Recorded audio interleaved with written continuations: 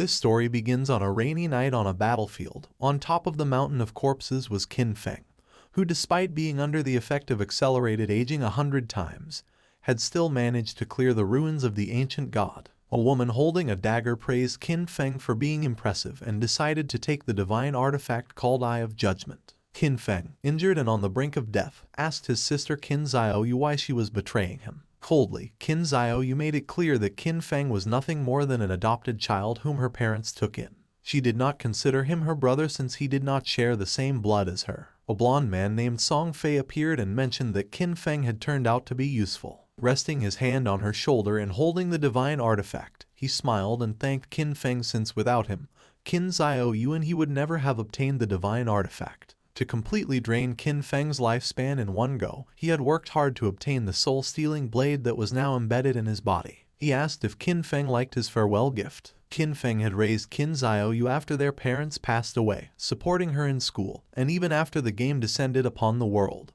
He risked his life countless times for her. But now seeing that she had betrayed him, he realized that he had judged her wrongly. Qin Xiaoyu made it clear that after their parents died, Qin Feng kept meddling in her life, giving her orders and controlling her. Before, when Song Fei and she needed his protection, he was still somewhat useful. But now that they had the divine artifact, the only value he had for them was gone. Song Fei lunged at Qin Feng to end his life, promising that he would take good care of Qin Xiaoyu. As death was approaching, Qin Feng promised not to let them get away with it. Just before he could finish the sentence, Song Fei took his life. In 2025, the God-forsaken game descended where the only currency was lifespan.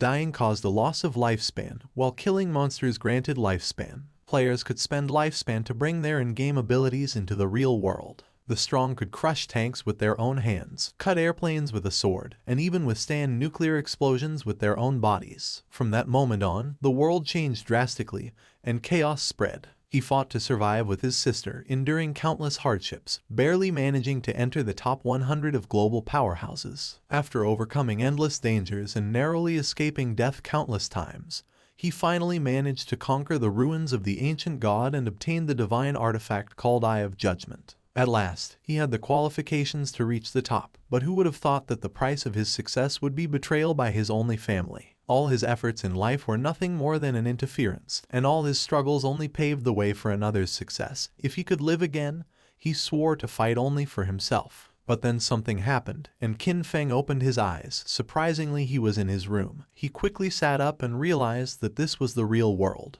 He was confused since he remembered having died, but once he turned on his phone he saw that it was the year 2025. When looking out the window, he saw the beautiful city, realizing that he had been reborn 9 years ago, the day the God-forsaken game descended to Earth. The next day, his sister, Qin Xiaoyu, kicked open the door and upon seeing that Qin Feng was at home drinking coffee, she got angry and asked why he wasn't answering her calls. She kicked the trash can. Qin Feng remembered that on the day the Forsaken game descended, he and Qin Xiaoyu had a big fight over Song Fei. On the wall were the posters of Song Fei. Before the game descended, Song Fei was a somewhat famous underground idol, and Qin Xiaoyu was his obsessed fan. Song Fei seemed glamorous on the surface, but in reality, he was a complete scoundrel who had deceived many of his fans to take their money and take advantage of their bodies. And to prevent Qin Xiaoyu from being scammed, Qin Feng always forbade her from associating with that guy.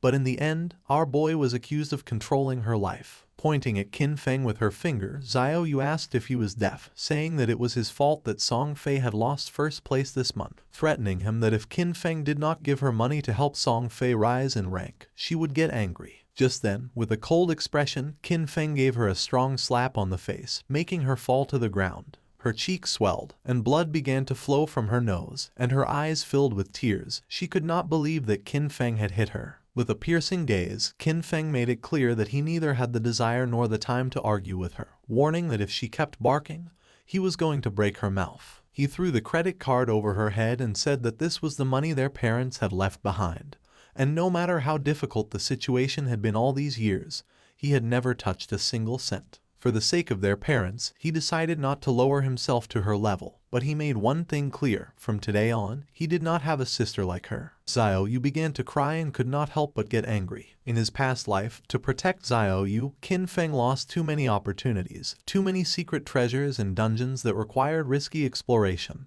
which he gave up. He took out some sleeping pills and using water swallowed them. He was curious, and without this burden, he was going to go far. This time he decided to use his understanding of the game from his past life to get ahead of everyone.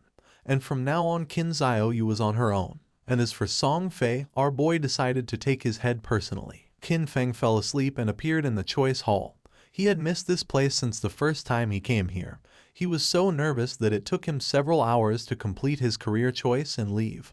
But this time, he had to be faster. In his past life, he chose the warrior to protect Qin Xiaoyu. The warrior class was not weak, but it was no longer the right choice. Now, without the burden of Qin Xiaoyu, he was going to be able to clear solo much faster. Mobility and reaction were the most important things, so without hesitating for a second, Qin Feng chose the assassin class. But then something unexpected happened, and the system reported that the divine artifact Eye of Judgment had been successfully bound. The Eye of Judgment was activated. It had a passive authority. Upon entering the Forsaken game, Qin Feng was going to automatically obtain the highest ranking profession and talent. Our boy was in shock upon seeing that the Eye of Judgment had linked to him after his rebirth, realizing how it worked. As long as the artifact recognized its owner, and even if it was stolen, it would be useless, believing that perhaps this was the reason why he had been reborn. Just then, shadow began to enter his body. Then his body started to change and his hair turned white, becoming a shadow. Qin Feng's appearance had changed. Shadow was the highest level hidden profession for assassins. It was completely different from the warrior profession he chose in his past life. Just obtaining this profession had already given him enormous power. Qin Feng's eyes widened in surprise when he remembered that each profession had a very small chance of unlocking its hidden higher tier profession.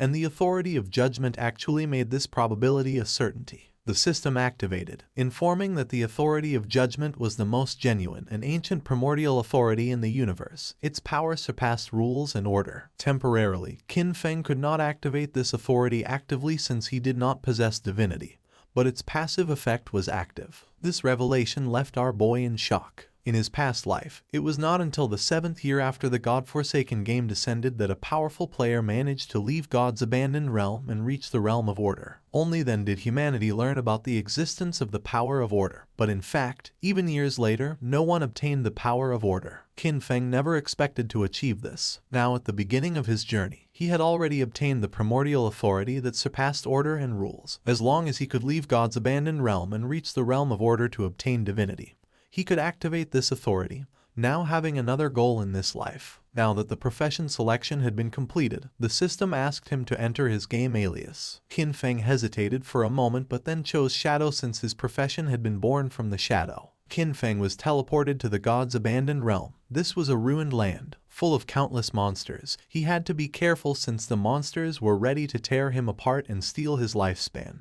One could leave the town, kill monsters and earn tradable lifespan. But if they died in the game, they would lose half of their lifespan, both tradable and non-tradable. Qin Feng was in Shell Town, a safe zone. Here there were no monsters and players could not attack each other, and the lifespan loss speed was multiplied by 1. Many people were dragged into the game. Some had taken a nap after eating and some others had fallen asleep after a long workday, only to end up in this place. Everyone's attention was fixed on Qin Feng.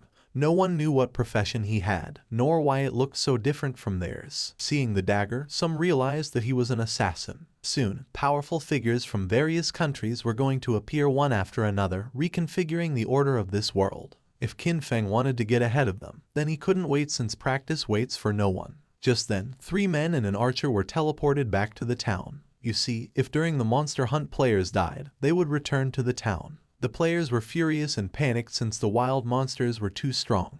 With one bite the monster had taken all their life. They had been fighting against a weak level 1 crawler. But even so, they had only managed to take away a third of its health together, and now that they had died, their lifespan had dropped to half. They asked the archer Lizzie what to do now. Qin Feng started observing her and remembered that archers started with short bows, realizing that she was also a hidden class. Lizzie noticed that Qin Feng was also a hidden class. With a kind smile, she asked if he wanted to team up with them. The monsters outside were really strong, and they couldn't handle them alone. Her team had already been annihilated once, so they had experience. Qin Feng refused and continued on his way. Lizzie's companions mocked him when they saw that he was pretending to be a pro. The 5 of them together had not been able to defeat the monster, so there was no way he could do it alone. According to them, Qin Feng was looking for death. Using the system, Lizzie saw that Qin Feng's alias was Shadow. While our boy was walking towards the exit of the town, Lizzie decided to follow him to see if they could find out what skills he had. She couldn't help but smile since maybe they could get new information about monsters and see how Qin Feng died. The land abandoned by the gods was a too unsettling and dangerous place. Lizzie and the others began to secretly follow Qin Feng. She did not know why she had ended up here, but with years of experience in online games, she quickly formed a group. However, the first monster they encountered outside of the town annihilated them. She knew that this monster was not an enemy that a level 1 player could defeat. Lizzie's friends were furious since Qin Feng's initial weapon was different from the group's assassin. He had a dagger, but Qin Feng had a short blade. The assassin felt envious since Qin Feng was even faster than him, but as an assassin, his agility should be the highest. Besides that, Qin Feng's clothing was different from his. Qin Feng seemed like an unusual player, so Lizzie decided to follow him as he might lead to crucial information. Qin Feng started staring at them, and upon feeling this, Lizzie quickly hid again without knowing if they had been noticed. Our boy used the shadow sneak technique and disappeared from the place without a trace, becoming a shadow. Lizzie and the others were somewhat confused to see that he had vanished into thin air. The assassin of the group realized that this was a stealth ability, an initial ability that granted invisibility. Qin Feng had become invisible. Lizzie decided to return to the town and look for ways to improve themselves. It was too dangerous to go out. They had already died once and their lifespan had already been reduced by half. They decided to look for NPCs to try to obtain hidden rewards like treasure chests. Shadow Sneak was a skill that allows the user to enter stealth for a duration. Attacking will reveal the user,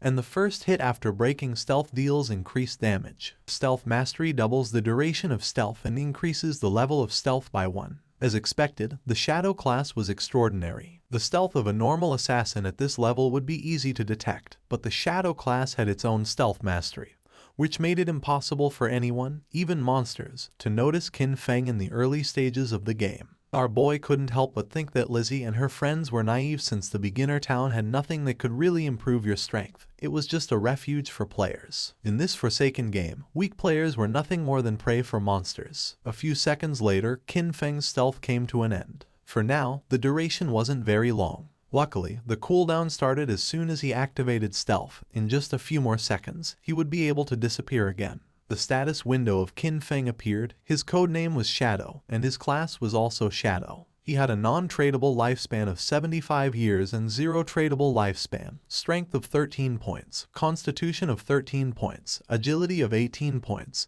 and spirit of 15 points. All players started with base stats of 10, and the different classes granted additional bonuses. The warrior class he had chosen in his past life only gave him 3 points in strength and constitution, but this time, the Shadow class had granted improvements to all stats, and agility had increased by 8 points. He still had 5 free attribute points to assign. Most players use their points on strength or spirit to increase physical or magical attack power, but that was a big mistake. Without losing a second, Qin Feng assigned the 5 points to agility, now being 23 points. This statistic was key since in the early game, no matter how one allocated their stats, the monsters would always deal overwhelming damage to the players, and the only way to kill monsters without taking damage was to increase agility and boost speed. Then something caught Qin Feng's attention. There was a monster behind a tree. It was a level 1 crawler with a normal grade, but it was evolving. Qin Feng became alert upon noticing that it continued absorbing lifespan. He quickly realized that this monster had been the one who had annihilated that group of 4 players. The crawler felt the presence of Qin Feng. It was somewhat injured because it had lost part of its HP. The monster attacked, but Qin Feng dodged it with a jump. When monsters killed players, they could obtain their lifespan, and if they absorbed enough, they could evolve. Qin Feng activated Shadow Sneak and unsheathed his short blade, and just before the crawler could get close, he disappeared into the air. While the crawler was trying to see where he had gone, Qin Feng appeared above and using Stealth Break Strike, landed on top of the monster and forcefully stabbed his short blade into its head, causing 174 damage, killing the monster and gaining 10 experience points. He did not expect to be able to kill the crawler in a single blow, but then he remembered that attacking the nape of a crawler triggered a critical hit. Just then, a system window appeared informing that the skill Backstab allowed doubling the damage if the attack came from outside the enemy's vision. This explained why the crawler had died in one hit. The skill Backstab had stacked with multiple abilities, creating a terrible damage multiplier. Qin Feng stared at the corpse in silence. He remembered when he played as a warrior. Even a critical hit barely did 40 damage, and he had to fight for centuries just to kill a crawler, almost dying in the process. Once the monster died, it dropped a shining orb that was the lifespan.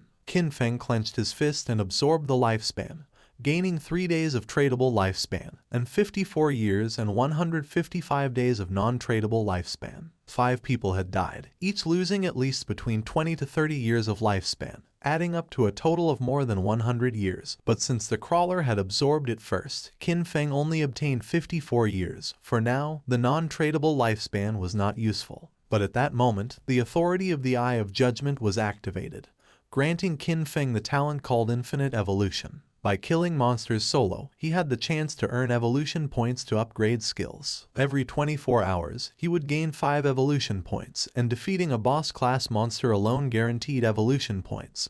Currently, he had 5 points. He had infinite evolution and could improve his skills. In his past life, he had never heard of anything like this. No matter what equipment or skill book monsters dropped, its grade was fixed and there was no way to improve it. This was a power beyond rules and order. Our boy decided to try it out and upgrade Shadow Sneak and Backstab. He spent 4 evolution points and the skills were successfully improved. The starting skill Shadow Sneak went from normal to bronze, and the duration increased from 12 seconds to 16 seconds. The breaking stealth attack bonus increased from 60 to 90, and the cooldown time was reduced by 2 seconds. Backstab went from inferior to normal and the damage increased by 5%.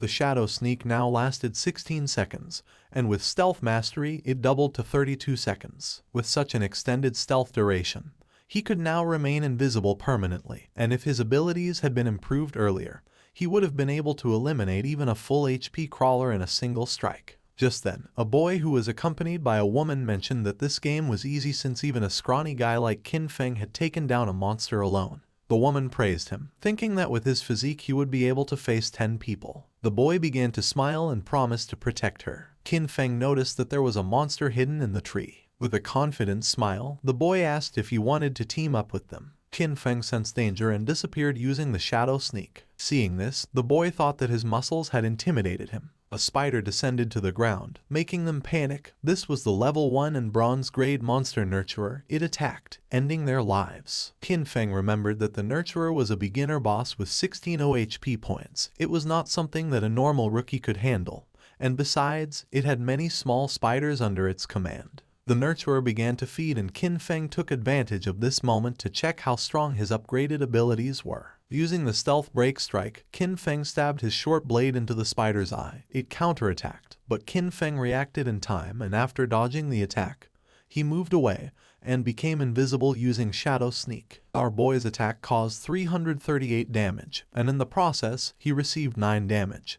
He had barely escaped thanks to his agility. Qin Feng had 130 HP points, and if the spider's attack had connected, he would have died instantly. He was impressed to see that his attack had dealt more than 300 damage to the boss. The nurturer enraged and in the process split the trees in the area in half. Qin Feng was aware that these monsters were intelligent, and that the spider would not just stand still taking hits. The spider was attacking indiscriminately to identify Qin Feng's location. Now even the small spiders were on alert, so he could not rush in recklessly. While the spider was distracted, Qin Feng took the opportunity to throw a rock, which hit its abdomen directly, causing 299 points of damage. Qin Feng grabbed another rock and his assumption was correct, realizing that his main source of damage came from the bonus of the skill Stealth Ambush Strike and the class skill Enhancement, so even by throwing rocks he could still deal solid damage. All he had to do now was wait for Shadow Sneak to come off cooldown, and then throw a rock. This way, the rock was going to activate the bonuses of Ambush Strike, Backstab, and Weak Point Attack. Once Shadow Sneak came off cooldown, Qin Feng threw another rock again,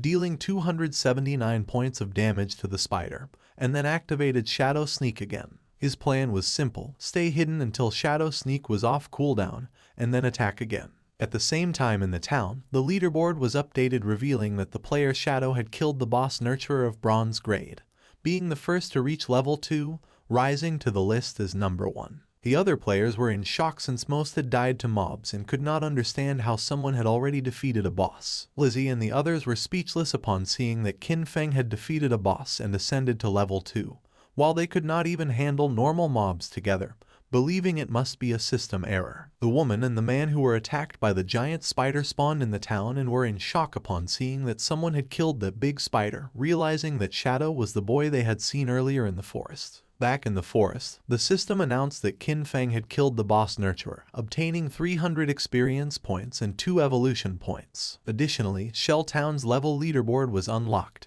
granting our boy 1 reputation point. Qin Feng began to absorb the lifespan of the spider. The moment the big spider died, the small ones scattered, which was a waste. He couldn't help but regret it since he should have killed the small spiders first to gain more experience. He obtained 46 tradable lifespan and a new skill book called Greedy Hand of bronze quality along with a corrosive dagger, which had 35 damage points and 4 agility points. After learning the skill Greedy Hand, Qin Feng could use it on defeated monsters, granting a 20% chance to obtain an additional loot reward. Qin Feng was somewhat surprised as he did not expect a bronze boss to drop this god-tier assassin skill. This skill significantly increased loot acquisition. In the late game, defeating powerful bosses would have a 20% chance of producing extra loot. According to what Qin Feng remembered from his past life, there was a guy in the Godslayer guild who had average combat strength. But just because he had this skill, he became one of the most sought-after players. He even had a personal bodyguard who escorted him everywhere. Qin Feng's eyes widened in surprise, realizing that although the activation rate was only 20%, if he combined it with his unlimited evolution talent,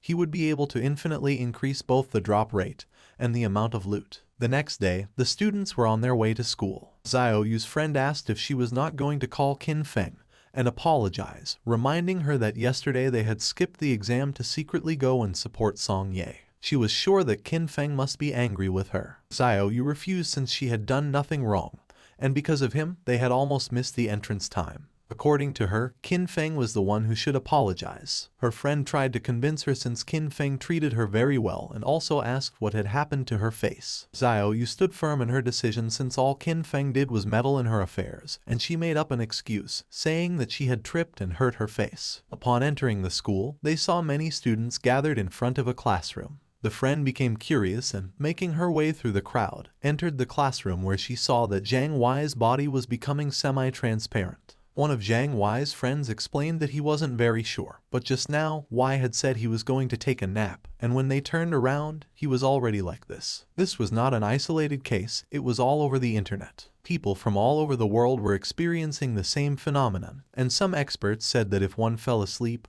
they would enter a semi-transparent state like a ghost, and no one knew why. The friend went on alert and decided to call her parents to warn them and advised Xiaoyu to call her brother to warn him as well just in case. But she refused since she preferred to see him dead rather than contact him. Meanwhile, Qin Feng evolved the new skill Greedy Hand, upgrading it from bronze quality to gold. Now, when looting an enemy, the probability of obtaining an extra piece of loot increased from 20% to 70%. And thanks to this, our boy learned Greedy Hand and obtained 2 points. Qin Feng clenched his fist and activated the skill, obtaining 2 evolution points and 46 days of tradable lifespan. He was more than satisfied to have obtained 2 evolution points and knew that to upgrade Greedy Hand to level 3 he needed 3 points, and that soon he would have a 100% chance of obtaining extra loot. He knew that the governments of the world must have realized the situation by now, and more people were going to flood into the game, so he had to accelerate his progress and equip what he could use. Qin Feng equipped the corrosive dagger of bronze quality, gaining 35 attack points and 4 agility points. He activated the shadow stealth to avoid drawing attention from the monsters, knowing that it wouldn't be long before people realized that the skills and equipment from this game could be extracted into the real world. And when that happened, the world would fall into chaos. Extracting skills and equipment required 2 conditions. First, reaching level 10, and second, having enough tradable lifespan. Defeating small monsters took too much time, so he decided to find stronger bosses. While he was walking through the area, he heard someone fighting, and when he went to the cliff, he saw several players fighting against a level 2 sprint predator, bronze grade. Qin Feng was planning to find stronger bosses, and now he had found a sprint predator, being a perfect timing. The monster attacked, but the player carrying a shield and mace blocked the attack without much effort. It was Wang Meng. Qin Feng did not expect to meet him here, realizing that the rumors were true. It was said that when Wang Meng first entered Forsaken Game, he had gathered an entire team of hidden class players. The 6 members of his team were hidden class users. Wang Meng summoned the Holy Barrier, creating a golden barrier to repel the monster. He had the hidden class of Holy Shield Warrior, having twice the basic stats of a normal warrior. And, as if that were not enough, he also had an innate invincibility skill. While the monster was distracted, the mage of the team summoned a fireball which hit directly against the creature's arm. She had the mage class hidden profession called Prophet, which allowed her to inflict double the magical damage of a normal mage and came with an incorporated prophetic fireball. The archer of the team had the hidden profession of the archer class called Sharp-Eyed Shotter, granting the user double the stats of a normal archer, and came with an incorporated rapid shot skill. The priest had the Oracle Priest class, having twice the healing power of a normal priest and a group healing ability. The archer and the mage attacked together, but the monster evaded the attacks without much effort and attacked Wang Meng, forcing him to retreat. The archer panicked upon seeing that the ranged attacks were not hitting, thinking that this boss was too fast. The priest healed Wang Meng, and he decided that the best way to defeat this boss was to keep attacking while the healers took care of healing. Seeing that he planned to wear down the monster's health little by little, Qin Feng thought that Wang Meng was very optimistic, but he knew that he was forgetting the most important thing.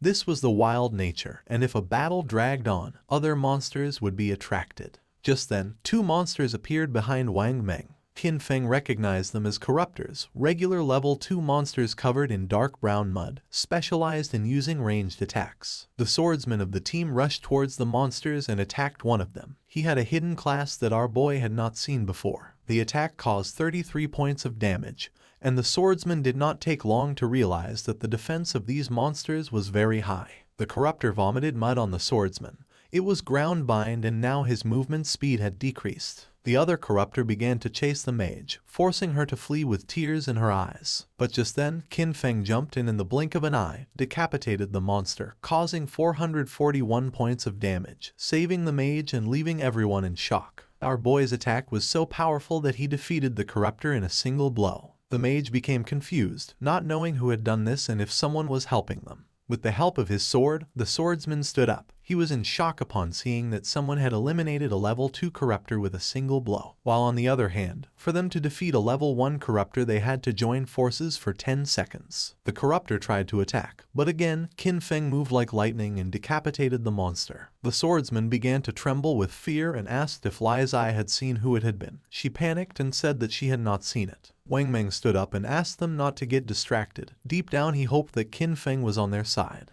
Now only the sprint predator remained, and our boy was watching from a branch. As a reward for having killed 2 level 2 corruptors, he obtained 40 experience points, 1 evolution point, the skill book called Venom Dart of common quality, and 8 days of tradable lifespan. Qin Feng did not waste a second and evolved Venom Dart as it was a perfect mid-range poison damage skill. Upon evolving it, the skill rose to level 2 and went from common quality to silver. It allowed the user to throw a deadly poison dart with a maximum range of 14 meters, inflicting 120 attack damage points upon impact and applying the status Venom, with a cooldown of 5 seconds. The status Venom inflicted 50% continuous damage per second, lasting for 5 seconds and could not be stacked. The monster attacked again. Wang Meng managed to block the attack with his shield, but in the process, the creature stabbed its sharp limb into his stomach. Wang Meng dropped his shield and mace to the ground, and the monster took advantage to stab him with its other limb, causing him terrible pain.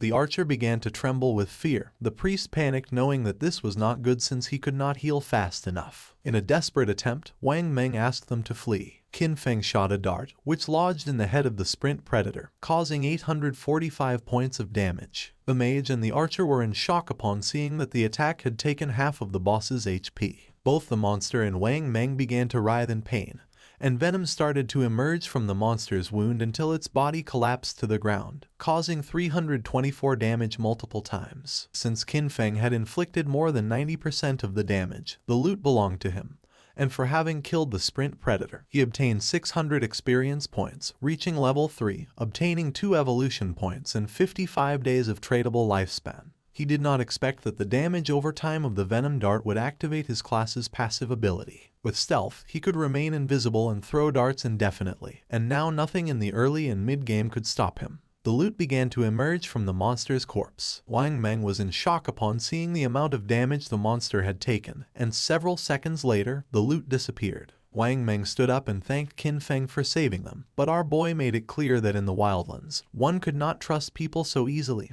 leaving everyone in shock. Wang Meng thanked our boy for the advice and they decided not to bother him while he was checking the loot. He also added that if he ever needed anything, he could come to find him. Qin Feng picked up the loot, realizing that Wang Meng seemed trustworthy. Plus, he had the backing of Daxia's government, which had many resources. Our boy decided to look for a stable sales channel to sell the unused loot. He used Greedy Hand, gaining 3 evolution points and 55 days of tradable lifespan, acquiring Sprint Predator's bronze quality leather greaves. Our boy equipped the leather greaves, obtaining 9 points in physical defense, 5 points in all elemental resistances, along with a 15% cooldown speed. This had been a great loot, since he still had many other class gears and skill books, and once his bag was full, he decided to return to the town and exchange everything for lifespan. His eyes began to shine with confidence since this time his growth was 100 times faster than in his last life. Not far from the area, another team of players was being attacked by more monsters, and seeing that the number of monsters was increasing, they decided it was better to flee. But before they could do so, another much larger monster appeared, and just before the players could escape, the monster attacked with sharp vines, killing them all. The players respawned in the town and couldn't help but feel frustrated since the monsters always appeared in groups and fled when they had low health. It was said that players had to be level 3 to leave the game, but this seemed like an impossible task. Some players thought they needed more people since a team of 3 players was not enough, believing they should form groups of 6 or 10 players. The other player argued that this was not going to work since he had seen a team of 10 be surrounded and wiped out. Plus, too many people were going to attract a boss, and recently, a group of 40 had activated some Curse Master and it had annihilated more than 30 of them in one single strike. Lizzie's team also spawned back in the town. If the players did not reach level 3, they were going to be trapped inside the game forever. They had all ended up here after falling asleep, so in other words, only their consciousness was inside the game, and if they could not get out, their real bodies were going to starve to death. Lizzie was frustrated because she did not know why the game was so difficult. Her friend panicked since they had already died 3 times and their non-tradable lifespan had dropped to less than 10 years, and at this rate, they were going to end up dying in real life. Despite not knowing if it was real or not, Lizzie knew that they could not afford to die again. Upon seeing that Shadow was level 3, she was somewhat confused, realizing that he must have discovered some trick. She knew they needed him to carry them to level 3 in order to escape this game. Clenching her fist, she gave the order to her team to spread the word. They had to get Shadow to help them reach level 3. She was determined to give him 10 million in cash once they returned to reality. The others were in shock, but she knew there was no way Shadow could ignore the 10 million. Back in the forest, our boy took down a level 2 polluter, earning 20 experience points and 1 evolution point. After absorbing the lifespan of the monster, Qin Feng decided that he already had enough evolution points and decided to spend the 5 points he had to evolve Greedy Hand. It improved in quality, going from platinum to emerald, increasing the probability of obtaining extra loot to 160%, and now the extra loot had a 20% probability of being 1 tier higher. Qin Feng was amazed knowing that the effect was insane, realizing that if he kept evolving it, it would reach 100% or even 200%. It was raining, and something caught Qin Feng's attention. It was the monster called Curse Master, which was wandering through the forest. This monster was a bronze tier boss and was consuming vital force to advance to a silver tier boss. For Qin Feng, it was normal that this boss had annihilated a team of 40 men. For now, our boy had a full inventory, so even if he killed the monster, he wouldn't be able to pick up the loot, so for now, he decided to mark this place on the map. The boss's evolution took some time, so he thought about emptying his inventory first and coming back later. In the town, the news that someone was offering 10 million for Shadow, the number 1 player on the leaderboard, to help them level up quickly had spread everywhere. People were dying, losing lifespan, so the rich had already started looking for a way to escape, meaning that the commoners were doomed. While people were chatting, Qin Feng appeared in the town, leaving everyone in shock. Using the system, he activated the market stall option, making the system announce that he was selling equipment and skills, with the stall available for only 10 minutes. The players were in shock upon seeing that he was wearing 2 pieces of bronze tier gear, and furthermore was selling 2 more, they still couldn't believe that he had killed a bronze tier boss. One of the players asked why they couldn't see Qin Feng's face. Another player explained that he had enabled the face concealment function, making the in-game appearance match the real one, so for this reason he wanted to remain mysterious. A mage approached our boy's stall and with a curious gaze asked how much for the icicle spell, to which Qin Feng replied that it was 100 days of tradable lifespan. She was Grey Rose, currently ranked 11 in Shell Town, who also had face concealment activated. For Rose, 100 days of lifespan was a lot, so she asked if he could lower the price, to which Qin Feng explained that the common tier skill icicle spell increased a mage's early farming speed, and 100 days was already a bargain. Rose asked if she could use real-world money, but Qin Feng refused to accept it, advising her that if she had cash, she could first buy tradable lifespan and then exchange it with him, and if no one offered more, he was determined not to sell the skill until she had the lifespan. She started to ponder, and then using the team channel, she asked her teammates if this was a good offer. They had leveled up to level 2 so quickly thanks to her leadership, so they showed no objections. Moreover, with this skill, they would be able to reach level 3 even faster since the most important thing was escaping first. She asked them to transfer their tradable lifespan to her, promising to send them money when they returned. She handed over the 100 days of tradable lifespan to our boy. Seeing that all of her team members were level 2, Qin Feng realized that they must have killed at least 30 or 40 crawlers.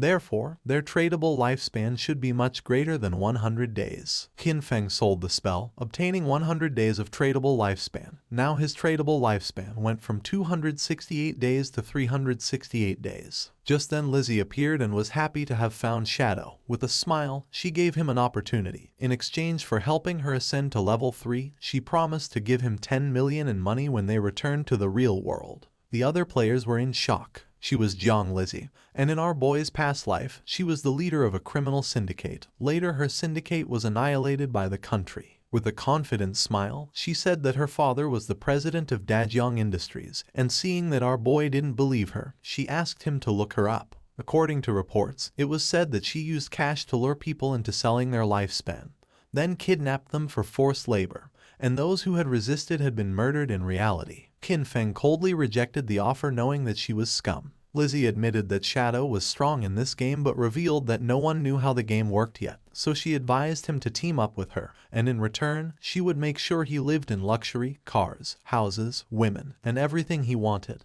Qin Feng did not change his mind and asked her to stop blocking his business. He better than anyone knew that cash was worth nothing.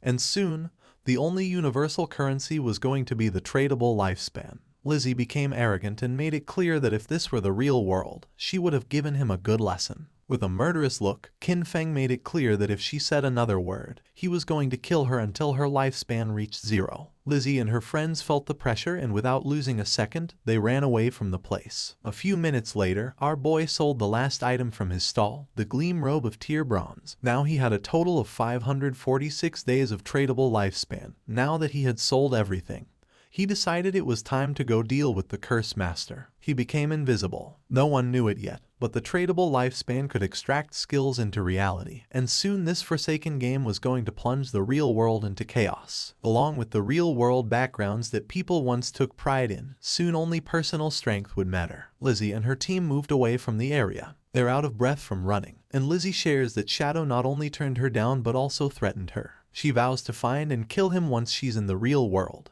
While she's thinking this, a man named Mao Li Jun, also known as Lao Mao, approaches her. Lao Mao says he's at level 2 and claims he knows some tricks to level up in the game. He asks if he can take the 10 million offer that Shadow turned down to help Lizzie and her team reach level 3. Lizzie, feeling cautious, asks what Lao Mao means by tricks. Lao Mao tells Lizzie that he normally keeps his tricks a secret, but he'll make an exception for her. He explains that to level up in this situation, you should quickly allocate all your attribute points to agility. Doing this will make your running speed faster than the monsters, helping you win without getting hurt. Lizzie is shocked because she had put all her points into strength. She agrees to Lao Mao's offer but says she'll only pay him 5 million since he's not as strong as Shadow. Lao Mao accepts, mentioning that while Shadow is strong, it was odd for him to turn down such a big amount of money. Meanwhile, Qin Feng arrived at the place he had marked earlier on the map. Still in stealth mode, he notes that the monster has advanced to the silver rank, and the gray fog around it shows it's still evolving.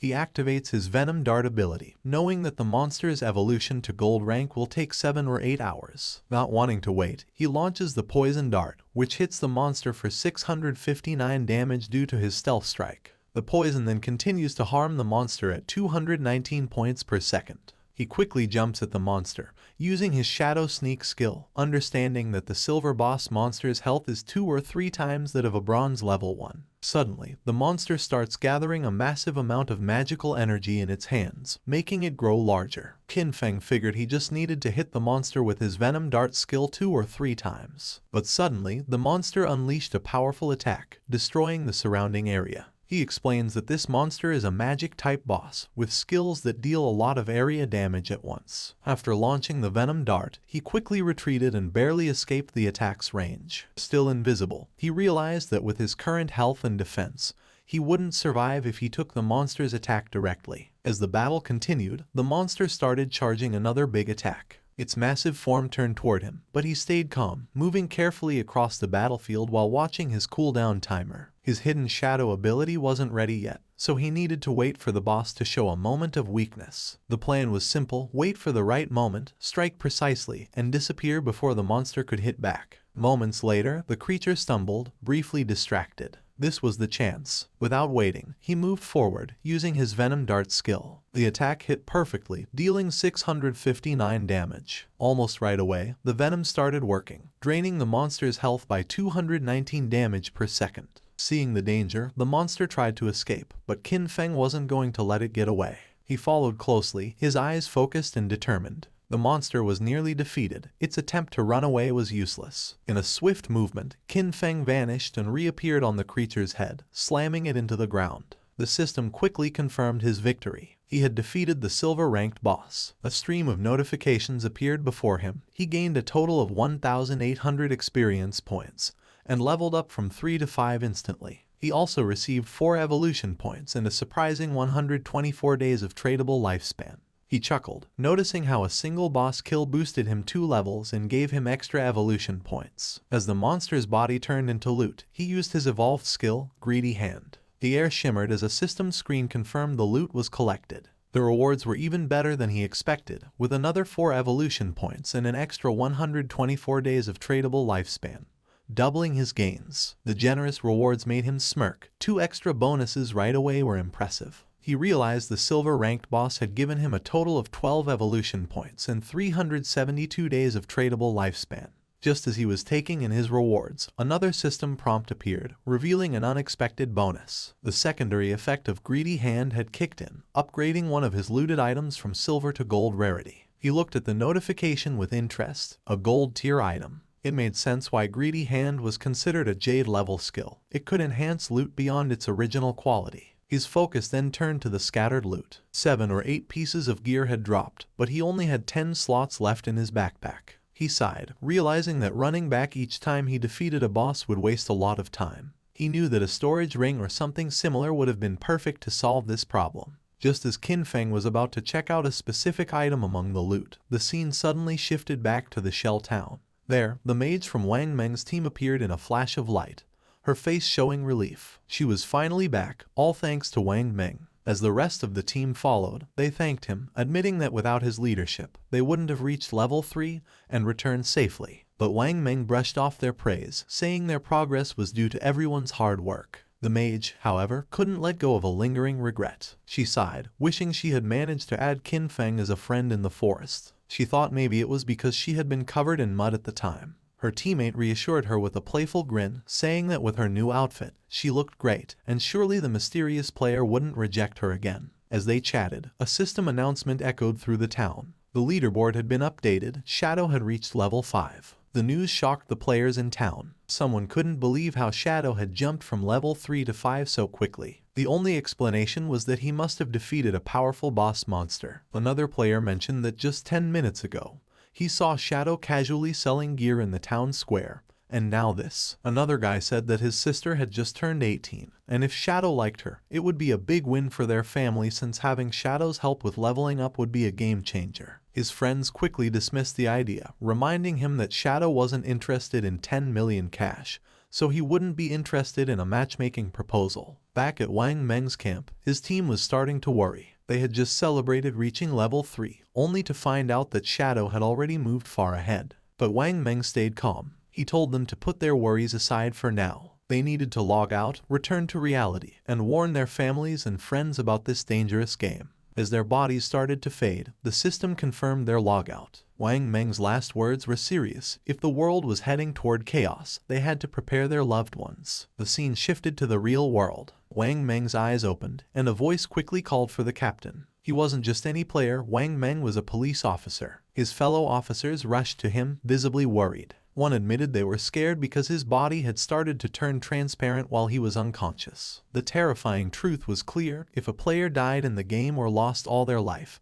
they didn't just log out, they disappeared from the real world. But there was no time to dwell on that horror. Wang Meng stood up and called for everyone to gather, as something serious had happened. Someone asks Wang Meng about his report. Wang Meng explains that he and his team formed a party, and each member had a hidden profession, which was a big advantage in the game. Yet, they were almost wiped out by a single monster. They were only saved at the last moment by an unknown player, Shadow. Wang Meng confirms that his report is accurate. He then describes Shadow's incredible progress. When Shadow helped them, he was at level 3.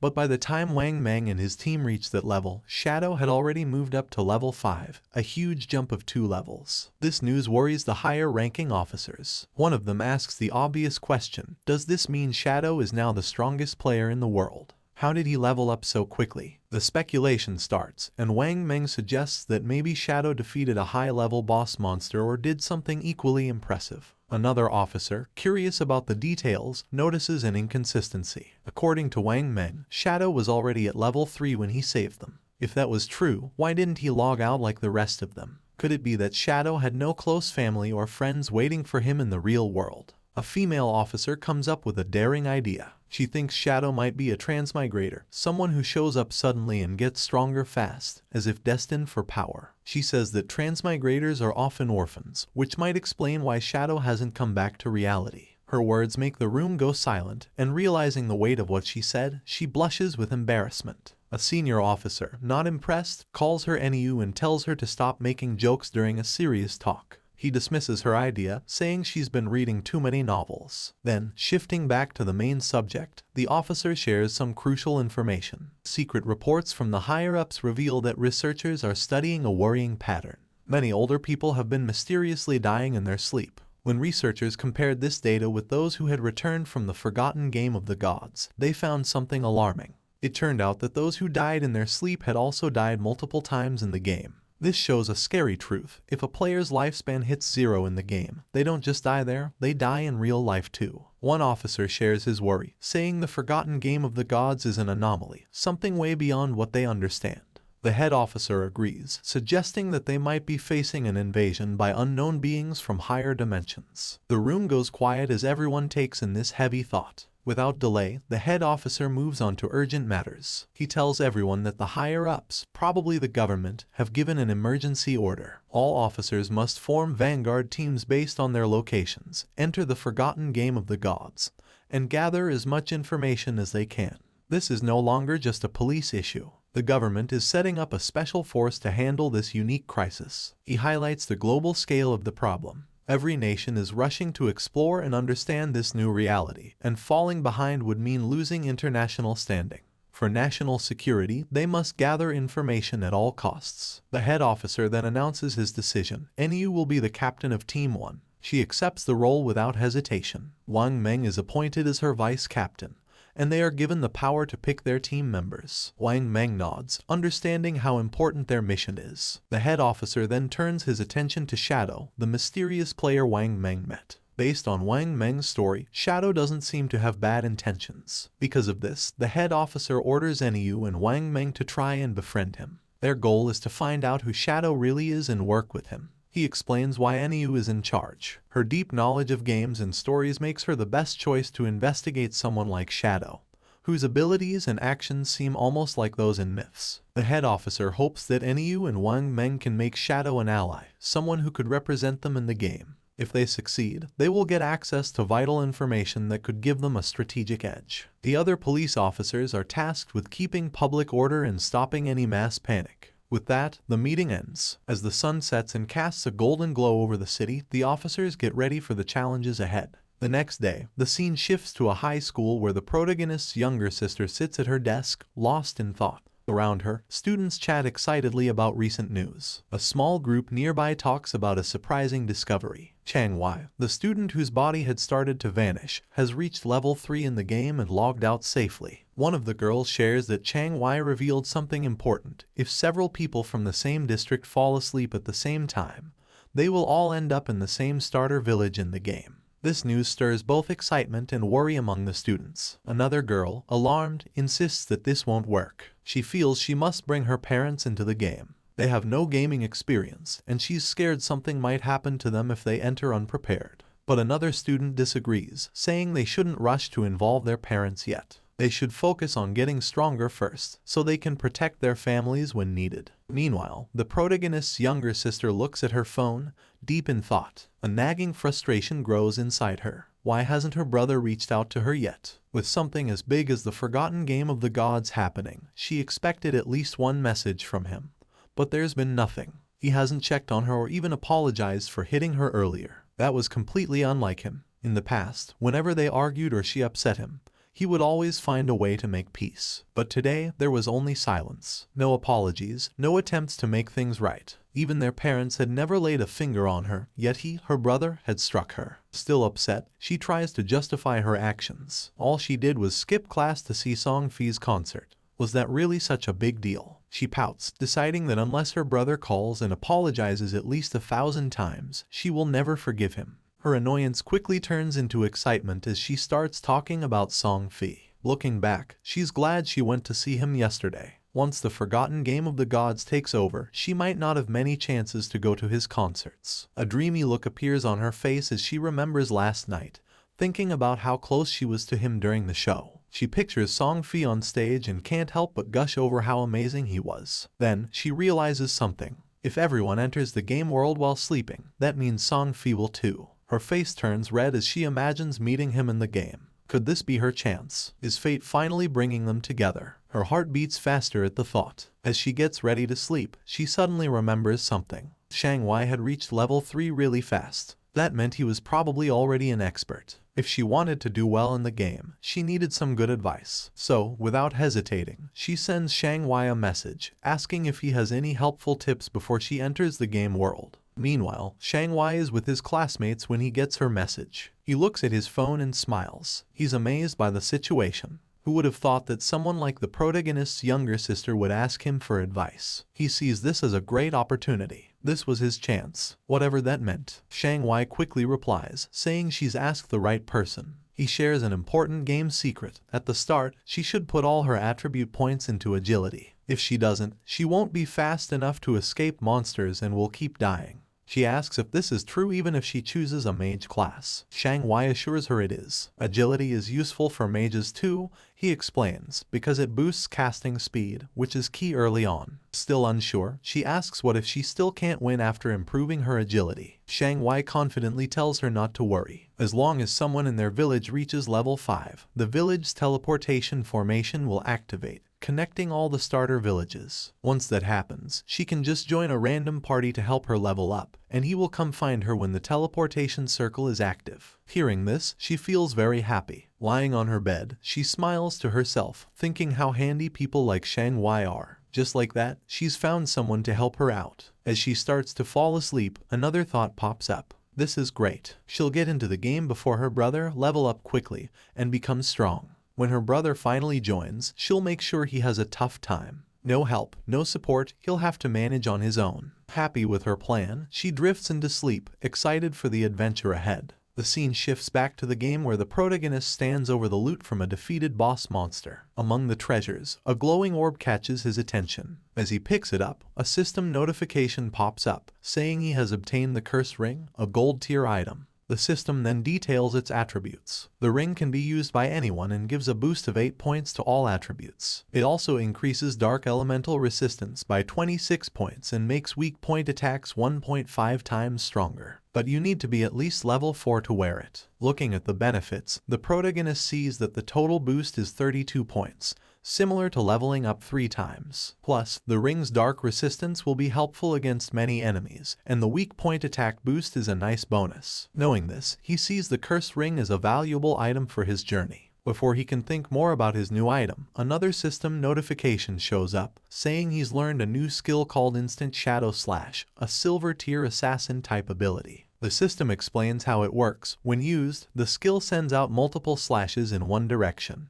reaching up to 15 meters. It also gives temporary invincibility for 5 seconds, hitting all enemies in a 2.1 meter wide path 3 times. Each hit deals 100 damage and counts as a backstab, but it doesn't hit weak points. The skill has a 12-second cooldown. Seeing how useful this ability is, the protagonist knows it's a strong area attack with the bonus of temporary invisibility. He quickly learns the skill. With some evolution points left, he decides to improve one of his key skills, Greedy Hand. The system takes 8 evolution points and upgrades the skill from Jade rank to Diamond rank. The effects of Greedy Hand get a big boost. The chance of getting extra loot from defeated monsters goes up from 160% to 220%, and the chance of that loot being upgraded by 1 level increases from 20% to 40%. Thinking about this upgrade, the protagonist realizes that with this improvement, he'll now get 2 pieces of loot per enemy, making each kill 3 times as rewarding. Not wanting to waste his remaining evolution points, he upgrades Instant Shadow Slash by 3 levels. The system takes 3 evolution points, leaving him with just 1. The skill quickly evolves, moving from silver rank to gold rank, and finally reaching platinum rank. The skill's attack range has expanded, growing from 15 meters to 21 meters, allowing for greater reach. The invisibility now lasts 7 seconds, giving him a bit more time to stay safe. The number of slashes has increased from 3 to 5, hitting all enemies in its wider 3.1 meter path. The cooldown is slightly shorter, going from 12 seconds to 10.43 seconds, which makes it a bit more efficient but still needs careful use. Each strike now deals 200 damage, doubling its previous strength. Every attack counts as a backstab, triggering the backstab skill effect, even though it can't hit weak points. Seeing these upgrades, the protagonist knows that while the cooldown isn't much shorter, the skill's ability to keep him invisible longer can be a big advantage in fights. Looking at the rest of the loot, he quickly sees that most of it isn't useful. But one item stands out, a silver tier warrior skill book, Battle Roar. He knows selling it will give him more tradable lifespan.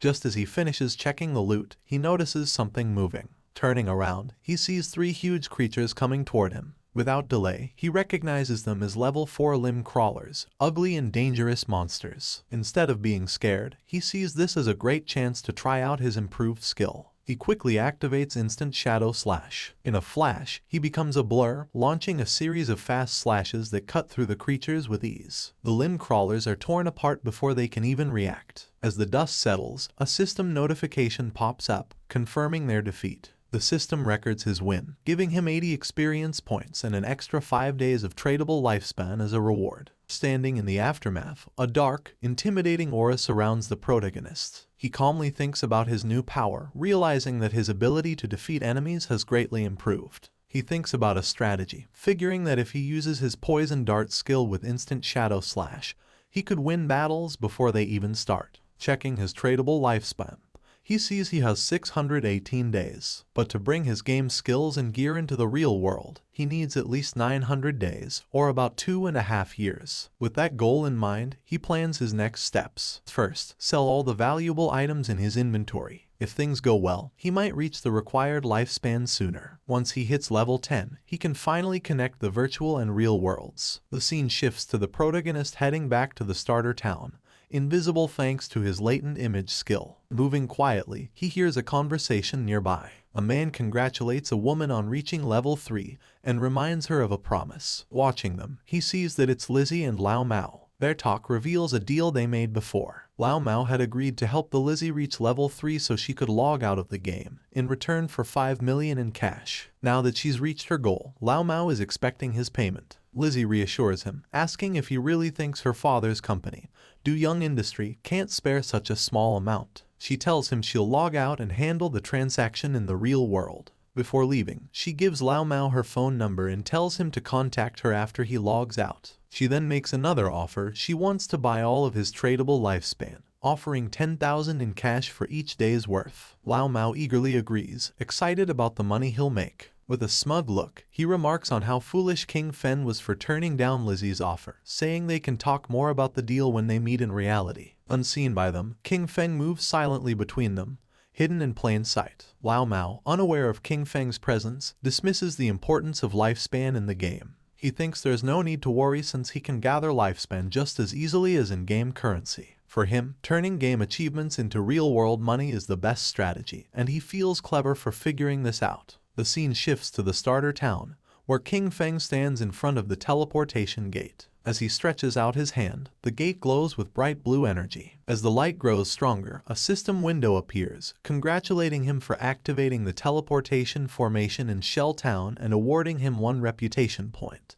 The system explains that he can use the teleportation gate once a day for free, but using it more will cost tradable lifespan. However, since no other teleportation gates in the game are active yet, it's not useful right now. King Feng thinks about the teleportation system, knowing it's a two-way setup. Just activating one side doesn't help. Another player in a different starter town needs to reach level 5 and activate their gate for it to work. He remembers that in his past life, Song Fi was in Firefly Town. To stay ahead, he sets up an altar that will alert him as soon as someone activates the Firefly Town gate. He's not just waiting, he's getting ready. The moment that gate is active, he'll be prepared to face Song Fi. As he moves deeper into the city, his thoughts are on his main goal. While teleporting between towns is important to most players, he knows the real challenge is still ahead. His true aim is to reach level 10 and enter the God's Abandoned Realm, where he can finally activate his authority. Only then will the real challenge of the God-forsaken game begin. A bit later, he sets up his shop, and a system notification appears, letting all nearby players know that he's selling equipment and skills, but only for 10 seconds. It's a first-come, first-served chance. The reaction is immediate. Players get excited, rushing toward him and calling him an expert. Some say they've been waiting for this moment, saving up tradable lifespan just for this. One player proudly mentions he has saved up 150 days worth, while another remembers that the last time King Feng set up shop,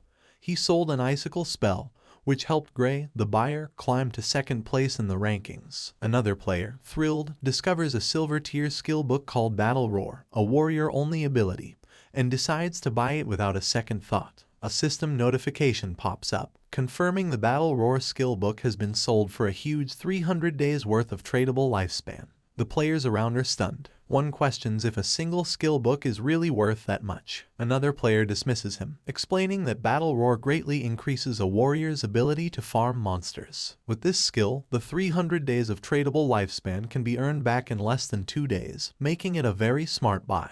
Understanding the value of what King Feng offers, the rest of the players rush forward, desperate to buy anything before it's gone. In just a few seconds, everything is sold out. Looking at his system window, King Feng checks his earnings. In just 1 minute, he gathered 650 days of tradable lifespan, bringing his total to 2,174 days. But he's still not satisfied. To bring his attributes, skills, and equipment into the real world, he needs much more lifespan. Meanwhile, some players complain about not getting a chance to buy anything. They ask if he'll set up shop here again, and he confirms he will. Suddenly, a female player calls out to him, saying she has a treasure and asks if he's interested in making a deal. As he turns to look, he recognizes her. She's one of Wang Meng's teammates. The system quickly identifies the treasure as a space ring with 12 inventory slots. It adds that the ring doesn't take up King Feng's backpack or equipment slot. King Feng is momentarily taken aback. He knows the true value of the space ring. It's a rare storage item that doesn't use up a ring or backpack slot. Since players can only carry up to 3 storage backpacks, an item like this is invaluable. He understands that while space rings can technically drop from any monster, the chance is incredibly low. The fact that this girl, with her prophet profession, got one so early in the game is amazing. Her luck is incredible. Without delay, he asks for the price of the ring, already figuring out its true worth. In his past life, a 12-slot space ring like this sold for an astounding 3,600 days worth of tradable lifespan.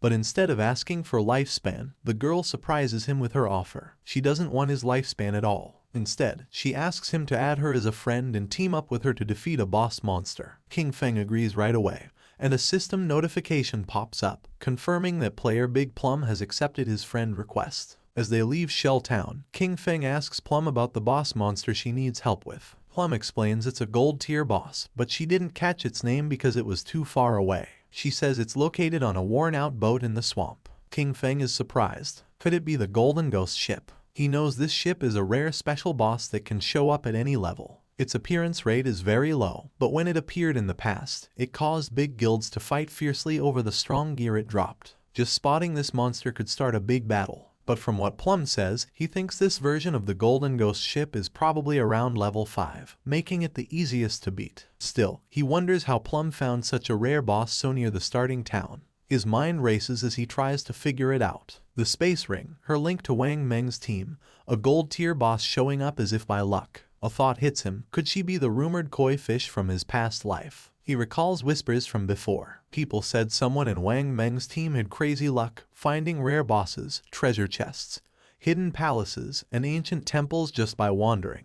He used to think it was just a cover-up to hide their real info. But now, looking at Plum, he realizes the rumors were true, and she's right in front of him. Deep in thought, he stares at her, trying to understand what it all means. Plum notices his gaze, blushes, and asks why he's looking at her like that. Snapping back, King Feng tells her it's nothing and focuses back on their journey. As they step past the main gate of the starting town, they don't notice a figure lurking nearby. A bald player hides behind a tree, watching their every move. The scene shifts to a group of tough-looking players, where a long-haired man stands in front of a bunch of bald players, speaking with authority. He talks about his past victories, like leading his team to conquer the overlord of Sand City. With confidence, he tells the bald players that if they follow him, he will make sure they succeed in the game. Before he can say more, the bald player who is watching King Feng runs back and reports that the target has left town with a girl. The boss smirks. He laughs at the news, thinking King Feng is just another young guy,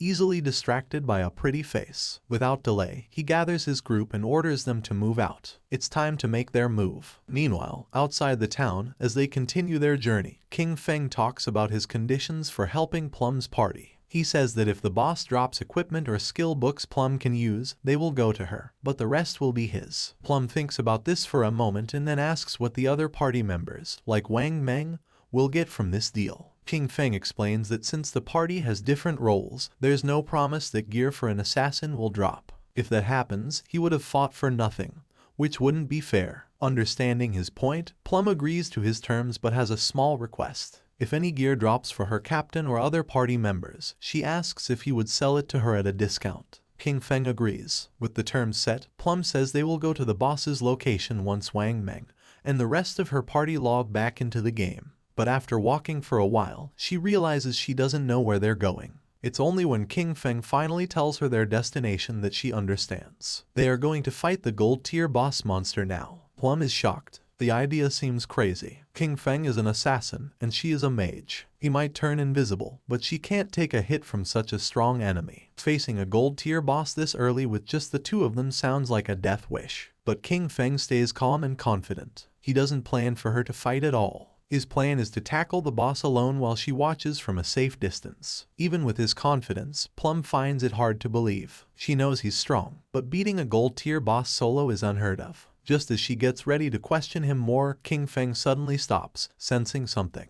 Without a word, he uses his latent image skill, and he disappears into thin air. Plum is left there, stunned. She looks around, trying to understand what just happened. Moments ago, he was next to her, and now there's only empty space. Confused, she calls out for him, but there's no answer, just silence. Meanwhile, hidden behind a tree, the group of bald-headed players keeps watching King Feng and Plum from afar. Their leader smirks, sure they have the upper hand. But then one of the players notices something odd. King Feng has vanished. Confused, they look to their boss for what to do. Without a second thought, he dismisses it, thinking King Feng must have tricked Plum and left her alone. Grinning wickedly, he orders his men to move in, planning to capture Plum first and have some fun before anything else. As they rush forward, their boss reminds them of his promise that sticking with him means a good life. Now, he claims, even women are falling into their laps. But just as they get close, a shadowy figure appears right in front of them. The leader stops, his grin fading as he looks into the swirling dark aura before him. Confusion flashes in his eyes. What is this? Before he can react, King Feng uses his instant shadow slash skill, and in a blink, it's over. A cold gleam slices through the air, and the group falls, lifeless. Their bodies drop, torn apart before they even know what's happening. King Feng, as if stepping back into the shadows, disappears without a trace. A system notification pops up, confirming his kills. 5 players down, earning him 12 days of tradable lifespan. He glances at the bodies but doesn't give them much thought. Their loot is worthless, barely worth noting. To him, killing them was like taking down 2 low-level monsters. Without a trace of what just happened, King Feng reappears next to Plum, looking indifferent. Plum, still in the dark about what occurred, immediately asks about his sudden disappearance. King Feng shrugs, saying a few people were following them, so he sent them back to town. Plum seems satisfied at first, but her curiosity kicks in and she starts asking questions. She jokes that she thought he left to relieve himself and muses about how handy his invisibility must be. With it, she jokes he could do his business without being seen. King Feng cuts her off, clearly not amused by the odd turn in the conversation. He tells her to focus and hurry up. They need to get to the gold-tier boss monster. At the same time in Shell Town, the ground began to shine. And just then, King Feng's sister spawned as a healer.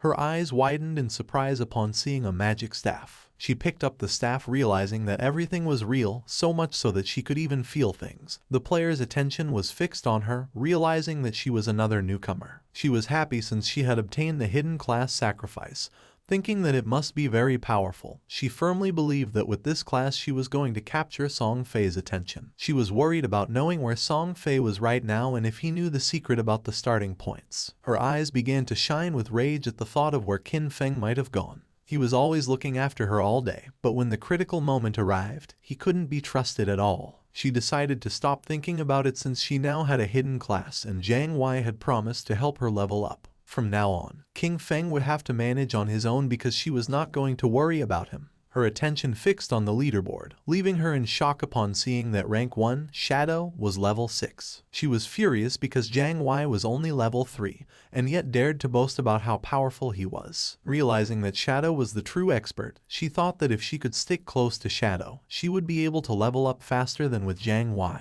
But a question came to her mind: where should she go to find that expert? Not far away, there was a group of players talking. They were worried because they couldn't contact Swaying, the healer of the party. It was Wang Men's team. He knew they didn't have time to wait for him, so he asked if anyone had any ideas. One of them, somewhat concerned, explained that they couldn't kill mobs without a healer. The other player argued that they weren't experts like Shadow, who could farm alone, suggesting finding another healer to party up. While they were trying to find a solution, someone greeted them, and when they turned around, they saw King Feng's sister. For her, this opportunity was perfect. With a smile, she asked if they needed a healer, revealing that she had the hidden class life sacrifice. Meanwhile, in the forest, King Feng and Plum were on top of a cliff with a swamp at the bottom, where they saw the Golden Ghost ship lurking.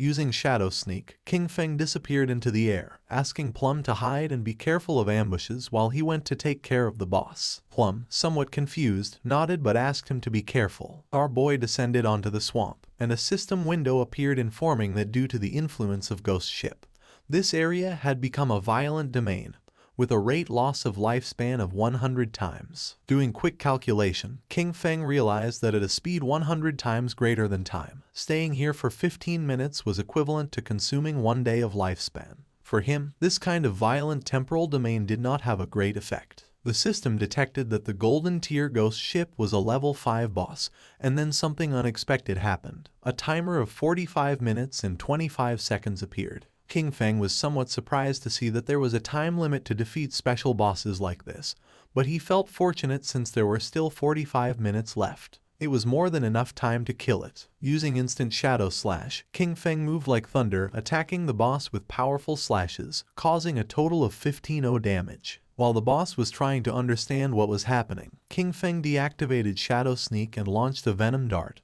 which hit the ship's bell directly, activating Critical Hit and Stealth Break Strike. While the poison was causing continuous damage, Qin Feng distanced himself from the boss. To climb at the Golden Ghost ship, there were some challenging points. First of all, many people did not know what its weakness was and believed it had to be its skeletal body, or the ship. But in reality, the weak point was the ghost fire bell located at the tip of the ship. The boss enraged because when its weakness was attacked, it controlled the surrounding water. The boss prepared a massive AI attack, making pillars made of water emerge. Evading the attacks, King Feng began to approach the boss. The water pillars had abnormally high damage, and early-stage warriors wearing silver armor sets could barely take a hit. He was happy since his shadow class had high agility, otherwise, he wouldn't have been able to dodge. At that moment, hands emerged from the swamp. Decaying zombies known as ghosts began to surface. King Feng remembered that once the AoE attack ended, the boss would summon 12 decaying water ghosts, each with a silver tier capability. Thanks to Shadow Sneak, the ghosts couldn't sense King Feng's presence as he stood right in their midst. The 12 decaying water ghosts were about to attack savagely, and most parties would be in a frenzy by then. And as if that weren't enough, the Golden Ghost ship would summon a decaying water ghost every 3 minutes. If you weren't fast enough in dealing with them, their numbers would only increase more and more, resulting in total party elimination. But since he had been invisible from the start, they wouldn't be able to detect him. He just needed to find the perfect angle. Using instant shadow slash, he started moving quickly and destroying all the ghosts at once. While our boy was taking care of the monsters, Plump was watching from the cliff. She was trembling and red, realizing that this was the power of the ranked 1 expert, Shadow. To her, he was too powerful since he appeared and disappeared without a trace. In the blink of an eye, he had already taken more than half of the boss's health without even giving it a chance to counterattack. But to her surprise, King Feng communicated with her through chat and, calling her by the nickname Little Black, revealed that he was going to die in a while, leaving her in shock. With a confident expression, King Feng said that there was nothing to worry about and the only thing she had to do was wait for him to revive. Plump panicked as she thought our boy had the advantage, and also asked who Little Black was. Calmly, King Feng asked if she wasn't Little Black. She explained that her nickname was Big Plum and not Little Black, which sounded like a dog's name. Someone stomped on the ground forcefully. It was the man our boy had killed before. This time he had brought his entire team and was furious for having been careless. In his glory days, he used to kill legends one after another, but now he was being bullied by a little girl. One of his men appeared running with good news. He had found the girl on the cliff, revealing that Shadow's bastard was challenging the boss alone at the bottom of the cliff. The leader was filled with determination and thought they could kill him since this time he had brought his entire team. In the swamp, the boss was furious and the ship's bell was shining. King Feng was in stage 4 and the most difficult to deal with. The boss raised the ore, creating powerful waves. When it was at half health, it launched massive Aeos Soul Surge. The waves started traveling through the swamp, making Plump's eyes expand in fear. The Soul Surge disabled our boy's invisibility skill, and something started emerging under his feet. In the next second, a powerful giant pillar of water trapped his body, taking away 1059 points of damage. The system confirmed his death. Our boy lost 326 years of non-tradable lifespan and 1087 days of tradable lifespan. The leader, who was on the cliff, was pleased thinking that King Feng had become arrogant after being called an expert several times. To him, our boy was a fool for believing he could challenge a gold boss alone. Seeing King Feng's lifespan lying on the ground, he and his men started running like mad towards it. They didn't know Shadow was so rich, realizing that such a large orb of light must contain at least 100 days of lifespan. They decided to kill the boss now that it had low health, believing that at the same time they could collect our boy's lifespan. But once they took another step, they appeared in the sky. The leader was confused, not knowing what was happening. He and his men were teleported back to Shell Town. They felt frustrated without knowing why this boss was so powerful, and how the player Shadow had attacked it until leaving it at half health. Some were furious since just after entering the swamp, the boss had instantly killed them with the water pillar, not to mention that the swamp was full of small mobs. For them, there was no way to fight this. The leader gritted his teeth and refused to believe this. They had suffered great losses, so he gave the order to his men to follow him as he wanted to try again. At the same time, someone jumped. It was Kin Feng, who had already returned to the swamp. He felt somewhat confused upon seeing so much lifespan dropped on the ground. Using the chat, he informed Little Black that he was already back and also asked why there were so many lifespan light orbs. Little Black was somewhat surprised to see how quickly he had returned, explaining that the lifespan belonged to a group of people who had charged noisily against the boss, only to be wiped out by the water pillar. Kin Feng couldn't help but smile upon seeing that they had overestimated their own strength, but then he remembered that in his past life, he had also suffered a lot because of Ghost Ship. The boss was still roaming around the area. King Feng began to observe it, knowing that the Golden Ghost ship was only going to use the immobilization skill once, so the rest of its health was very easy to handle. When it received damage while below half health, there was a fixed probability that it would disappear and reappear far away, making it very difficult for normal players to kill it. Without wasting another second, King Feng launched a poison dart, which hit the ship's bell directly. The boss became enraged and began to summon another attack. Seeing this, King Feng used Shadow Sneak and became invisible. After carefully observing the boss's movements, King Feng used instant shadow slash and attacked quickly since he had long seen through its movement patterns. The leader and his men arrived at the cliff again. One of them informed his boss that King Feng was fighting against the boss again. Upon hearing this, he decided to find an opportunity to take down both. Seeing that the group of idiots had returned to cause trouble again, Little Black got angry. Shadow was about to kill the boss,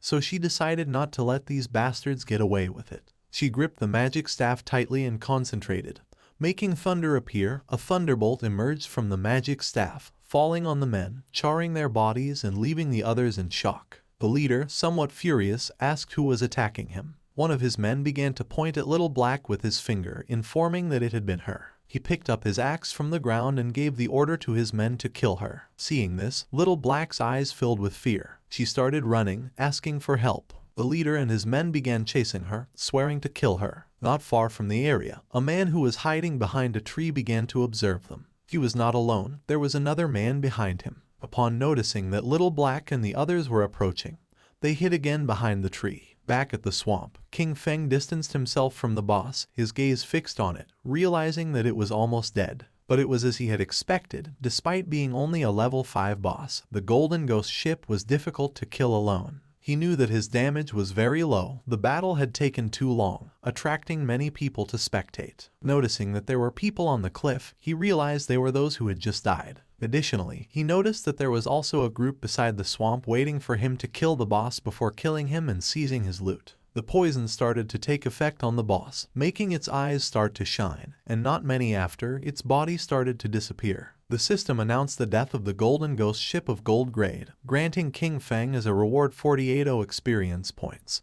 He ascended to level 8, obtaining 7 evolution points and 216 days of tradable lifespan. Our boy activated Shadow Sneak. It had been a good dream, but it was a shame that it had miscalculated. A general system notification sounded everywhere, revealing that the player Shadow from Shell Town had been the first on the server to kill a gold grade boss, receiving 3 reputation points. The notification caught the attention of all the players in the area. No one knew who Shadow was or why he was so strong. Others were furious since the first person to kill the gold grade boss had to be from Han City. In Shelltown, Wang Men looked at the system notification with confusion, as it had only been a short time since Shadow was fighting against the bronze boss by himself. Only a short time had passed and he had already killed a gold boss solo. He did not know why the difference between Shadow and the others was so great. King Feng's sister's eyes began to shine with determination.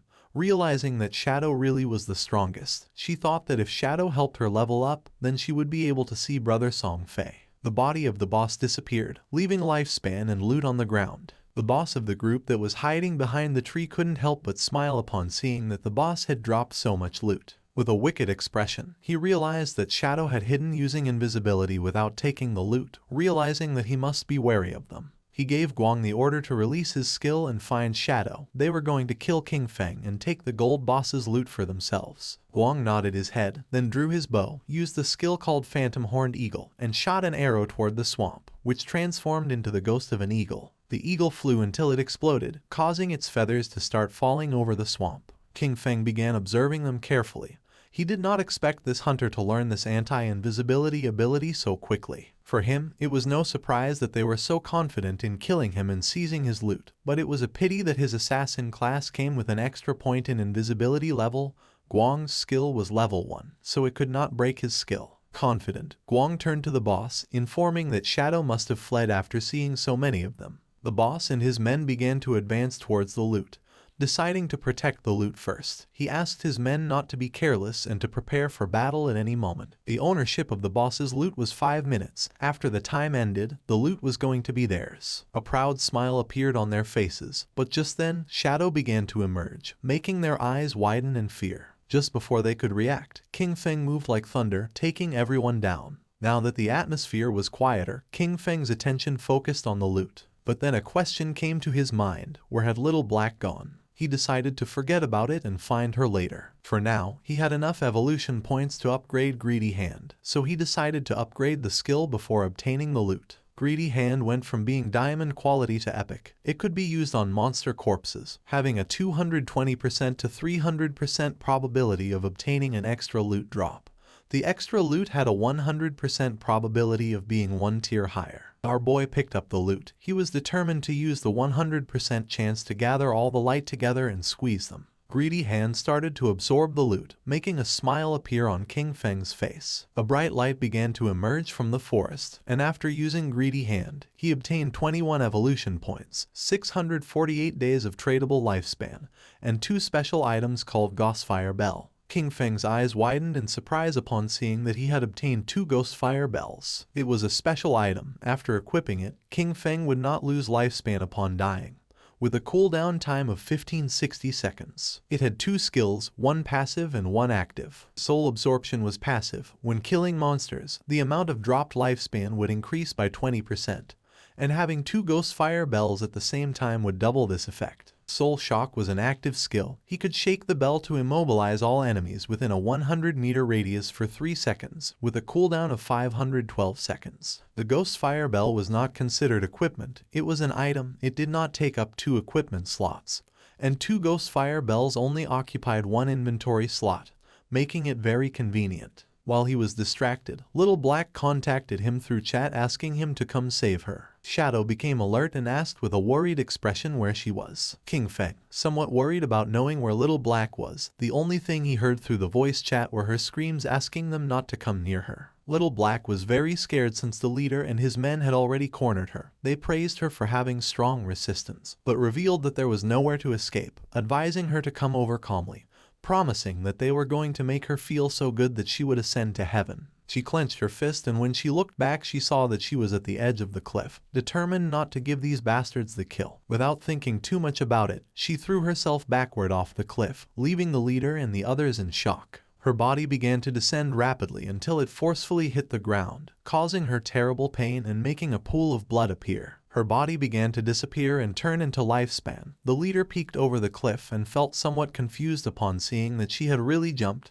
thinking that she was quite resolute. Little Black informed our boy that he no longer needed to save her, since she had died and returned to the town. She felt relieved, as it was good that the tradable lifespans of their party were all on Captain Wang Meng. King Feng felt relieved and asked Little Black to wait for him there, as he was going to pass the stuff to her. She felt happy and praised our boy for having worked hard. He collected all the lifespan that was in the area. This time he had 1 big. His tradable lifespan had reached 3115 days, and he even had 21 evolution points. He decided to use the points and evolve Greedy Hand. A system window appeared, informing that the skill Greedy Hand had already reached epic. It required 10 times the evolution points to keep evolving.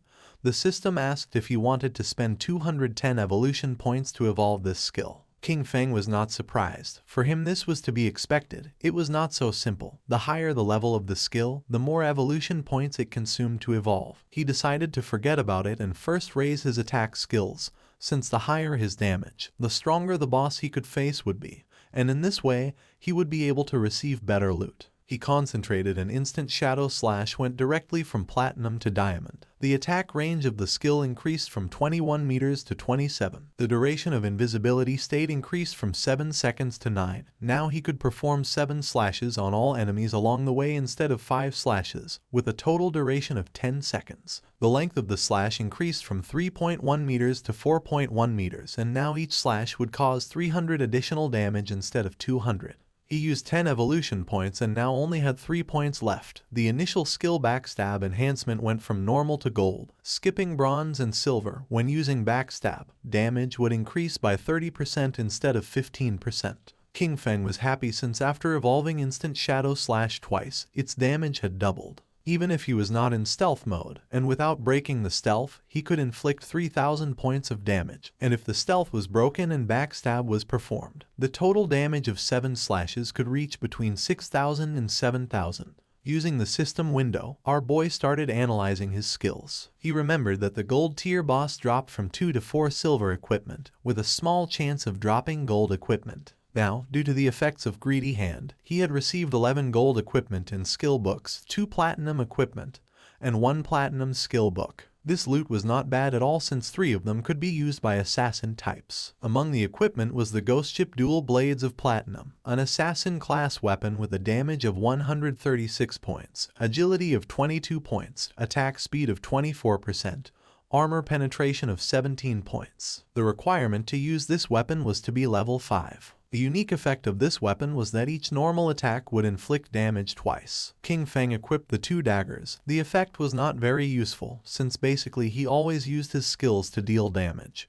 But the base attack of this weapon was quite high, and it also had 22 agility points. The attack speed was also going to increase the skill casting speed, reducing the recovery time, so it was not totally useless, and as for the armor-piercing properties, the benefits were also quite high. Then, our boy equipped the Ghost Fire Leather Armor of Gold tier with a physical defense of 25 points. Fire element resistance of 50 points, damage block of 14 points, granting 419 health points, and the requirement to use this equipment was to be level 5. He was amazed since leveling up had not increased his constitution. His current health was 350 points, and this equipment had actually added 419 health points directly. When he put this on, most players now wouldn't even be able to break his defense. Using the system, he decided to make his defensive equipment invisible, and use the starting appearance of the assassin class. This way, others wouldn't be able to see his equipment with their eyes and would have to enter the game interface to check. This wasn't over yet since there was still one last piece left. Upon checking the inventory, he saw that it was a skill book. It was called Ghost Shadow Blur of Gold tier, an assassin class skill. It had a passive, it granted 15% dodge rate, and dodge activation granted immunity to all damage. King Feng was happy to have finally obtained an assassin survival skill, but then he remembered that this skill was very weak because it was very difficult to increase the dodge rate in this game. And if one spent effort to raise the dodge rate, the other attributes would be low. And if the dodge was not activated, it would be very dangerous. Our boy's body began to shine since he was different from the rest. He could evolve skills infinitely. While increasing the dodge rate, he would not sacrifice other attributes, so there were only benefits for him. King Feng started to move away from the area and decided it was time to return. The remaining loot consisted of warrior, priest, and archer items. He could sell them to Wang Meng with a 10% discount, and although they couldn't afford them now, he was sure that with Wang Meng's personality, he would sell them on credit. This great upgrade was all thanks to Little Black. Without this koi, he wouldn't have been able to find a level 5 ghost ship to attack, so he decided to thank her. King Feng passed by a tree and just at that moment, the leader, who was furious, and his men appeared. King Feng noticed them, and they did too, and their faces turned pale. With eyes full of fear, they started running upon seeing Shadow. As expected, King Feng was not going to let them escape, so he used Shadow Stealth, and while the skill was activating, he let out a sigh. Just before they could take another step, King Feng moved like thunder and finished off all the subordinates. Upon seeing this, the leader panicked and ran with all his strength, but King Feng was not going to allow this. Our boy appeared in front of him and deactivated the invisibility skill. The leader's face touched King Feng's,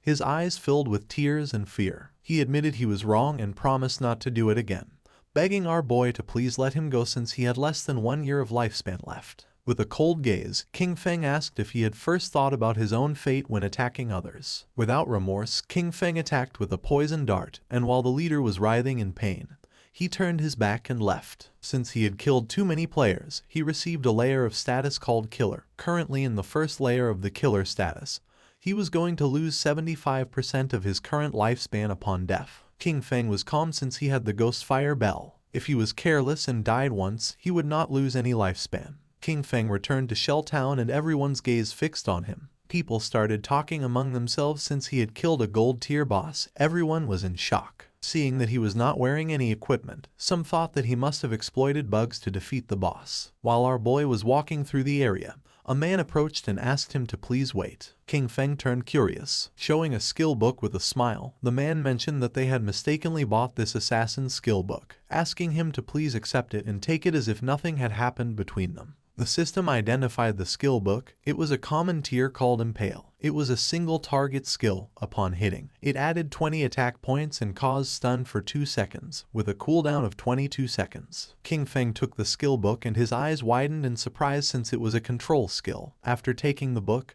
he went on his way, and the man and the others on theirs. One of the men, furious, told Zion Shao that they had been killed by King Feng. For him, it was too cowardly to have to give a skill book to him. The other man nodded since no one treated them like that. The other man decided to use each of their connections to gather people, with everyone contributing. Even a single spit from each of them could drown King Feng, so there was no reason to fear him. With a serious gaze, Zion Shao made it clear that Shadow was growing so fast and leveling up by himself, so he must have a great secret. He wanted to find him in real life and kidnap him, since not only would they learn his secret, but they could even make him their slave to collect lifespan for them. The man praised Zion Shao for this great plan. Zion Shao decided to have the family send a woman to try to extract information from King Feng. When he had heard Shadow's voice just now, it sounded very foreign. He knew he was not within their circle, which meant that he was very poor. They decided to find a professional beauty, as they were sure that King Feng would fall into the trap. King Feng met with Little Black and asked her to accept the trade, since he wanted to give her some things. Upon hearing this, her eyes filled with excitement, but she explained that her name was not Little Black but Big Plum. King Feng gave her a powerful skill and a necklace, and upon using them, fire began to emerge from her magic staff. She was happy because with this skill and the necklace, her damage had multiplied several times. Moreover, her mana regeneration had more than doubled. She thanked him from the bottom of her heart. Our boy said there was no need, explaining that he was just following their agreement, asking her to give him the space ring. With a smile, she took the space ring out of the inventory and said that he could keep it. With her face blushing, she revealed that when she was escaping in the forest, she had discovered an underground cave that seemed to be the entrance to a ruin, asking if he was interested. King Feng was somewhat surprised, since first it had been the Golden Ghost ship and now it was a ruin entrance, realizing that it was really beneficial to be friends with this girl. The sincerity was mutual. If he had not given her 2 equipment of gold, maybe she would not have told him this information. With this space ring, his inventory had finally reached 27 slots. King Feng asked where Wang Meng was, promising that once he sold them the things, he would go to the ruins she had mentioned to take a look. She extended her hand, revealing that the captain and the others had gone to train the new priest, so they were not going to return soon. Using the map, she marked the entrance of the ruins, explaining that there was a stone slab on the ground behind the bushes. She moved the slab aside and hid inside while fleeing, but she had only walked a few steps in when she heard screams from within. She was so terrified that she ran out, otherwise, those guys would not have caught her. King Feng disappeared and decided to head to the ruins right now and trade with Wang Meng when he returned. Little Black was somewhat confused. Our boy left Shell Town and entered the forest. Originally he wanted to find some place to grind to level 10. But since there was a ruin, there was no need to grind. Mainly there were 3 types of ruins that appeared in a beginner's town. They were tombs, cursed ruins, and temples of faith. No matter what type of ruin it was, the small mobs were all bronze tier. There might even be some silver tier monsters. For him they were a sea of lifespan and evolution points. Following the location that Little Black had marked on the map, King Feng arrived at the entrance of the ruin. Without wasting time, our boy entered, remembering that there were mainly 3 types of ruins that appeared in a beginner's town: tombs, cursed ruins, and temples of faith. There was not much to say about the tombs. They were inhabited by a lot of monsters and it was very difficult to kill them all, and also there was almost always going to be a golden boss at the end. The monsters in the cursed ruins were all cursed by ancient gods and evil gods. They could have been humans in the past, but some went mad and others became ghosts after death. The monsters in the temple were all believers of ancient gods and evil gods. Moreover, the layout of the temple was very complex. The walls were filled with ancient murals. If one managed to get past the last 2, they would receive a special item or a skill book. Upon observing the murals on the walls, our boy realized that this was a temple of faith. He began to observe the murals carefully as they were very familiar. At that moment, roars began to be heard. Our boy started walking down the hallway, realizing that this was the faith temple of the ancient god of judgment. It had the same origins as his Eye of Judgment. At the same time, in the forest was Wang Meng and his party fighting against a monster. Wang Meng drew his shield and blocked the monster's attacks. But then, the monster lunged at him and just before he had time to react, it attacked with its fierce claw, causing Wang Meng's body to fly through the air, inflicting terrible damage on him. Seeing that the captain was injured, the party's archer panicked and gave the order to the healer to heal. King Feng's sister was paralyzed with fear, not knowing what to do. With tears in her eyes, she tightly grabbed the magic staff and asked how to do that. While they were distracted, the monster jumped and prepared to attack. Seeing this, the party's swordsman drew his sword and gave King Feng's sister the order to use her skill. But instead of obeying, she fell to her knees on the ground, dropped her magic staff, and began crying in fear. The monster attacked again and Wang Meng's party was eliminated and they were teleported to Shell Town. Wang Meng and his men were furious. Little Black, who was in the area, greeted them and with a smile asked why they were back so soon, explaining that the expert Shadow was still not back so they couldn't buy equipment now. The archer, who was furious, started pointing at King Feng's sister and said he had never seen someone as stupid as her. She didn't know how to dodge monster attacks, nor how to use her skills. Xiao Yu started to cry, not knowing what to do. Little Black stood in front of her and with a confused expression asked the archer why he was so fierce, explaining that she was a beginner, and it was her first time playing the game, so it was normal to die once. With eyes full of rage, the archer asked Little Black to move away since he was going to scold her to death. The swordsman explained to Little Black that they had not died once, they had died 3 times in less than an hour. Upon hearing this, Little Black's eyes widened in surprise. With a smile, she began to show the necklace that King Feng had given her. She decided to go with them, revealing that she had just received 2 good things from the expert. She was very powerful now, and believed they were not going to die once she was there. Wang Meng stepped forward and gave the order to everyone to stop arguing. For him, Little Black's suggestion was not bad since with her joining them this time, things should go well and maybe when they were back they would be able to meet Shadow. Although deep down Xiao Yu was furious, she pretended to be grateful, apologized and promised to work hard. She could not believe that they themselves could not do the job and still dared to blame her. If it weren't for the connections they had with Shadow, she wouldn't bother with all of them. She was very angry. At the same time, our boy entered a room and something caught his attention. 2 monsters knelt before him, and the system identified them as devout followers of the ancient god. Called the Judged, they were level 10 monsters and silver tier. King Feng's eyes began to shine with suspicion. Without wasting another second, with a determined expression, he attacked the monsters using instant shadow slash. Our boy became invisible, and when he turned around he saw that he hadn't taken much health from them. Even after breaking his stealth and backstabbing them, they had only lost a small portion of their health. For him, this was to be expected. They were level 10 silver bosses, and the health of these 2 devout followers together was already greater than that of the gold tier Golden Ghost ship. Just then, something caught our boy's attention, making him turn curious. The monsters knelt before him again. He was somewhat confused since the monsters were kneeling once more in his direction. It was strange since he was still in stealth. He didn't know if they had sensed the eye of judgment on him, nor if this was the reason why they weren't attacking him. King Feng questioned whether they knew the way and asked them to guide him. The monsters raised their heads and began to roar. King Feng realized that they had been corrupted, decomposed, and had gone completely mad. They had turned into wild beasts that only knew how to steal lifespan from humans. At that moment, the eyes of the monsters began to shine, and not long after, they turned their backs on our boy and ran off. Right at the door of the room there was a group of players. The monsters felt their presence and began to charge at them. The players realized that these bosses were silver tier. They could not face one, so they decided to flee from this place. Just before they could do it, the monsters attacked and toxic mist began to melt their bodies. Their bodies disappeared, dropping lifespan orbs. They were the team of the girl who had bought Ice Spike from our boy, called Grey Rose. He never thought that they would also find this ruin. Judging by the current players' equipment levels, King Feng came to the conclusion that no one was equipped to go deep yet. Our boy deactivated stealth and decided to pick up the lifespan. The monsters knelt before him again.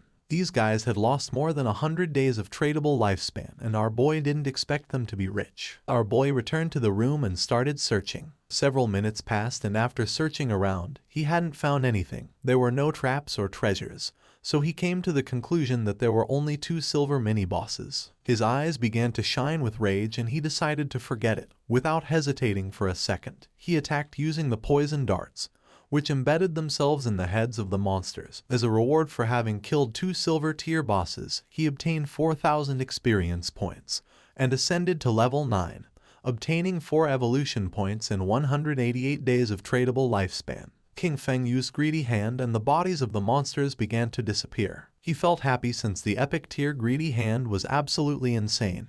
He got 32 evolution points, 1504 days of tradable lifespan, 4 gold tier items and 10 silver tier items. He extended his hand, making a pendant appear.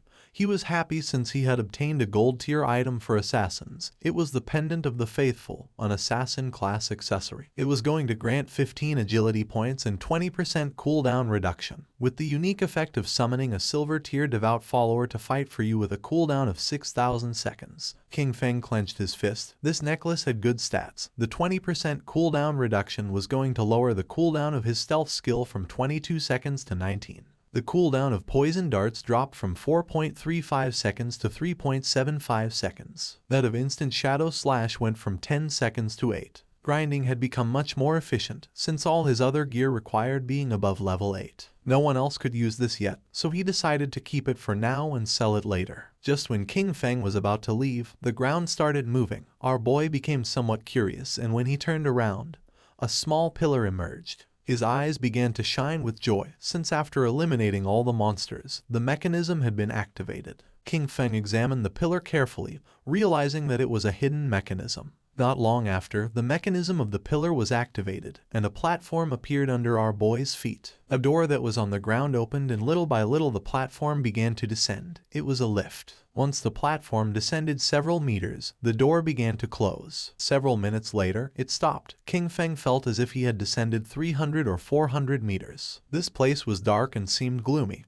King Feng's attention was fixed on it. Thanks to his knowledge, he realized that this was the maze hidden beneath the temple. He knew there was a certain chance that a hidden maze would appear in the ruins. He had explored many of them in his previous life, so he knew there were countless traps in the maze. But as long as there were people acting as cannon fodder, there was no danger in exploring them, only that it would take a lot of time. With a confident gaze, he took out the pendant. With his current attributes, if he activated any trap, he would die. But luckily he had this thing, which allowed him to summon a silver-tier devout follower to fight for him. He extended his hand and used the power of the pendant to summon a devout follower, making a zombie appear on the ground. Pointing toward the hallway of the maze, our boy gave it the order to go scout. The devout follower stood up and began walking toward the hallway. King Feng crossed his arms and couldn't help but feel happy, since it was easy to explore with a lackey scouting ahead.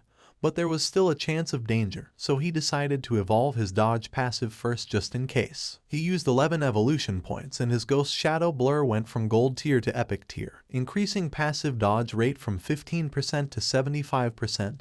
Now dodge activation was going to grant immunity to all damage. 75% dodge rate was already very high. He had just enough remaining points to evolve instant shadow slash to epic tier. Using 13 evolution points, King Feng evolved his instant shadow slash from diamond tier to epic. The range increased up to 30 meters and the duration up to 12 seconds. Now he could perform 9 slashes instead of 7 with a cooldown time of 8.8 seconds. The width of the slashes increased up to 5 meters and the damage increased from 300 points to 400. King Feng's eyes began to shine, since to evolve from epic to legendary it required 10 times the evolution points. The higher the starting tier of an item, the more profitable it was to evolve it. For example, if a skill was of epic tier at the beginning, evolution to legendary tier was the first evolution, so it only required the base evolution point of 1. Since the target for evolution was legendary tier, it required 10 times the points, and 1 times 10 were 10 points. This also meant that if he only obtained an epic skill, he could quickly evolve it to legendary tier, then mythical tier, ancient tier, and immortal tier. But if a skill was normal tier at the beginning, then to evolve it to epic tier, it would need to be evolved 7 times. And by the time it reached the 10 times point, it would need hundreds of points. But the good thing was that, no matter in which tier the skill started, he could spend very few points to evolve it to epic tier. In other words, from now on, all his skills were going to be at least epic tier. He had 11 evolution points remaining, and he could only evolve the starter skill, Shadow Sneak. He used 8 points and the skill went from silver tier to platinum. The duration of the skill increased from 16 seconds to 24, and the attack that broke stealth increased by 90, going from 120 to 50. Cooldown went from 26 to 22 seconds. He had the attribute that reduced the cooldown speed by 35%, and for this reason, the final cooldown for Shadow Sneak was 16.3 seconds. The cooldown was still too long, and the stealth breaking attack was a bit low. He knew he needed to swap this skill in the future. While walking through the hallway, the devout follower stepped on a slab, activating a trap, and then a giant rock fell on top of it, crushing its body. Its body transformed into light. Now that the summon had died, he decided to wait for the cooldown before resummoning. This maze was complex and dangerous. He could only do this to explore slowly, and hope to find good things when the time came. In the upper layer of the temple, a man carrying a shield and a hooded woman peeked their heads through the door. The man informed his captain, Grey Rose, that the monsters had disappeared. Upon hearing this, Grey Rose couldn't help but feel somewhat surprised. They entered the room, and Grey Rose noticed that their lifespan had also disappeared, knowing that someone must have killed those monsters and taken their lifespan. but she didn't know who. The man mentioned that only the expert shadow could kill 2 silver tier bosses. Grey Rose thought he was right but felt relieved since they wouldn't have to die again. She put her hand on her chin and remembered that when they had come here, they had seen a person who seemed to be communicating with the monsters. She didn't know if it was Shadow, nor if he had a skill that could enchant the bosses. If that was the case, he had an incomprehensible and terrifying power. At the same time, in the second layer of the temple, King Feng's devout follower died again by activating another trap. In front of our boy there was a long path leading to a door King Feng had explored for 3 hours, and this should be the end of the maze. And based on his previous life experience, using human lives to explore would kill at least hundreds. Using the pendant, King Feng summoned another devout follower again. It started walking ahead and King Feng began following closely behind. King Feng gave it the order to open the door. Following our boy's command, the monster began to use all its strength but was unable to open it. It got to the point where its body began to tremble. King Feng's eyes filled with suspicion upon seeing that the monster could not open the door. Then, he approached and touched it with his hand. By doing this, little by little the door began to open, leaving King Feng in shock. A wave and a curtain of smoke began to emerge from the other side of the door. Our boy began to sweat, knowing that this was not good. On the other side of the door, there was a room full of pillars and in the center there was a chest covered with thorny vines. Kin Feng entered the room and upon observing carefully he noticed that the chest was full of thorns. It was locked and next to it there was an NPC. The NPC was a woman who had the lower part of her face bandaged. The system tried to detect her stats but it was unable. King Feng's eyes widened in surprise when he saw that there was no information about her. It was the first time he met such a mysterious NPC. The woman began to whisper in a strange language, and then she knelt down and her body transformed into light and began to disappear. King Feng started to observe her closely, not knowing why she had disappeared. Then, the thorns that were on the treasure chest also began to disappear. King Feng did not lower his guard since even though he could not see the information of that mysterious woman, he knew that she must be related to the Eye of Judgment. The chest began to shine golden, and our boy noticed that it contained epic tier items, but he knew he had to be careful since there was a chance he would encounter a mimic or a trap.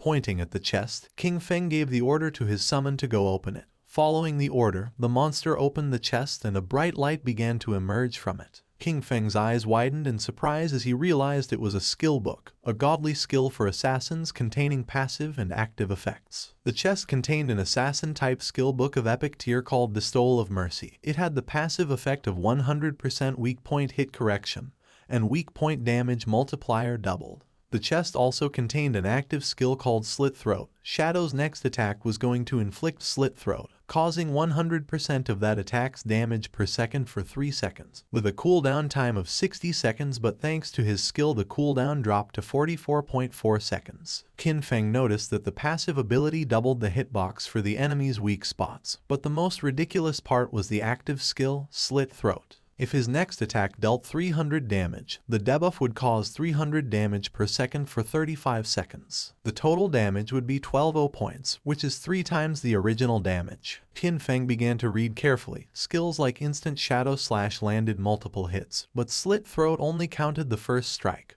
Also, this skill was only of epic tier, so it only needed 10 evolution points to upgrade it to legendary. This loot had been a great harvest since his burst damage had just increased several times. Kin Feng began to move toward the exit. Knowing that it was all thanks to Little Black, he decided that it was time to return and sell the leftovers to her party. Using the chat, he asked Little Black to tell Wang Meng to return to town, since he had items to sell him. Upon knowing that Shadow had finished exploring the ruins, they decided to return now. Once Kin Feng arrived back at the starter town, his eyes widened in surprise. A crowd of players were waiting for his arrival. All wanted to add him as their friend. Some even offered to be his followers, promising to cheer him on. The chairman of the Runding group from the city of Zhonghai had come to formally invite Shadow to join their corporation. Kin Feng even had fans from Firefly Town who had come to greet him. Players from different towns had come to form teams with Kin Feng. Seeing this, he realized that the teleportation gates from other towns had started activating.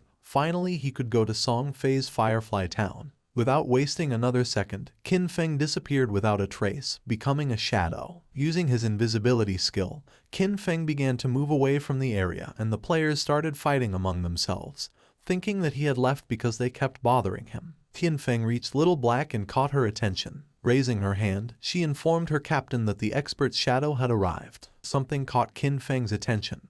It was none other than his sister, Qin Xiaoyu. She began to show a kind smile. Many questions came to Qin Feng's mind. He didn't know how she had managed to get into Wang Meng's team, knowing that Wang Meng's crew could be destroyed because of her. He knew he had to be careful, since everyone knew that Shadow existed now.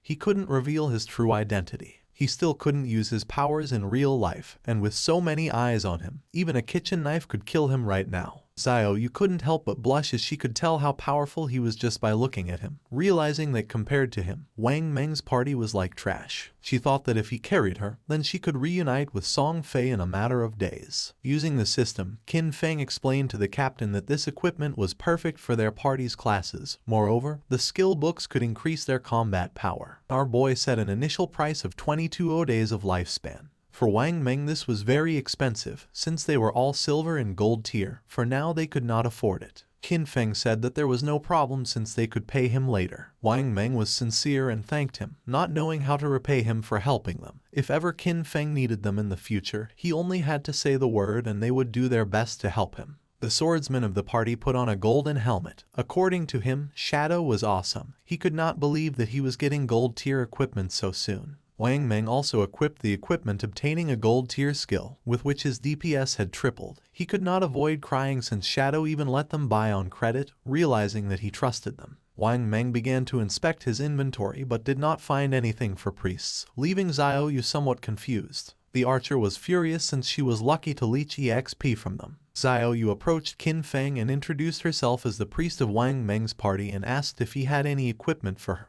The system informed our boy that the player, Little Graceful, wanted to add him as a friend. Xiaoyu's eyes widened in surprise. Qin Feng began to stare at her with a cold gaze and disappeared without a trace, leaving poor Xiaoyu in shock. With a confused expression, she asked where Shadow had gone. Wang Meng explained to her that he probably just hadn't gotten any priest drops this time, and that maybe next time he would bring items for her. The archer revealed the harsh truth. Qin Feng had intentionally ignored her. For Little Black, Shadow was very cool as he appeared and disappeared like a dragon. Qin Feng walked away from them, knowing that he currently had a gold tier priest staff in his bag, and also a gold tier priest skill book. But there was no reason why he would give such precious things to Qin Xiaoyu. As he progressed, he would have tons of unused equipment and skill books. Selling them individually wasted too much time.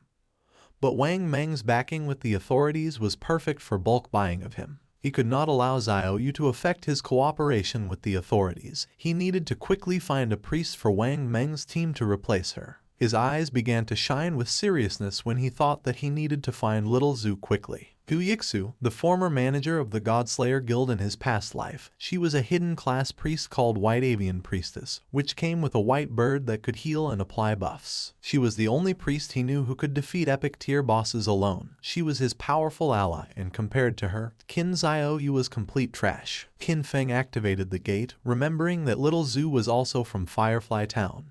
Just like Song Fei, being perfect. If Qin Feng could find Little Zhu, he was going to put her on Wang Meng's team. Using the gate, he traveled to Firefly Town. Qin Feng arrived at Firefly Town, a place very different from Starter Town. While he was walking through the area, he heard two players who wanted to hurry back. Since the silver boss was below half health, they couldn't let someone steal it, as they would have died in vain. One of them cursed Song Fei since that bastard brought many fangirls with him, knowing there was no way to compete with him. Nor did he know how some minor celebrity had so many brainless fans. Qin Feng had just arrived and had already found clues about Song Fei. Following the players, he reached a valley. This was the level 5 area, called Wailing Valley. The monsters in this place were Emberfiends and the Shackles. After walking a bit, he started to hear players fighting. When peeking his head out, he saw a group of players attacking a two-headed monster with its body surrounded by flames. Qin Feng knew that this twin-headed Emberfiend was a silver tier boss, and noticed that the situation was somewhat chaotic since many players were attacking each other. When observing closely, Qin Feng saw a group of players, and among them was the bastard Song Fei. Two players stood in front of Song Fei's team and drew their weapons. One of them had been ambushed by Song Fei, and his lifespan had been stolen by him.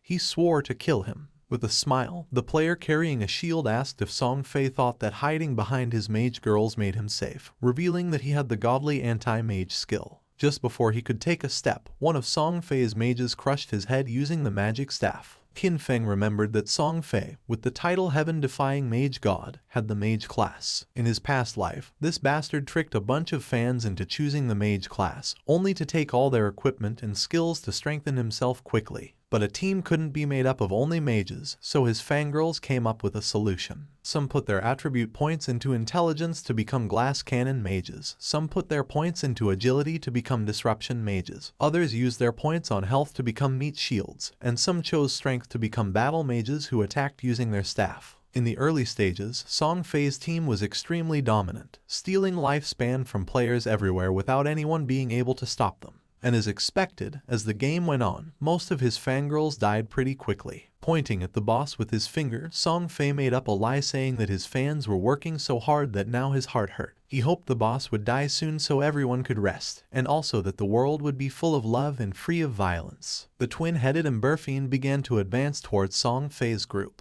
One of Song Fei's fans explained that this was not hard for them since the one who was trying the hardest was him. According to her, he worked so much that he shouldn't have to endure all this. She started pointing at the monster and decided to kill it so it wouldn't hurt their beloved Song Fei. Song Fei's fans began attacking the monster by casting spells. They were willing to defeat it so that Song Fei would become king, swearing to follow him no matter where he went. The monster opened its mouth and launched a burst of fire towards Song Fei, putting him on alert. But just before the burst of fire could get close, one of his fans stepped in the way, taking the attack fully. Song Fei took the girl's hand and began to show a sad gaze, while the woman's body was disappearing. With tears in her eyes, she swore to do anything for him. The chubby girl tightly grabbed her magic staff and told the others to get angry since if they killed this ugly monster, brother Song Fei would be able to ascend to first place in the ranking.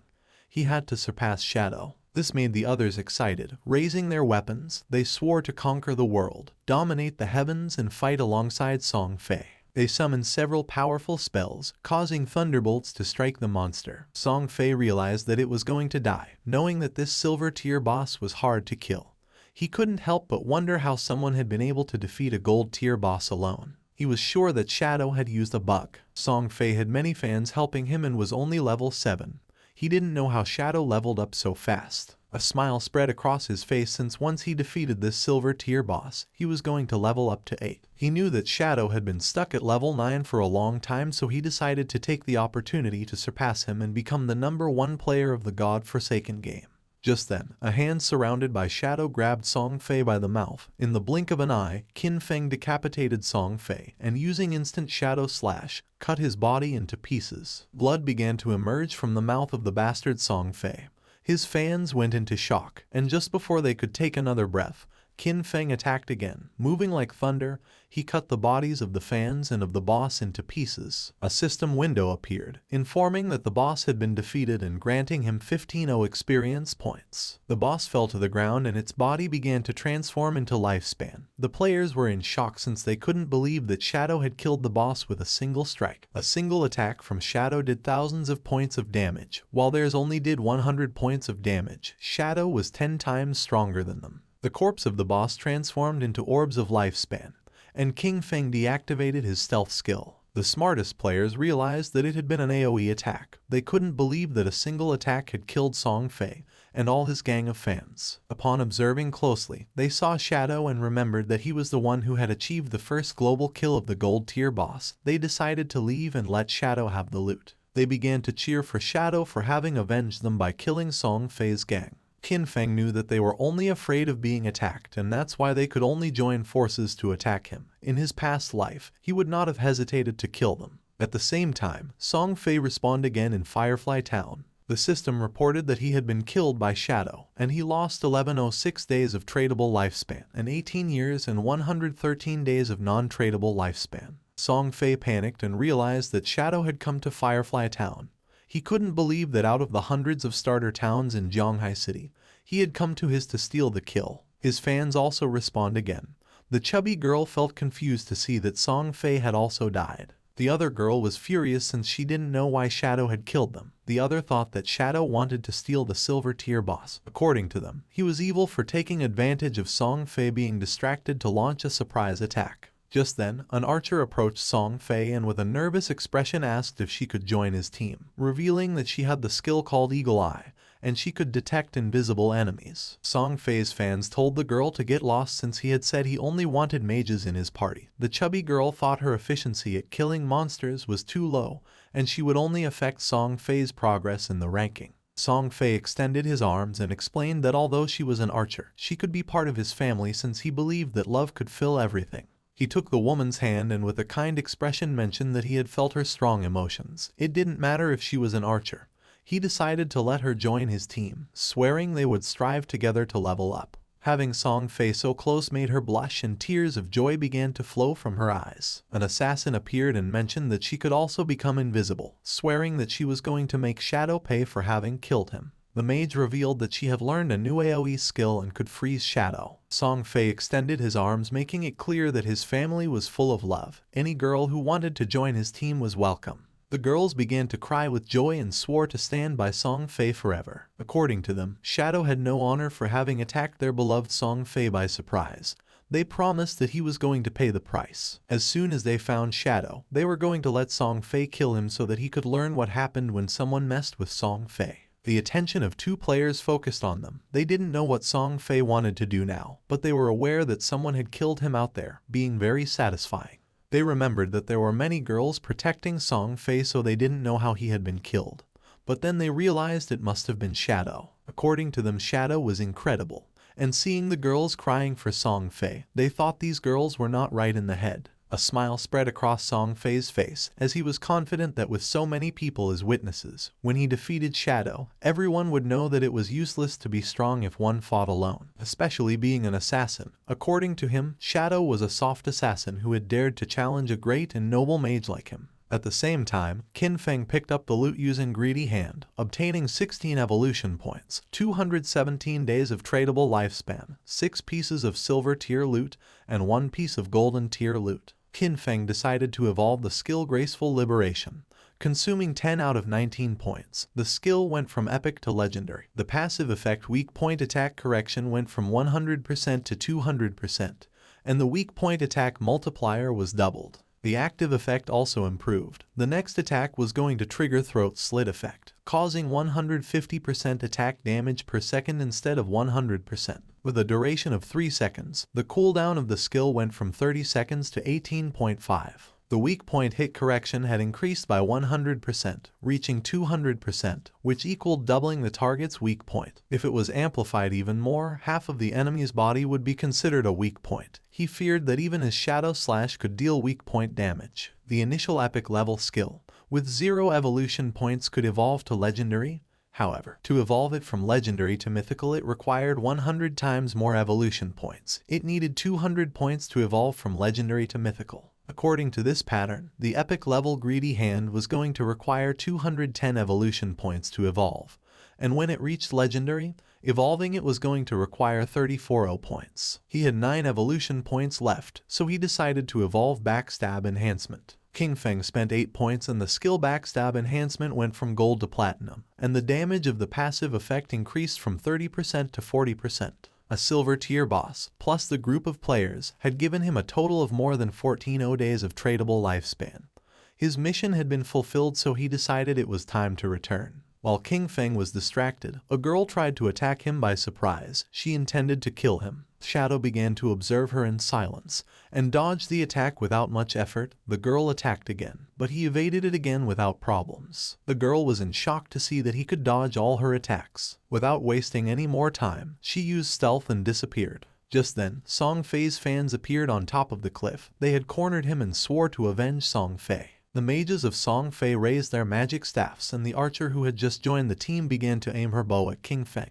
They were furious and swore to avenge Song Fei. Qin Feng used stealth and disappeared into the air, becoming a shadow. Upon seeing this, the archer used her skill called Eagle Eye and made it clear that Qin Feng's invisibility was useless. Her arrow transformed into a ghost eagle until several seconds later it exploded and its feathers began to descend from the sky like drops of rain. The feathers began to fall on the assassin from Song Fei's party and her stealth was deactivated, making her visible. The chubby girl clenched her fist and felt happy, believing they had detected Qin Feng. She gave the order to the others to use their most powerful skills and attack with everything. Following her order, Song Fei's fans used their most powerful skills to attack. A rain of powerful spells began to descend upon the assassin. Seeing this, she panicked and tried to tell them that she was not King Feng. It was already too late, as the spells hit her body directly, creating a great explosion. Instead of feeling sad, the chubby girl felt furious since she didn't care about this anyway because she wasn't a mage, and that showed that she didn't sincerely love Song Fei. According to her, this was a punishment from heaven for her falseness. She gave the order to the archer to launch the eagle again to find Shadow. The archer nodded with her head, but at that moment, King Feng took out the Ghostfire Bell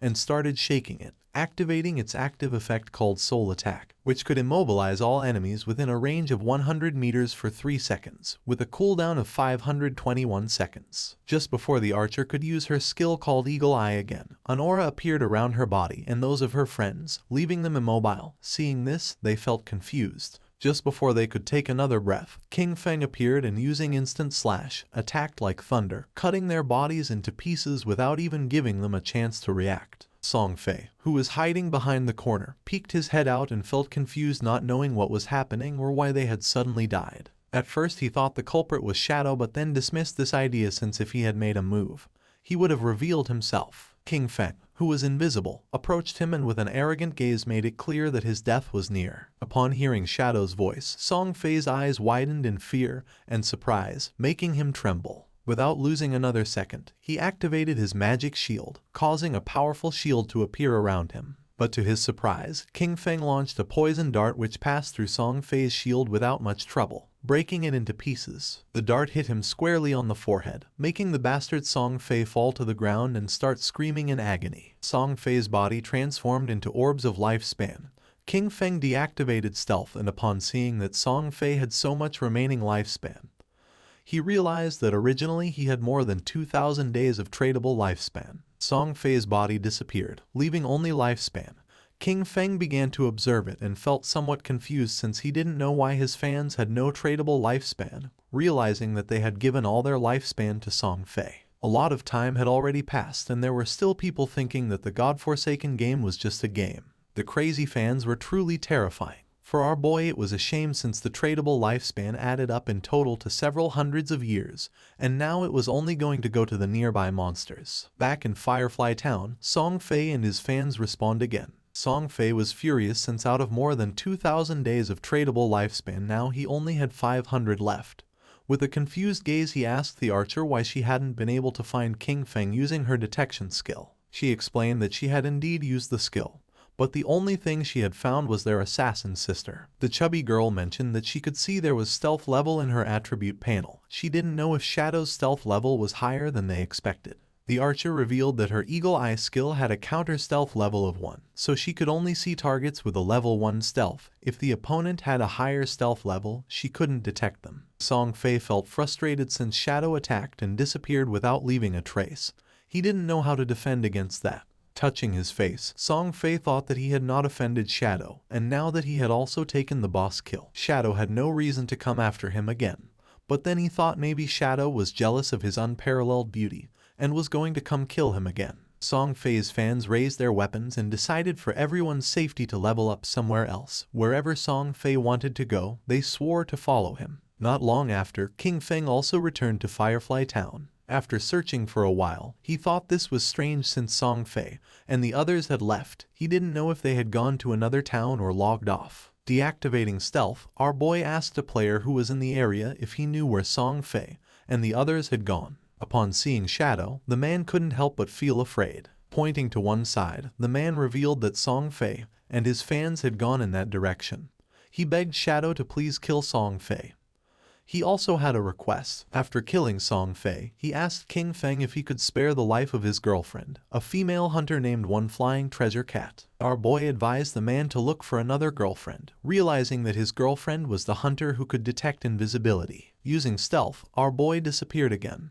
The man began to beg, saying that he had worked very hard to find her. Although King Feng knew the direction in which they had gone, he had no idea where they were heading, and searching everywhere was going to take too much time. The man put his hand near his mouth and started calling Shadow. Our boy knew that things would be much easier if he could find Gu Yixu. At that moment, a woman passed by his side, and his attention fixed on her, leaving him somewhat surprised. This girl was none other than Gu Yixu. Our boy deactivated stealth and with a cheerful gaze called her beautiful and asked if she could help him. Upon seeing Shadow, she couldn't help but feel surprised. King Feng took out the golden grade staff from his inventory and mentioned that he had heard that her class could search for targets in a wide area. He promised that if she could find Song Fei, as a reward he would sell her the staff at a bargain price. Seeing this, Gu Yixu's eyes began to shine with excitement. She opened her system window and asked how he knew that she could search over a wide area. She remembered never having told anyone about it. King Feng asked if she wanted this golden grade weapon, and she said yes even though she didn't know if she could afford it. With a confused expression, King Feng asked if she didn't even have 500 days of tradable lifespan,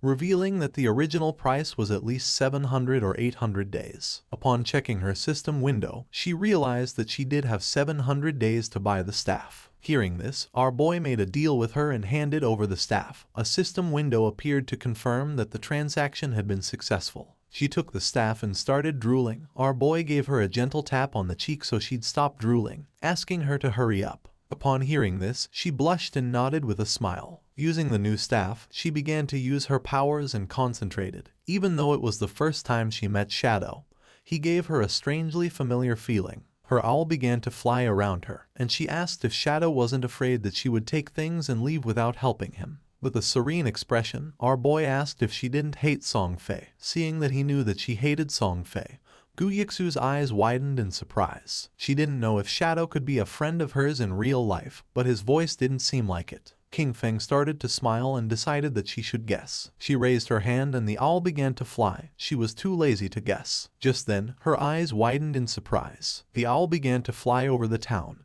and in the distance in the middle of the canyons she saw Song Fei and his fans. Her owl finally found where Song Fei was hiding in the rocky canyons and quickly told King Feng the place. She also told him to hurry because Song Fei and his friends might leave before he got there. The owl could fly fast, but following them for too long could make it really tired. Shadow, ready to go, told her not to worry because he'd be there super quick. Right then, King Feng took off like a shot, zooming over rocks and through rough spots without slowing down. But then, the owl stopped flying. That made King Feng stop too, because it meant something was messing with their tracking. He looked around and saw a tree with a weird sign on it. Wanting to know more, he got in touch with Yu again, and she had the owl check the area. Soon, the owl found 2 more trees with the same signs. One was 100 meters ahead, and another was 100 meters to the left. King Feng went up to each tree, touching the symbols very carefully. When he touched all 3 with a bit of his energy, a bright light connected them. Then, the ground in the middle started shining, and suddenly, a treasure chest with a bright green light and golden glow appeared. Feng was shocked. A treasure like this in a simple place like Firefly Town. He could hardly believe it. These treasures, left by ancient gods, were super rare and could pop up anywhere. Some brought monsters, some unleashed swarms of beasts, and some, like this one, had incredible treasures. Yu, watching through her owl, couldn't believe it either. That green chest could be worth 1,000 days of someone's lifespan, or over 10 million in real money. King Feng couldn't help but admire Yu's quick thinking. Back in his previous life, a year of someone's lifespan was worth 10,000 at the start, but it quickly jumped to 50,000 by the second day. Yu, still intrigued, started to take note of the symbols for later. A smart look was in her eyes. There was no telling what secrets her skills in tracking could uncover. Then, King Feng went ahead and opened the chest. Inside, there was a skill book with a dark aura called Curse of the Blossoms, a powerful emerald-level ability. This skill let cursed flowers grow from a defeated enemy, making their tradable lifespan drop to 0. It didn't have a cooldown period, but it had to be used within 15 seconds after someone died. Feng remembered how dangerous this spell was in his previous life. Every enemy he defeated could turn into an advantage. If he managed to defeat Song Fei again and watched over the body for a short time, he could take everything from him. A sinister smile appeared on his face. This time, Song Fei wouldn't just be defeated, he would be completely drained. As King Feng hurried toward his target, the scene changed. Somewhere far away in a canyon, Song Fei's biggest fans were busy fighting a boss, hitting it hard while Song Fei stayed back, waiting to land the last blow. Song Fei was overconfident, sure that King Feng wouldn't chase them this far, especially since King Feng had already beaten a silver-level boss and embarrassed him twice. That should have been the end of it. But Song Fei was mistaken. Right when the boss was about to go down, the girl who was a bit heavier noticed another group fighting a different boss nearby. Song Fei, smooth as ever, convinced his fans once more. He said the other group were fans of a rival idol, trying to make him look bad. The faces of his fans twisted with anger. No one was going to outdo their dear Song Fei. Without a second thought, they charged at the other group. The other team, thinking they were about to get some help, welcomed them. But before they could even say hello, the heavy girl slammed her staff down, knocking out their leader in one hit. The rest of the team was shocked as Song Fei's fans turned on them, madly talking about idols and fate. When one of the enemy tried to ask what was going on, they were quickly shut down by a spell. Then, in a strange turn, the fans started spouting odd poems, talking up Song Fei like he was some kind of god. After they took out the other team, the girls made way for their golden prince Song Fei to finish off the boss. Song Fei kept up his act, pretending to be grateful and showering them with thanks that didn't mean a thing. He made up stories about almost getting caught in an ambush and called them heroes. His words made them all blush and giggle. They were totally caught up in his make-believe world. But that was the end of it. At the same time, Shadow appeared at the edge of the canyon. Song Fei felt something wasn't right and got a cold feeling down his back. But by the time he turned around, it was too late. Feng's sword moved through the air like it was meant to punish, striking in an instant. Song Fei's head was cut off in one smooth motion, and his body fell to the ground. This time, Shadow didn't just leave after the deed was done. He knelt down next to Song Fei's body and used the Curse of the Blossoms. A big red flower grew right out of Song Fei's chest, its petals moving like they were alive, sucking away the tradable lifespan from the young troublemaker. The fangirls watched in shock, not able to make sense of what was happening right in front of them. Then, the scene changed, and Song Fei was back at Firefly Town's portal, feeling confused and annoyed, still not getting why Shadow was always after him. In his confused way of thinking, he decided it must be jealousy. Maybe Shadow was upset about all the attention from the fangirls, or perhaps one of those girls was someone Shadow had feelings for. Song Fei convinced himself that Shadow's constant showing up in Firefly Town was part of some complex revenge scheme. While he was lost in his wild guesses, a system alert popped up, scaring him with the news that his tradable lifespan was going down fast, much more quickly than just from dying.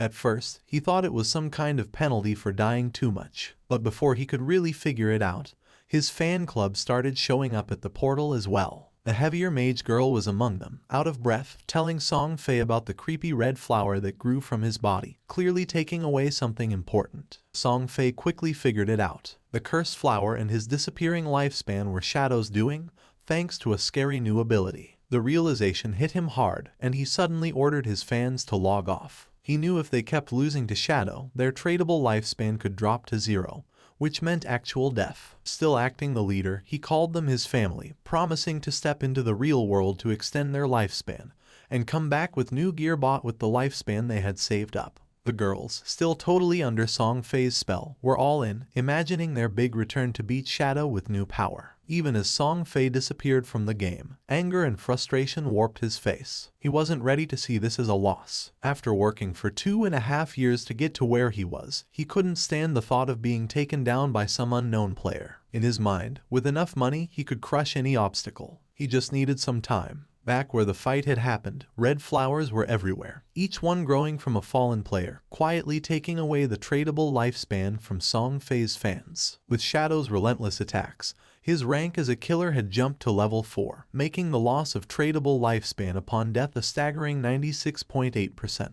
But Shadow wasn't bothered by this at all. Shadow figured out that this surprise attack had just added about 1,000 days to his lifespan, all thanks to Song Fei and his misguided followers. They had done the hard work of defeating monsters only to end up giving their gains to him. But the bounty didn't last forever. The flowers started to fade, and the energy stopped flowing. Shadow realized that the players had logged off to avoid losing more of their lifespan. Above, the white owl kept flying in silence. Yui had watched the whole thing, and even she was taken aback by such a show of strength. Seeing what the top player could really do was something else. When Shadow asked Yui if Song Fei had really logged off, she nodded, saying the whole group had disappeared to save themselves some time. Shadow told her calmly to keep an eye out and to let him know if Song Fei ever came back. When she wondered if her job was over, Shadow said to stay on it a bit longer. He had just gotten a golden tier priest skill called Sword of Divine Judgment, and her interest was immediately piqued. She really wanted that skill. Seeing her interest, Shadow made her an offer. He'd trade the skill for 500 days of her lifespan,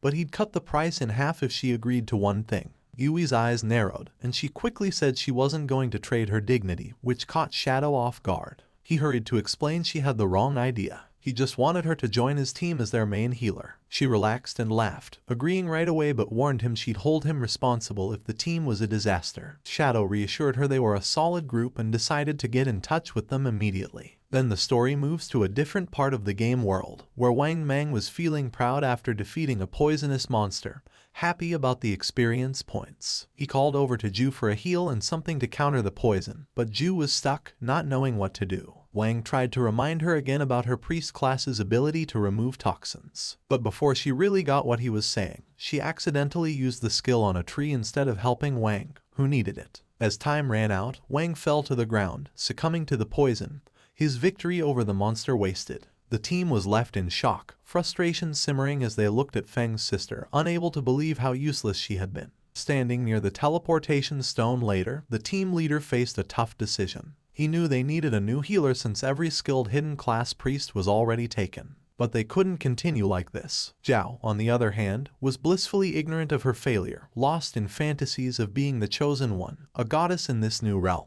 She believed her quick leveling was a sign of her destined greatness and anticipated joining her brother, Song Fei, in glory. But at that moment, news from Shadow reached Wang Mang, bringing a surge of excitement. A hidden class healer, a white bird priest, had agreed to join their team. She was also strong in other roles. This was the chance they were waiting for, and the leader immediately asked Shadow for her location. Shadow told them the new healer was in Firefly Town. It wasn't the best place for leveling up, but it was important to get together and start moving as a team. Wang agreed and got ready to head there, but he knew he had to address the issue with Zhao first. He carefully told her they were moving to a zone with higher levels because Shell Town was too crowded. He said it in a way that made it seem like her low level was the only issue, to avoid hurting her feelings. But before she could respond, the whole team took off, clearly happy to leave behind a healer who couldn't actually heal. Zhao didn't seem bothered, though. She saw their leaving as a good thing, thinking they weren't strong enough for her anyway. She decided she'd find Shadow and make him help her level up. Meanwhile, Wang Mang made it to Firefly Town and found Shadow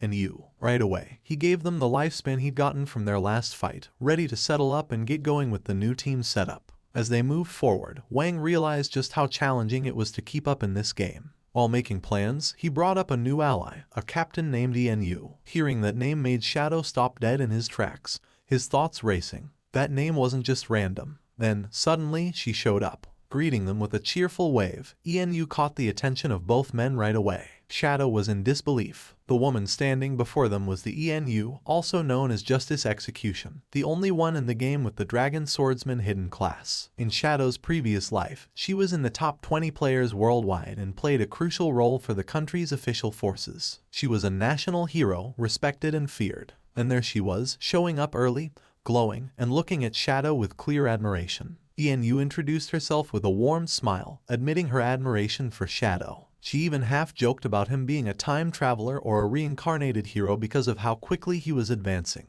Shadow stayed quiet, his mind wandering back pre-his past there where their paths had crossed later, and under much grimmer conditions. She hadn't been part of Wang's team back then, which made this early encounter quite the surprise. She likely had a good amount of tradable lifespan already, probably gathered for government groups. As a dragon swordsman, known for their toughness, she was an ideal candidate to hold such power. Shadow saw the wisdom in the government's choice and respected it. Yu was straightforward, too. She told him if he had any gear to sell, she and her group were interested in buying. She sweetly but firmly reminded him of the responsibility she carried for her city. Shadow saw no benefit in opposing her, and they both understood that. He agreed, mentioning it would be short-sighted to pass up a chance for such a beneficial deal. Though Yu appeared cheerful and unthreatening, King Feng knew well there was much more beneath the surface. The fans of Song Fei logged out of the game. They had seen the official announcement that left them in shock. Lifespan in God-forsaken game was real, and if it reached 0, one would die in the real world.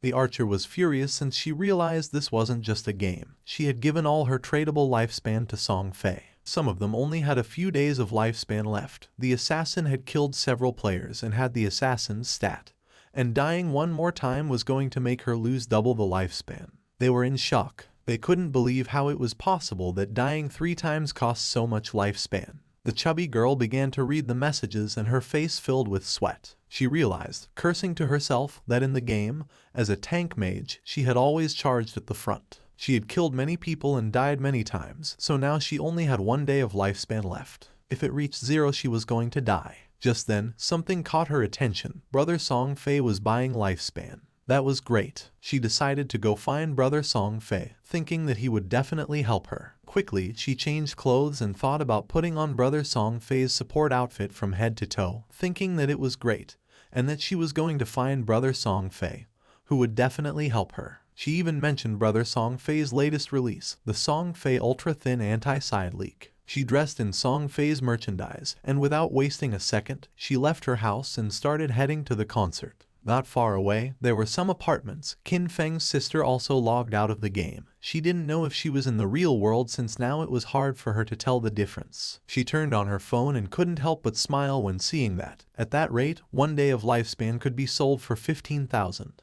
With the 200 days she had left, she could become a millionaire. But then, she went into shock when she saw that Shadow had killed Song Fei 3 times. She couldn't help but cry from sadness and fury, since she remembered that they had told her that if her lifespan reached 0 in the game, she would truly die in real life. Even having 100 years of non-tradable lifespan, dying 3 times had left her with barely 12 years remaining. Then she remembered Brother Song Fei and wondered why Shadow had killed him. According to the group chats, Shadow, despite being surrounded by dozens of people, had managed to kill Song Fei 3 times. To her he was something so terrifying and incredibly strong. The chubby girl started sending messages through the chat, saying that Brother Song Fei needed help at this moment. She asked any sister in Zhonghai City to go find her to sell their tradable lifespan to her. She also revealed that Song Fei was at Dajiang Plaza at that moment and that the exchange rate for lifespan was 1 to 10,000. This was the perfect opportunity to get rich and help brother at the same time. King Feng's sister put on her clothes. She couldn't believe that Brother Song Fei was in Dajiang Plaza, not far from her. She thought she couldn't just stand by and watch his lifespan run out. She had to go help Brother Song Fei. Thanks to that Shadow and the others, she had managed to save more than 200 days of tradable lifespan.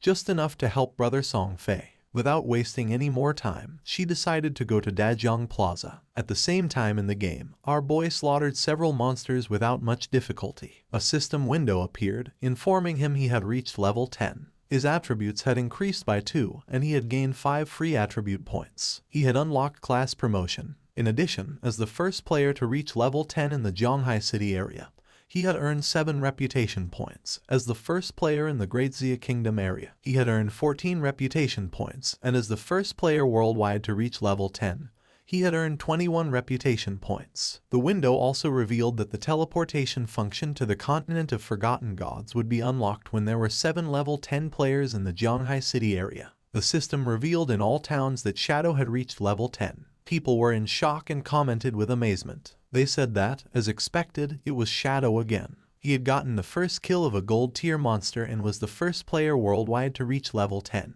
They thought Shadow was simply too strong. They had also heard that the big shot had even killed a small celebrity several times recently. According to them, Song Fei deserved it. Other players were expressing their frustration. They cursed, surprised that Shadow was from Grand Xia, and compared their own progress, pointing out that their hidden smith class was only at level 8, while wondering what was going on with Shadow. No one knew if among the 1.5 billion people in Tianju, there really wouldn't be anyone who could catch up to him. Our boy was near a shore, and decided to use the points he had obtained. He consumed 13 evolution points, leaving him with 0 points. His initial skill, Backstab Enhancement, evolved from Platinum to Emerald, increasing its passive effect from 40% to 50%.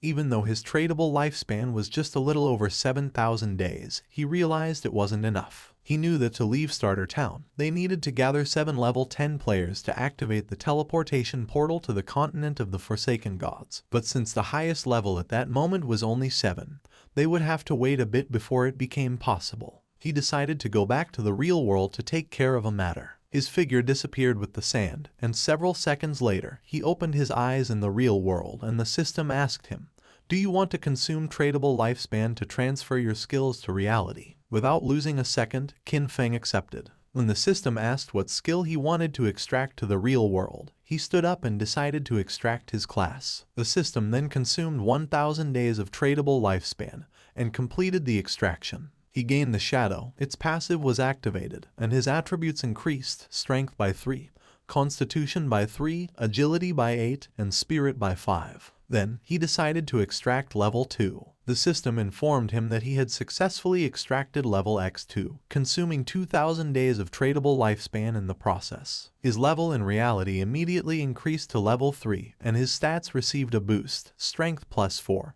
constitution plus 4, agility plus 14, and spirit plus 4. The system reported that he had consumed 900 days of tradable lifespan and extracted the skill Shadow Step of Platinum tier. It also informed him that he had consumed 2262 days of tradable lifespan and extracted the skill Venomous Dagger of Silver tier. He was happy since he still had 1292 days of lifespan left and for now could not extract other skills. He had only paid the price to extract a low tier skill, but had obtained the Shadow Step of Platinum tier, being a beneficial deal. He couldn't help clenching his fist and feeling furious when thinking about Song Fei. Now his base stats were double those of an average person, and his agility had reached 32 points, surpassing the human limit. With unlimited invisibility and the poisonous dagger that could be thrown up to 14 meters, he could definitely find an opportunity to finish off Song Fei. King Feng started browsing on his phone and was surprised to see that Song Fei was aggressively buying lifespan. He wondered if Song Fei planned to enter the game and then go after him.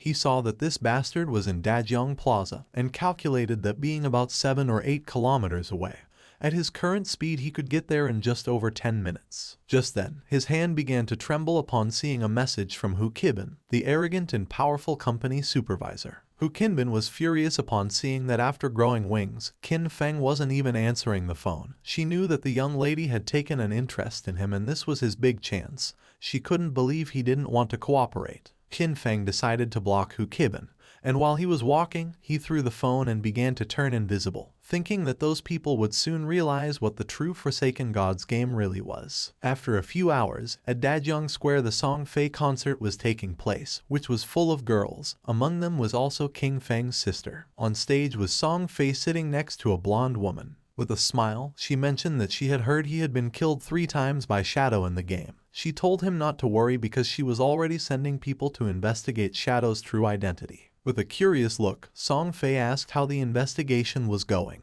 and she revealed that she had already sent someone to Firefly Town to make contact with him. They would offer him an amount he couldn't refuse. When he came into the real world to collect the money, they would catch him, and when they did, they would make sure brother Song Fei could vent his anger properly. Upon hearing this, Song Fei couldn't help but smile and asked her to make sure to let him know when the time came. Then he asked if she had heard that her Dajiang Corporation had already used that method to control several players and make them work for free for her. Hu Qinbin couldn't help but laugh, since according to her, they were all idiots, so weak that they couldn't accumulate much lifespan. For her it was much better to be on Song Fei's side, since so many women voluntarily gave him their lifespan, and were even willing to die for him. Song Fei started laughing maliciously. A man who was among the audience began shouting and demanded that they all stop recklessly selling their lifespan to others. Turning to Song Fei, he added that Song Fei knew full well that lifespan was tied to life and death, yet he was still brainwashing his fans and aggressively buying up their lifespan.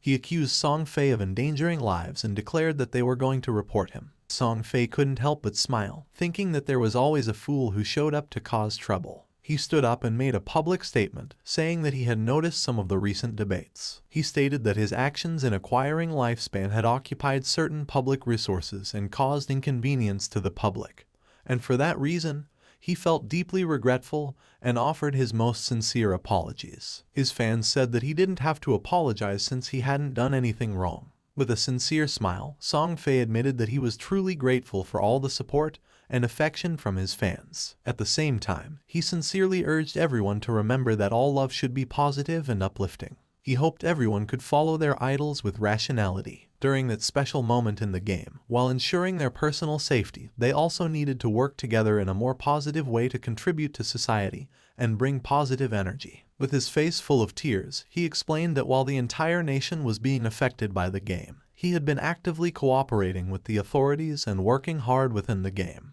That was the reason why he had used his personal wealth to acquire lifespan, hoping to become a quality idol in the game, someone worthy of liking. He had done this to give back to his fans, hoping that everyone could gain something outside of the game and live a happy, peaceful, and safe life and work together for a better tomorrow. but he never expected that it would cause so many problems for everyone. His words made all his fans unable to avoid crying. He apologized to everyone for having caused them trouble. This made everyone feel sad. They started shouting, saying that he had not done anything wrong. They got angry with the man, calling him a bunch of savages and telling him to leave from there, since they were voluntarily helping the brother, and told him not to insult their genuine intentions. The chubby girl went up on stage and asked everyone not to listen to those ridiculous rumors from outside. She didn't know how they dared question the brother, since only fools with pig brains believed everything, asking how the lifespan of the game could possibly affect the real world. She put her hand over her chest and declared that she was the one who was willing to die for the brother. She said that when she logged out, it showed her that she had less than a day of lifespan left, but she was perfectly fine. Even if the rumors were true, if even they didn't have the resolve to die for the brother, then they didn't deserve to say that they loved him. His words made the other fans feel excited, and they decided to give all the lifespan they had to Song Fei. He was happy to see the enthusiasm of his fans. He extended his hand toward the chubby girl and mentioned that being loved by someone like her made him feel truly honored. The chubby girl, in turn, was crying and willing to die for him. Just then, something flew out and went through Song Fei's head, leaving everyone in shock. Song Fei began bleeding from the mouth and his hair started falling like leaves. Song Fei's body fell on the shoulder of the chubby girl, making her eyes fill with fear. She fell on her butt to the ground and started screaming. She didn't know what was happening. Once it was revealed that Song Fei was dead, all his fans panicked. The guards began to escort Hu Kibin, and she couldn't help but cry and scream. She said that she had seen it, that when Song Fei died in the game, his body was surrounded by an orb of lifespan, and that they should leave immediately. She knew that the person who killed Song Fei clearly did it using a skill from the game. She wondered, horrified, if the skills from that game could really be used in the real world, and how that was possible. She thought about the actions, killing Song Fei instantly, becoming invisible and collecting lifespan, and concluded that the only person who could do that was Shadow. Just then, a dart pierced her head as well,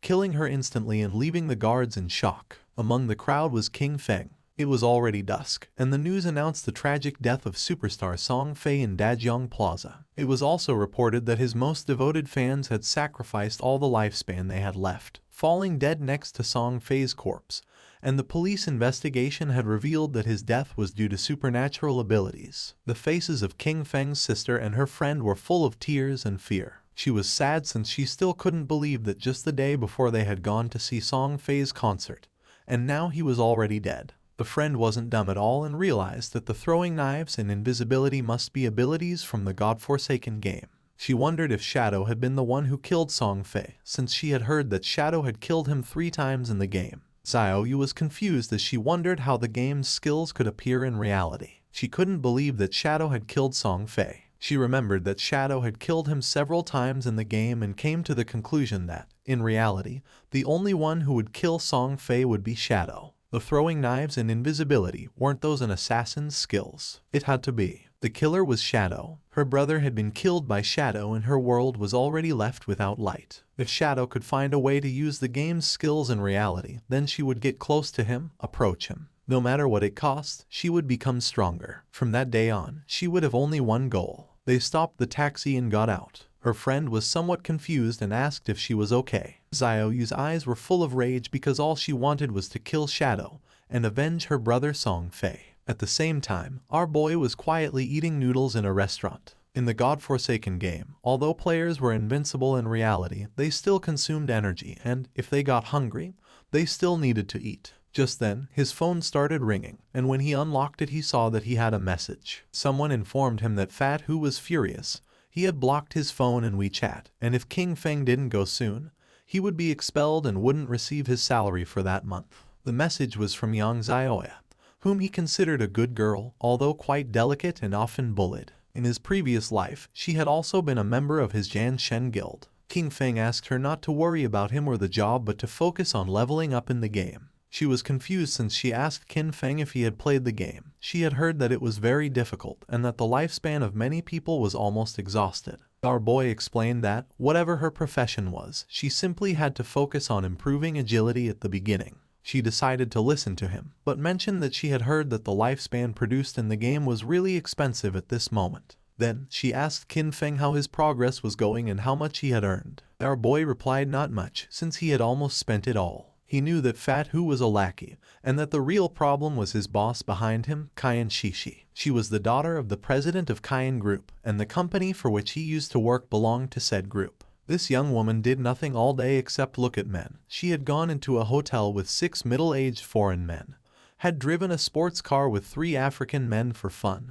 and now she was even taking an interest in him. Kyan Shishi was obsessed with foreign culture. After the arrival of the game, she had left Great Zia and gone to North America, where she led the formation of North America's top 3 guild, Alice's Wonderland. She had specifically opposed Great Zia. In his previous life, she had caused endless trouble for Great Zia and its Jan Shen guild. Our boy thought he needed to find a way to deal with her before she went abroad. Otherwise, once she was in North America, it wouldn't be so easy to handle her. If Kyan Shishi died, the guild Alice's Wonderland might never get established. It was rumored that all the key founders of the Alice Guild had some kind of connection with Kyan Shishi, and as soon as that woman disappeared, the bond between those founders would naturally break. His phone started ringing again. Now it was a call from Xiao Yu. She was somewhat confused to see that Qin Feng was still answering calls, as she thought he had died in the game. Now that he was still alive, she let him know that she had earned enough money to buy a house, so he no longer needed to worry about her. Our boy decided to play along and asked if she had anything else to say. She asked him not to bother her anymore and said that she would not look for him either. She also asked him not even to try finding out where she lived, since from now on, she had cut ties with him. Our boy hung up the call and couldn't help but feel happy. He decided it was time to return and continue leveling up, since it wouldn't be long before someone reached level 10 and learned that skills could be transferred into reality. By then, the world would no longer know peace. Not long after, Xiao Yu and her friend also logged back into the game.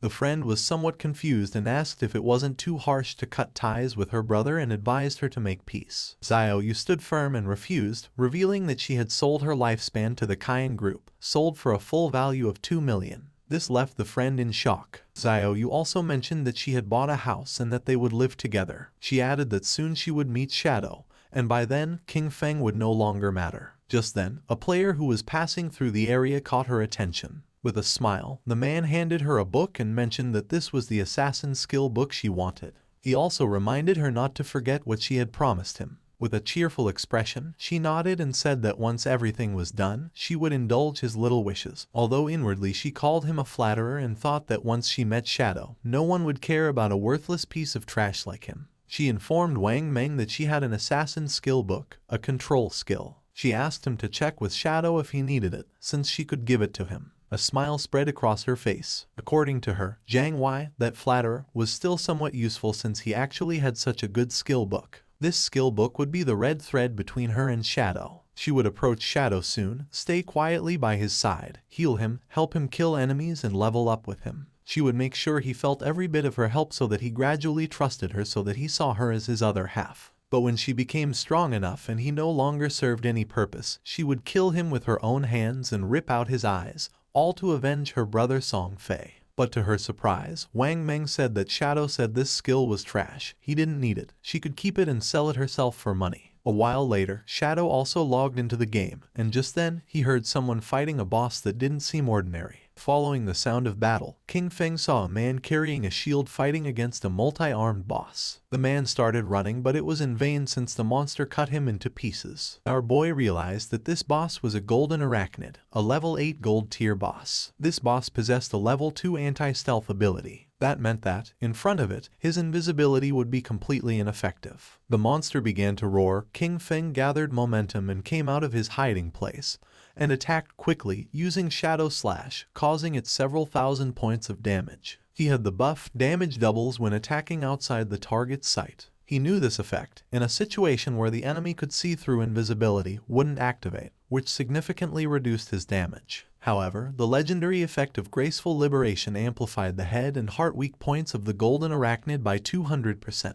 Out of the 9 strikes of Shadow Slash, 3 were judged to have hit the target's weak points, dealing 3 times the weak point damage, which directly made up for the lost damage. It was truly a legendary skill, and he had to thank Xiao Hai for that, as she had helped him find that Faith Temple. A mage was watching the battle. According to her, Shadow's damage was insane since a single skill had reduced Golden Arachnid's health bar by 1/6. King Feng attacked with a venomous throwing knife, which stuck into the monster's head, causing 1,783 points of damage. Venomous throwing knife was still only silver tier, and its damage was already falling behind. He still needed to advance his profession to gain a higher level of invisibility. To King Feng's surprise, the monster lunged at him and prepared to attack. Seeing this, the mage panicked, but King Feng's eyes began to shine with confidence. The monster attacked, but he dodged the attacks without much effort. The mage and her friend were in shock, wondering what kind of speed this was. They noticed it wasn't just the speed. His reaction was incredibly fast, and he seemed to know the boss's attack patterns too well. In terms of speed, he was almost on par with the boss. He dodged each one of its attacks as if he had fought against this boss countless times. In his previous life, he had been with Qin Xiaoyu, and she couldn't even protect herself, much less heal him. Over time, he had developed this skill, since a warrior not only needed to withstand blows, agile movement and evasion skills were also essential. His eyes began to shine with fury, as that was also the reason why he had been able to reach the world top 100 with just an ordinary warrior class. He attacked the boss with a series of slashes, and now its life had dropped to less than half. Our boy became invisible, and thought that compared to special bosses like the Golden Ghost ship,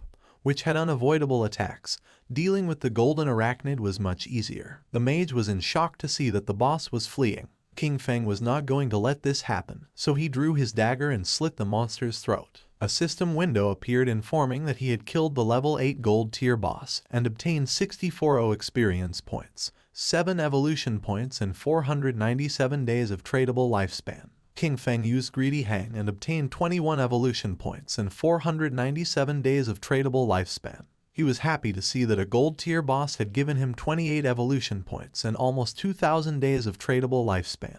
But to his surprise, another system window appeared, granting him the Blacklight Shield, an assassin skill. Its active effect converted all dodge rate into a damage-reducing shield for 8 seconds, had a cooldown of 60 seconds, and required level 8. The conversion rate detailed that every 20% dodge rate converted into 1 layer of damage reduction shield. The shield would disappear or the dodge rate would return to normal once the duration ended or the shield was broken. He couldn't believe that a skill book like this had dropped. He considered that, combined with the 75% dodge chance from the epic skill Phantom Blur, Blacklight Shield could provide 3 layers of a damage reduction shield, and with this skill, he could take down many bosses without taking any damage. He spent a total of 6 evolution points. As a result, the Blacklight Shield was upgraded from Platinum to Epic tier. Its duration increased progressively from 8 to 10, then to 12, and finally to 14 seconds. Furthermore, its conversion rate improved, so now every 10% of dodge chance was converted into 1 layer of damage reduction shield,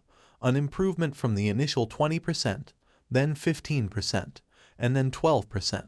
He was happy since he now had 7 layers of damage reduction shield. With this, he could even explore many high-level areas ahead of time. He still had 22 evolution points left, so he also decided to evolve the venomous throwing knife to increase its damage. He spent 16 evolution points, and the venomous throwing knife of silver tier evolved into emerald tier. Its maximum range increased from 14 to 17 meters. The continuous damage had no weak point bonus, lasted for 5 seconds, and could not stack. The additional damage on hit increased from 120 to 240 attack, and the venom now dealt 80% of attack per second, instead of the previous 50%.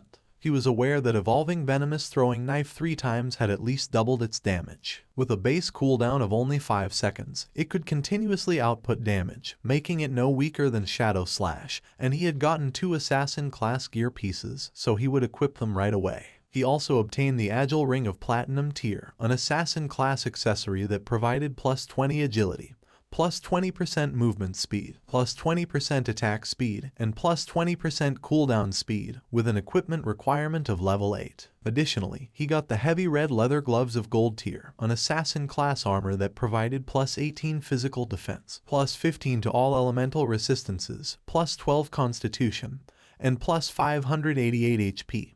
With an equipment requirement of level 6. With these 2 pieces of equipment, his cooldown speed was now at 55%.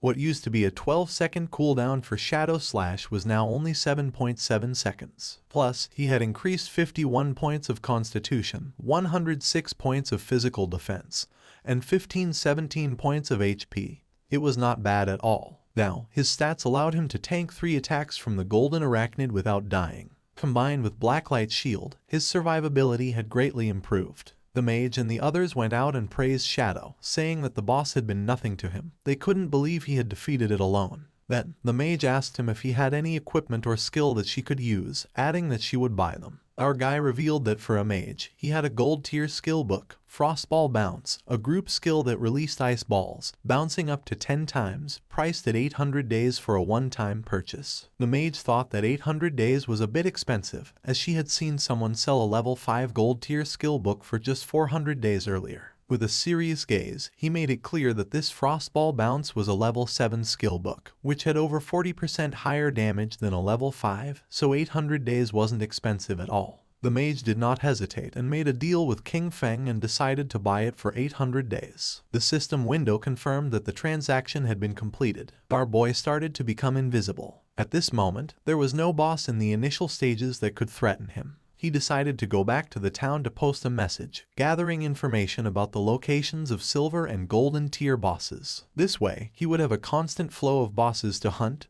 and his leveling speed would be maximized. Wang Meng informed him that Xiaoyu, the priestess from his team, wanted to send him a skill book. He found it interesting and wondered what kind of skill book it would be. King Feng was somewhat surprised to see that Xiaoyu wanted to send him a skill book. Moreover, it was one of bronze tier. He wondered what it could be, but even so, he decided he should take a look at it. King Feng wasn't stupid at all and knew that now everyone speculated that he had killed Song Fei, and right after that she was trying to send him a skill book. He decided to reject her offer while wondering if she was trying to associate with him or if she was trying to avenge Song Fei, or maybe both things. Wang Meng informed her that Shadow said her skill book was trash, he didn't need it, and she could keep it and sell it for money. King Feng asked Wang Meng to go to the town since he had something to sell him and to prepare some lifespan. With a serious look, Wang Meng decided to ask him a question, and our boy asked what he meant and if he was asking whether he had been the one who killed someone. Then, he revealed that he had been the one who killed them. For King Feng, Wang Meng was his friend, so he knew that during the time Song Fei had been murdered, Shadow had been disconnected the whole time. The motive and timing of the crime matched perfectly. Since Wang Meng had asked this, it meant that the authorities had already deciphered most of it. King Feng asked if Wang Meng was trying to arrest him, as he knew that in 2 hours other players would reach level 10 and the ability to transfer powers to reality would no longer be a secret. He considered it the perfect opportunity to see how the Daxia government would react to this and would take it as a test. King Feng returned to Firefly Town and reunited with Wang Meng and the others. NEU asked if he was really admitting to having killed Song Fei. King Feng nodded. With a smile, NEU mentioned that King Feng was, in fact, the main suspect. However, they also knew that Song Fei and Zhonglai had harbored malicious intentions toward him, and that Dajiang Industries had captured and abused many players, forcing them to work. Strictly speaking, killing those two had been an act of self-defense. King Feng realized that since they couldn't uncover his true identity, they had chosen to maintain a temporary cooperation with him.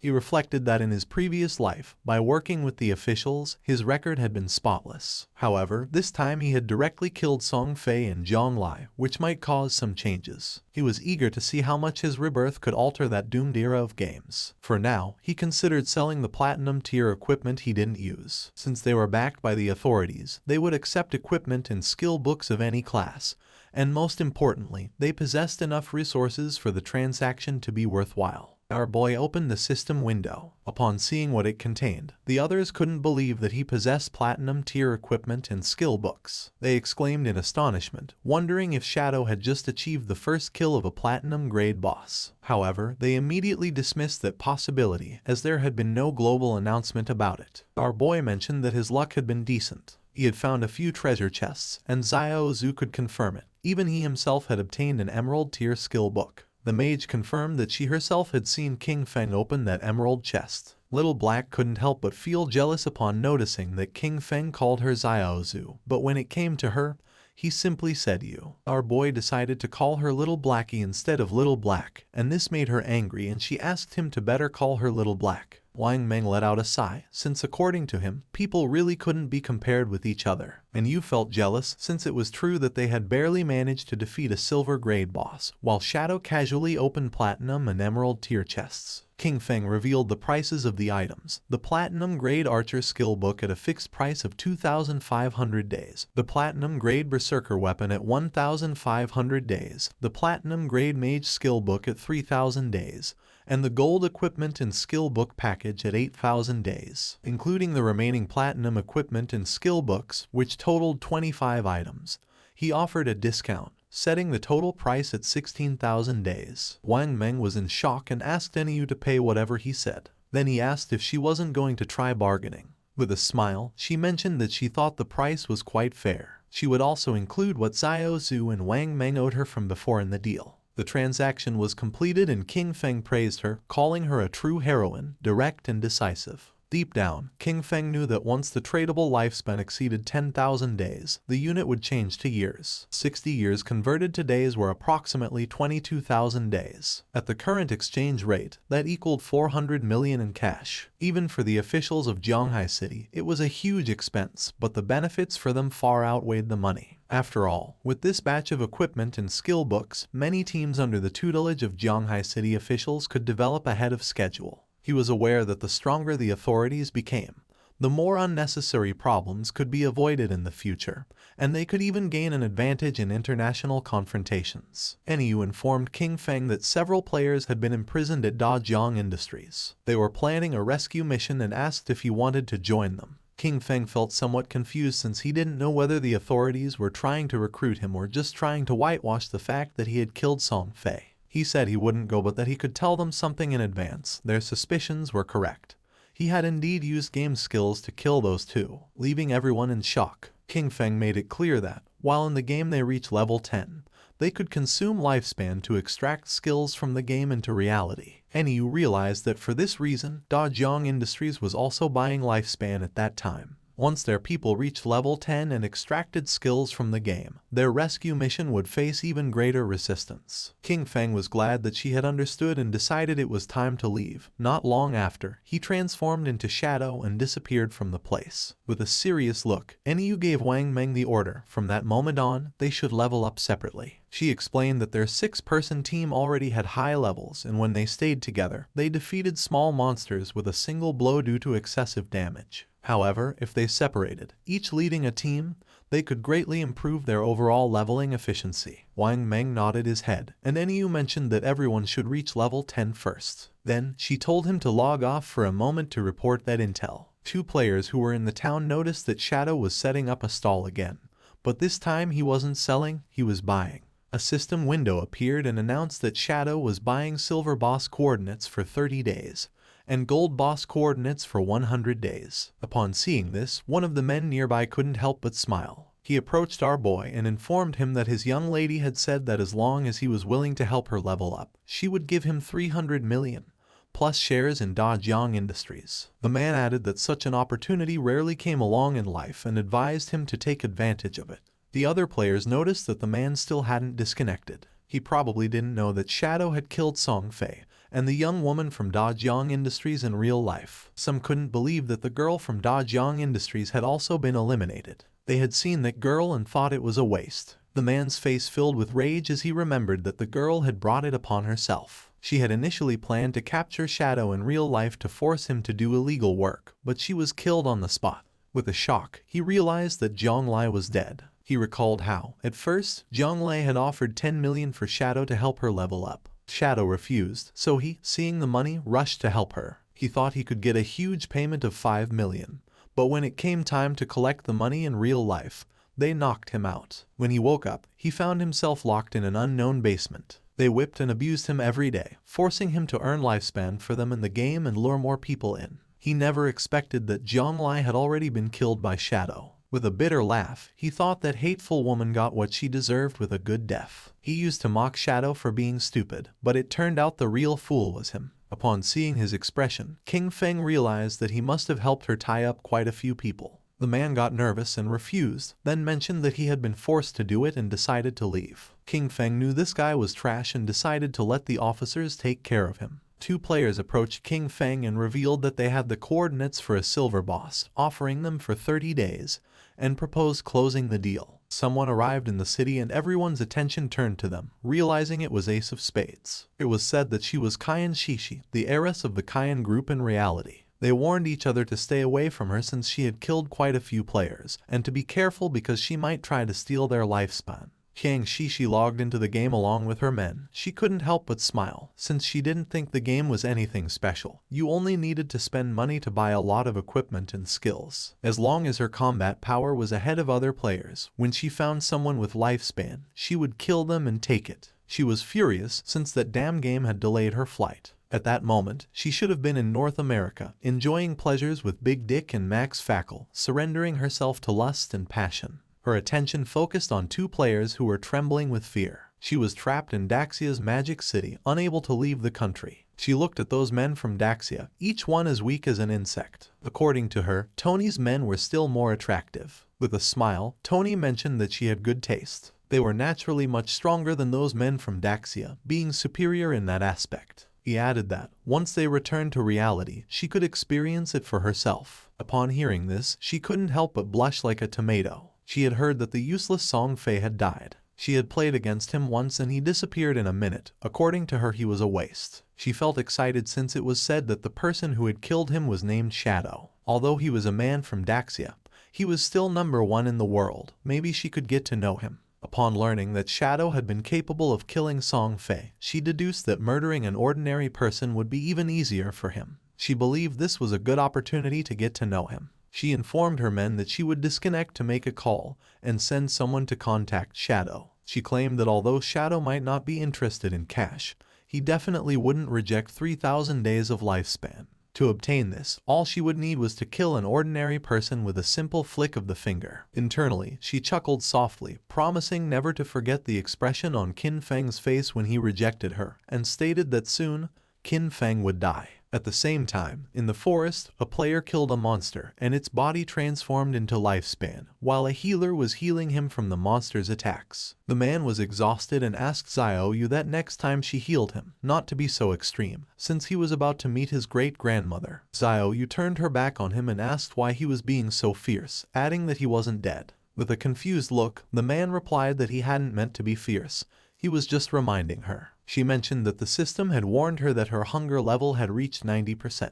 She decided to log off along with her friend Yan Yan to eat. They disappeared and the man felt somewhat confused. He was furious, cursing internally, because before she used to call him boss, but after seeing Shadow once, she had started giving him dirty looks. He promised himself that, sooner or later, he would tear her clothes off. At the same time, Xiaoyu logged out of the game and woke up in her new house with an empty stomach. Upon checking her phone, she was in shock, as all delivery places were closed and no delivery person was accepting orders. She wondered if everyone had gotten into the godforsaken game. She remembered that at home Qin Feng always prepared delicious food for her. She never had to lift a finger or use her brain. Her eyes began to shine with rage, and she decided not to think about it anymore and be more ambitious. She thought that it was just eating. Compared to freedom, that wasn't a problem at all. Clenching her fist, she thought she was the best and that she had to keep going, that she was the best and could achieve it. Without Qin Feng, she would definitely live better. At the same time, in the game, near the shore there was a small cave, and a monster was fleeing. It was a crab. When the crab came out of the cave, someone cut it in half. It was Shadow, he sighed, as he had killed 4 silver bosses in just over an hour, and overall efficiency was quite good.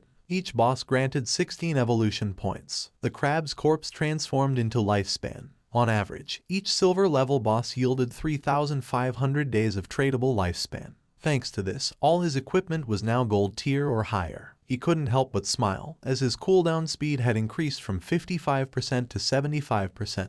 The Shadow Slash, which originally had a 12-second cooldown, now only took 6.8 seconds, greatly boosting his output power. There were no platinum level bosses around the outskirts of the safe town, so gold level equipment was the highest for now. To improve further, the only way was to advance his profession. He knew that the platinum level bosses he would face in the future each had at least level 2 anti-stealth. He had to advance his profession quickly to reach level 3 stealth, as he was still over 20,000 experience points short. Only with stealth at level 3 or above could he minimize the chance of accidents when facing platinum bosses. After all, in his previous life, defeating a platinum boss had required a tightly coordinated team of 20 people. With that in mind, he decided he would head back to the town first and contact the officials to sell all his stuff. He started to become invisible, since he wanted to be ahead of everyone and claim the first kill of a platinum-level boss by himself. King Feng returned to the town, for now he had 105 years of tradable lifespan.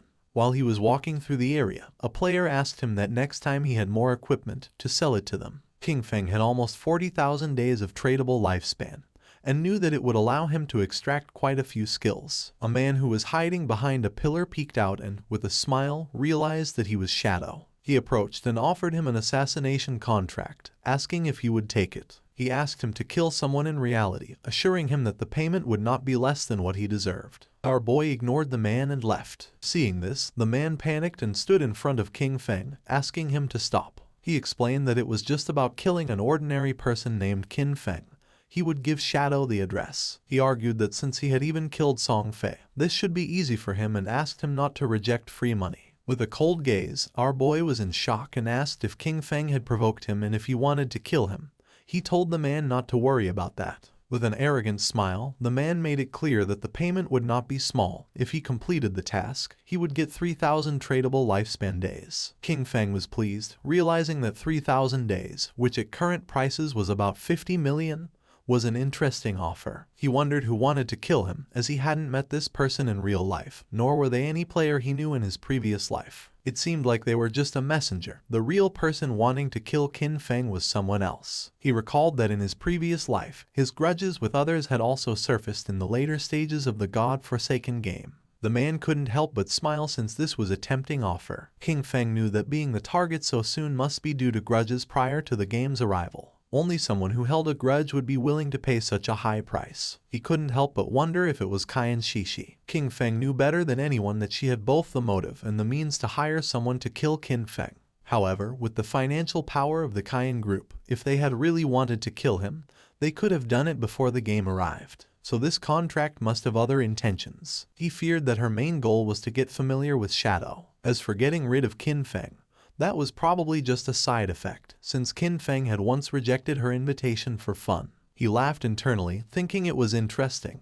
He hadn't looked for her yet, but she had already found him. With a smile, he mentioned that he would accept the job. He demanded half of the deposit up front and also made it clear that he would decide when to make his move. The man panicked upon hearing this and asked him to wait a moment, as he needed to inform his superiors first. After consulting with his superiors, the man decided to pay half of the deposit first. He would transfer the amount directly, and once the transaction was completed, he would receive 1,500 days of tradable lifespan. King Feng was happy, as he would take the deposit first, considering it as interest. Then, internally, with a snort, he told Cayenne Shishi to wait because he would soon come for her. The man gave our boy the address and information of the target. According to him, with his skills, finding him wouldn't be a problem. King Feng was in shock upon seeing that the information was correct. Shadow decided to leave and asked the man to wait. The man was furious upon noticing that he was acting all arrogant, and thought, "Aren't you working for Miss Cayenne just like me?" Just then, someone asked our boy to wait. It was a woman who had heard that he was collecting coordinates of bosses. She asked if he was interested, as she had a coordinate of a gold boss. With a smile, she said the price was 100 days. He could pay after seeing the boss. King Feng thought this was good and decided to go with her. The woman asked him to follow her, and mentioned that the place was a bit far north of the city. King Feng asked what the name of the boss was, and the woman said it was called the Plague Enveloper. Upon noticing that she knew the name of the boss, he asked if she had really seen it. She didn't know if he could handle it alone and if he wanted to take a healer, warning that the boss had area toxic damage. Our guy refused and decided to go without a healer. King Feng was aware that the Plague Enveloper was indeed a golden level boss. This boss had a poisonous aura. As long as one stayed within its range, they would continuously lose health every second. Therefore, to deal with this boss, one had to kill it as fast as possible. For him, at that moment, it was just a matter of using a few skills. Not long after, the woman took King Feng to a cave and mentioned that the boss was inside. She added that her team had eliminated all the monsters, but they had not been able to defeat the boss. She decided to guide Shadow inside. They entered the cave and the woman began to point at a tree which was in the middle of a swamp full of poisonous aura, and revealed that there was the boss. Seeing that she hadn't deceived him, King Feng decided to give her the lifespan, and a system window appeared confirming that the transaction had been successful. He had traded 100 days of tradable lifespan. He remembered that this kind of poison damage could be evaded. In this case, his ghost blur's 75% evasion would be really useful. With her face full of sweat, the woman mentioned that there was something she needed to remind him. In reality, it was a trap. As soon as he started fighting, someone would come to kill him. She remembered that they had level 2 anti-stealth items. For King Feng this didn't matter much, but the woman revealed that they had told her to pretend to stop them as part of the plan and to use that opportunity to get close to him. In the end, they wanted her to find a way to discover his real-life information. Our boy began staring at her. He was disappointed upon seeing their plan. The woman blushed and, with a nervous expression, said that she had also been forced. She wanted to tell him the truth so he could go after the one behind everything. Since they were blackmailing her in real life, she wished for their death as much as he did. When King Feng asked who was forcing her, she revealed that it was Dongfeng Xian. She explained that in the game, his ID was Xianian, and he said that King Feng had killed him once. Upon hearing this, our guy couldn't help but wonder if it was Dongfeng Xian, the one who had first tried to steal his golden ghost ship boss. The same guy later sent him a skill book asking for forgiveness. The woman panicked and remembered that he had been able to kill Song Fei, so she believed he could also take down Dongfeng Xian. She was putting all her cards on the table with him and begged him not to betray her. The best thing, she emphasized, would be for him to eliminate Dongfeng Xian or else she would be doomed. According to King Feng, they had really come up with a childish plan. He had never heard of that guy in his past life and considered that he was probably eliminated early. King Feng decided to start by killing the boss, since he knew he could massacre a passing dog. King Feng became invisible and jumped off the cliff, asking her to go along with their plan. She should let her people get close, and he promised to take care of the rest. The woman panicked and thought everything was lost. They were doomed. According to her, Shadow was surely going to die. She remembered that previously Dongfeng Xian had led 3 teams, 18 people in total, to fight against that boss, but they had been annihilated in half a minute. While King Feng was descending upon the boss, she revealed that the continuous poison damage was too high. They hadn't even managed to reduce the boss's health by 5%. No matter how strong that Shadow was, when facing indiscriminate poison attacks, death would be the only outcome. Therefore, they had to find a way to escape. King Feng first used Blessed Release, and while the boss was preparing to attack, our boy activated the Weakness Amplification effect, and then the Throat Slash effect. His eyes began to shine with determination. King Feng attacked quickly, taking several thousand HP points from the boss. In an instant, its HP bar dropped to less than half. The woman was in shock, since she realized that a single skill had annihilated 2/3 of the HP of the gold tier boss, inflicting more than 80,000 points of damage. She wondered if King Feng was even human. Our boy disappeared and appeared behind her. Luckily for him, the active effect of Blessed Release had a 25-second cooldown. With a 75% cooldown speed boost, the final cooldown was 14.3 seconds. He decided he wouldn't kill the boss yet. He would wait for Dongfeng Xian's people to come and die, and meanwhile, wait for his skills to cool down. Not long after, Dongfeng Xian and his men entered the cave with the intention of killing Shadow. With an angry gaze, the leader made it clear that if anyone tried to stop them, they were going to kill them mercilessly.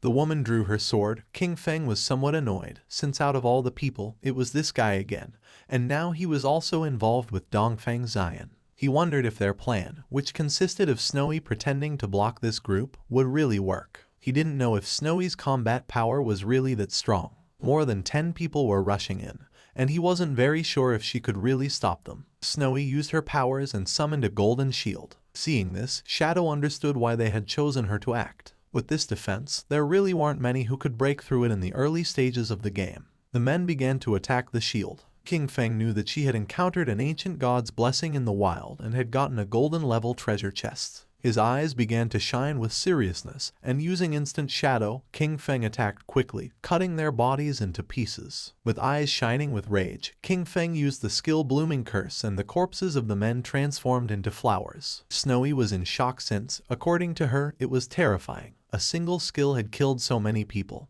and she wondered what those crimson flowers were. Fortunately, she hadn't listened to Dongfeng Xian, or otherwise she would have died miserably like Song Fei and the others. She asked Shadow to add her as a friend, promising that if she had the chance, she would tell him Dongfeng Xian's location in real life. King Feng decided to listen to her. Snowy couldn't help but blush and asked him that if he ever needed any special service, he should come to her, assuring him that for him they would always be free. King Feng realized that was how it was, and it was no wonder it burned so much. Then he jumped and began descending the cliff. He attacked the boss quickly using powerful slashes. According to King Feng, the lifespan that had been absorbed from more than a dozen people did not even compare with what the boss had granted. He remembered that after all that, instead of dedicating themselves to farming safely, they went out to cause trouble, and therefore deserved to die. He turned around towards Snowy and asked if there was any problem. She said no and decided to leave. King Feng used Greedy Hand and felt happy, since it had been a long time since he had seen an assassin's skill book. Finally, another one had appeared. This skill book was called Darkest Hour of Platinum Level. It was an assassin-type skill that unleashed a burst of dark light from his blade, blinding all enemies within range. It had a cooldown of 60 seconds, required level 10, a range of 20 meters, and a base duration of 10 seconds. The higher the target's spirit stat, the shorter the duration. King Feng clenched his fist and decided to learn it. He unsheathed his dagger as he knew that as long as he blinded the enemy, he could still trigger double damage even if he wasn't in stealth. With this, no matter how high the boss's anti-stealth level was, it wouldn't affect his damage output. This dagger was the Plague Blade. It was an assassin-type weapon that granted 216 attack points and 42 agility points. Furthermore, it increased the weak point attack multiplier by 0.3. The equipment requirement was level 10, and all of its attacks inflicted a poison that detonated after 3 seconds, dealing 50% of the original attack's damage. King Feng decided to leave the cave, as he considered it had been another excellent and profitable day. He had already accumulated 98 evolution points and would soon be able to evolve his epic grade Greedy Hand to legendary. He left the cave and the small monsters were frightened. He realized that he only needed a little more than 10,000 EXP for his class advancement, so he decided to go farm monsters directly. King Feng began to massacre all the monsters he saw, causing the others to start fleeing in terror. But King Feng was not going to let this happen, so in the blink of an eye, he finished them all. He couldn't help but smile since he could finally advance his class. Golden energy appeared around his body, and a system notification informed him that his shadow class had advanced. His current tier changed from tier 0 to tier 1. The class attribute bonuses also increased. Strength went from 3 to 9, Constitution from 3 to 9, Agility from 8 to 24, and Spirit from 5 to 15. His class passive 1 now doubled stealth duration and, as a new feature, allowed him to use stealth skills while in stealth mode. Class passive 2 increased his stealth level from +1 to +2. Finally, class passive 3 improved his damage when attacking from outside the enemy's line of sight, increasing it from double to triple. Our boy started to look at his hand as he realized that with the class advancement to tier 1, the attribute bonuses had tripled. He understood that he could even activate stealth while already in stealth, which meant, as long as his cooldowns were short enough, he could stay permanently hidden. Not only that, the damage dealt from attacks launched outside the enemy's line of sight had increased from double to triple. He mused that this was just tier 1, no wonder it was the strongest stealth class. At that moment, the system announced that there were already 7 players who had reached level 10 in Zhonghai City. It also informed that the teleportation matrix to the abandoned Divine Continent would be activated in 10 minutes, and urged players who met the requirements to prepare to depart. A table appeared, showing Shadow in first place, followed in second place by Grey Rose. In third place were Snowy Day, Black Elf Doll Lai Zai, and Wang Meng. Finally, in fourth place were Huai Yu and Yu Han. King Feng noticed that it was already 8:30 p.m. He had not expected so many players in Zhonghai City to have reached level 10. The ranking table was full of familiar faces, and he remembered that the last time, at the same hour, that table had been completely occupied by foreign players. His eyes began to shine with seriousness upon realizing that the impact of having sold so much equipment and skill books had begun to manifest. He thought that maybe the world order from the previous time would change, and he was really hoping it would. In reality, it was already night, and the police had arrested several men. One of them reported that all main members of the Dajiang Industrial Criminal Group had been arrested. However, he added that 3 key members were still inside the game, with their bodies in a state of non-existence, which made their capture impossible. They were waiting for further instructions from the commander. The commander praised his comrades for their good work and ordered them to inform MANHUA, assigning them the task of finding a way to force the suspects to disconnect. He told his companion that this method was effective, since even if the criminals hid in safe towns where they could not be attacked, their bodies would still feel hunger in reality. He nodded and mentioned that when they got hungry, they would have to disconnect to eat, and as soon as they disconnected, they could be captured. They were happy since this time everything had gone very well, and all thanks to Shadow. He had not only provided them with criminal intelligence about Dongua Industrial, but had also warned them in advance that the skills from the game could be extracted into reality. If he had been a little later, the leaders headed by Zhang Lai would have soon reached level 10.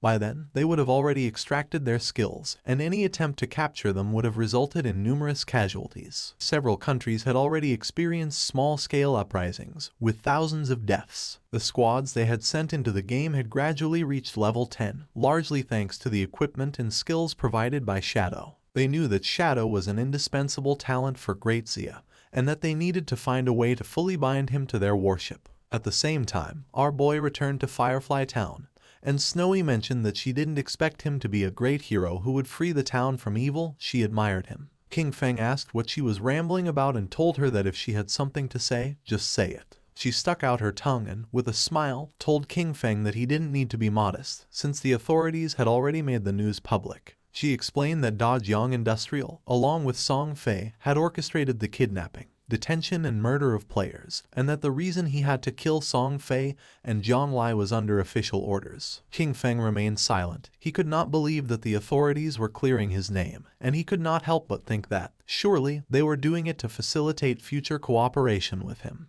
When King Feng asked if she had already discovered Dongfeng Xian's location in the real world, she mentioned that he had not yet disconnected and asked him to wait a little longer, assuring him that she would send him the information as soon as she obtained it. King Feng began to walk through the city. He considered that everything else could wait. The urgent task was to head first to the Divine Abandoned Continent. He noticed that quite a few people were already using the teleportation arrays of the town. However, no one had yet been able to use the continent's teleportation array. Using the teleportation matrix of the town, he decided to go to the Divine Abandoned Continent, since he considered that the current areas of the town were only beginner zones and that the real game began upon arriving at the Divine Abandoned Continent. The players who were nearby went into shock. They couldn't see anyone and wondered who had just teleported. One of them exclaimed that it obviously had to be Shadow. Another, confused, commented that he possessed level 2 anti-stealth and questioned how it was possible that he couldn't see him. Quickly, someone else snapped at him that he was an idiot, explaining that it simply meant Shadow's stealth level was higher than 2. Several seconds later, our boy appeared in the Divine Abandoned Continent, and just as he expected, everything was exactly like in his past life. This place was empty, there wasn't a single player in sight. While our boy was exploring the area, a monster with glowing eyes started staring at him intently. They were the familiar ruins of Zhanghai City. When players from different cities arrived at the abandoned Divine Continent for the first time, they appeared in the ruins of their own cities. The location of these urban ruins matched perfectly with their real-world geography,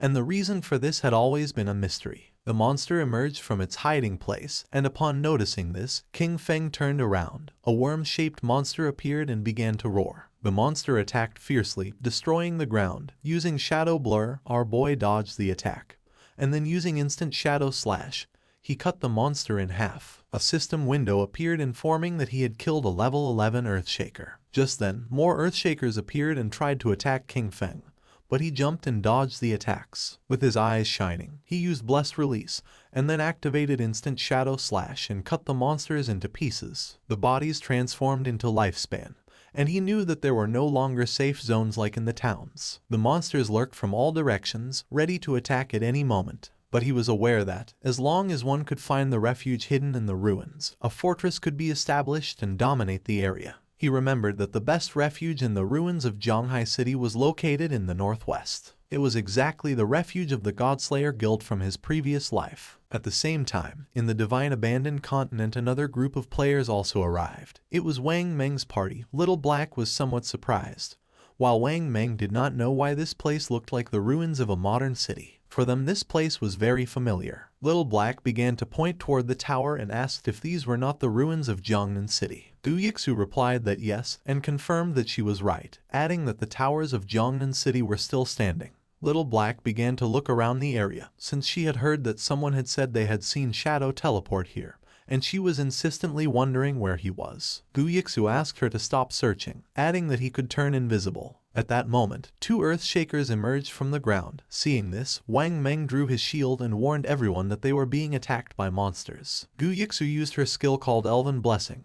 The monsters attacked quickly, but Wang Meng blocked the attack using the shield, and thanks to her enhancement he was able to withstand the attacks. Gu Yixu asked Wang Meng to be careful, warning him that the ordinary monsters hit harder than the silver tier bosses around the starting town. The party's archer used the skill called Binding Shot and shot an arrow toward the monsters. In the blink of an eye, the arrow created energy ropes which wrapped around the bodies of the monsters. With a smile, he mentioned that these monsters were vulnerable to control, and therefore he would keep them immobilized and unleash all his damage to finish them off. Little Black raised her magic staff into the air and summoned a prophetic fireball. 2 flames of fire struck against the monsters. The Earth Shakers died and their bodies began turning into lifespan. Wang Meng asked Xiaoxu to send her owl to fly high and explore the surrounding terrain. She nodded and her owl began flying around the area. She reported that there were monsters everywhere, a lot of them, and that the noise from the previous fight had already attracted some in their direction, which were heading directly towards them. She added that she didn't see any nearby safe zone and asked the captain what to do now. Wang Meng was in shock upon seeing that there was no nearby safe zone. The archer panicked, wondering what kind of lousy continent this was and how it had suddenly turned into a survival game. Little Black asked Xiao Zhu to try to find Shadow, explaining that he had arrived about 10 minutes before them and shouldn't be far away, and assured that if they found him, they would be safe. At the beginning, she couldn't see any human figure nearby, but then she started to see Lifespan. She observed a huge cluster of bright lights toward the northwest and realized that those were the rewards from the defeated monsters. She deduced that it must be Shadow's work, who probably had a full inventory and that's why he hadn't picked up the loot. More monsters emerged from the ground and began to charge towards them, and Yu started to run and asked everyone to hurry up. Now that Shadow had cleared all the monsters from that place, it was safe, and if they followed the glow of the rewards, they would find him. The captain asked everyone to stay alert, maintain formation and not fall behind, adding that they would fight while retreating. At the same time, not far away, more Earth Shakers emerged and prepared to attack. But someone moved quickly and cut their bodies into pieces. It was Shadow. He knew that even without the active effect of Graceful Release, the total damage of Shadow Slash could still reach 20 to 30,000, which meant an instant kill against those mobs. That place was, for him, basically a farming paradise. A few minutes later, he arrived at the hideout. He began to observe the place, as he knew that beneath those ruins lay a massive underground palace, which had taken a long time to be discovered in his previous life. That subterranean palace alone had over 1,000 resting rooms and dozens of large halls. It was the largest hideout in Zhonghai City and the base of his guild, Godslayer. Before being taken over, the hideout had been like a dungeon filled with numerous traps and monsters, as well as a guardian boss. The larger the hideout, the stronger its guardian was. He entered the hideout and remembered that in his previous life, after founding the Godslayer Guild, he had gathered 3 squads, 18 elite members in total. All of them had reached level 15 and were fully equipped to the teeth. Even then, they barely managed to conquer this palace. He began to descend down the stairs toward the bottom of the ruins. A system window confirmed his arrival at the hideout. This place was full of monsters and was known as the Land of Soul Purification. His eyes began to shine with confidence since he knew that being alone he was going to be able to conquer this place. A system window appeared informing that if he defeated the area guardian, he could claim ownership of that region. The monster's attention fixed on King Feng, and they all lunged at him. Our boy remained calm and drew his dagger, realizing he was facing a level 12 gold tier mob, an elemental spirit. Just before the monsters could attack, King Feng used his skill called Darkest Hour, and then used Shadow Flash Slash and massacred the monsters in the blink of an eye. King Feng began to move quickly and started cutting into pieces all the monsters he encountered, making their bodies turn into lifespan. He could not help but feel joyful since, as long as the enemies were blinded, all his attacks would receive a damage increase. Even his basic attacks were enough to finish off those level 12 monsters in one hit. Despite the fact that the 15 monsters in the hall had been eliminated, the soul cleansing grounds, however, still contained dozens of halls and thousands of small rooms. A slight smile appeared on his face. It was, indeed, a massive task. He began to carefully observe the lifespan,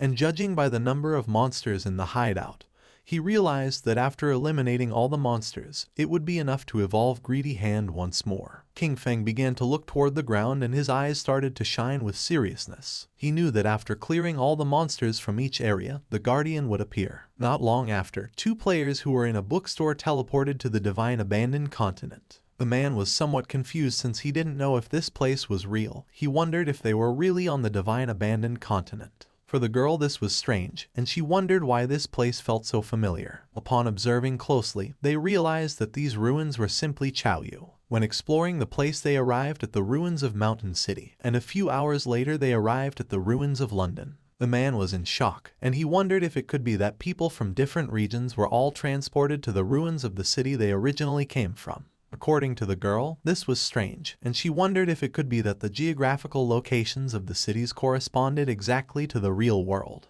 While they were distracted, something began to approach them, making them go on alert, and when they turned around, they saw several earth-shakers staring at them with glowing eyes.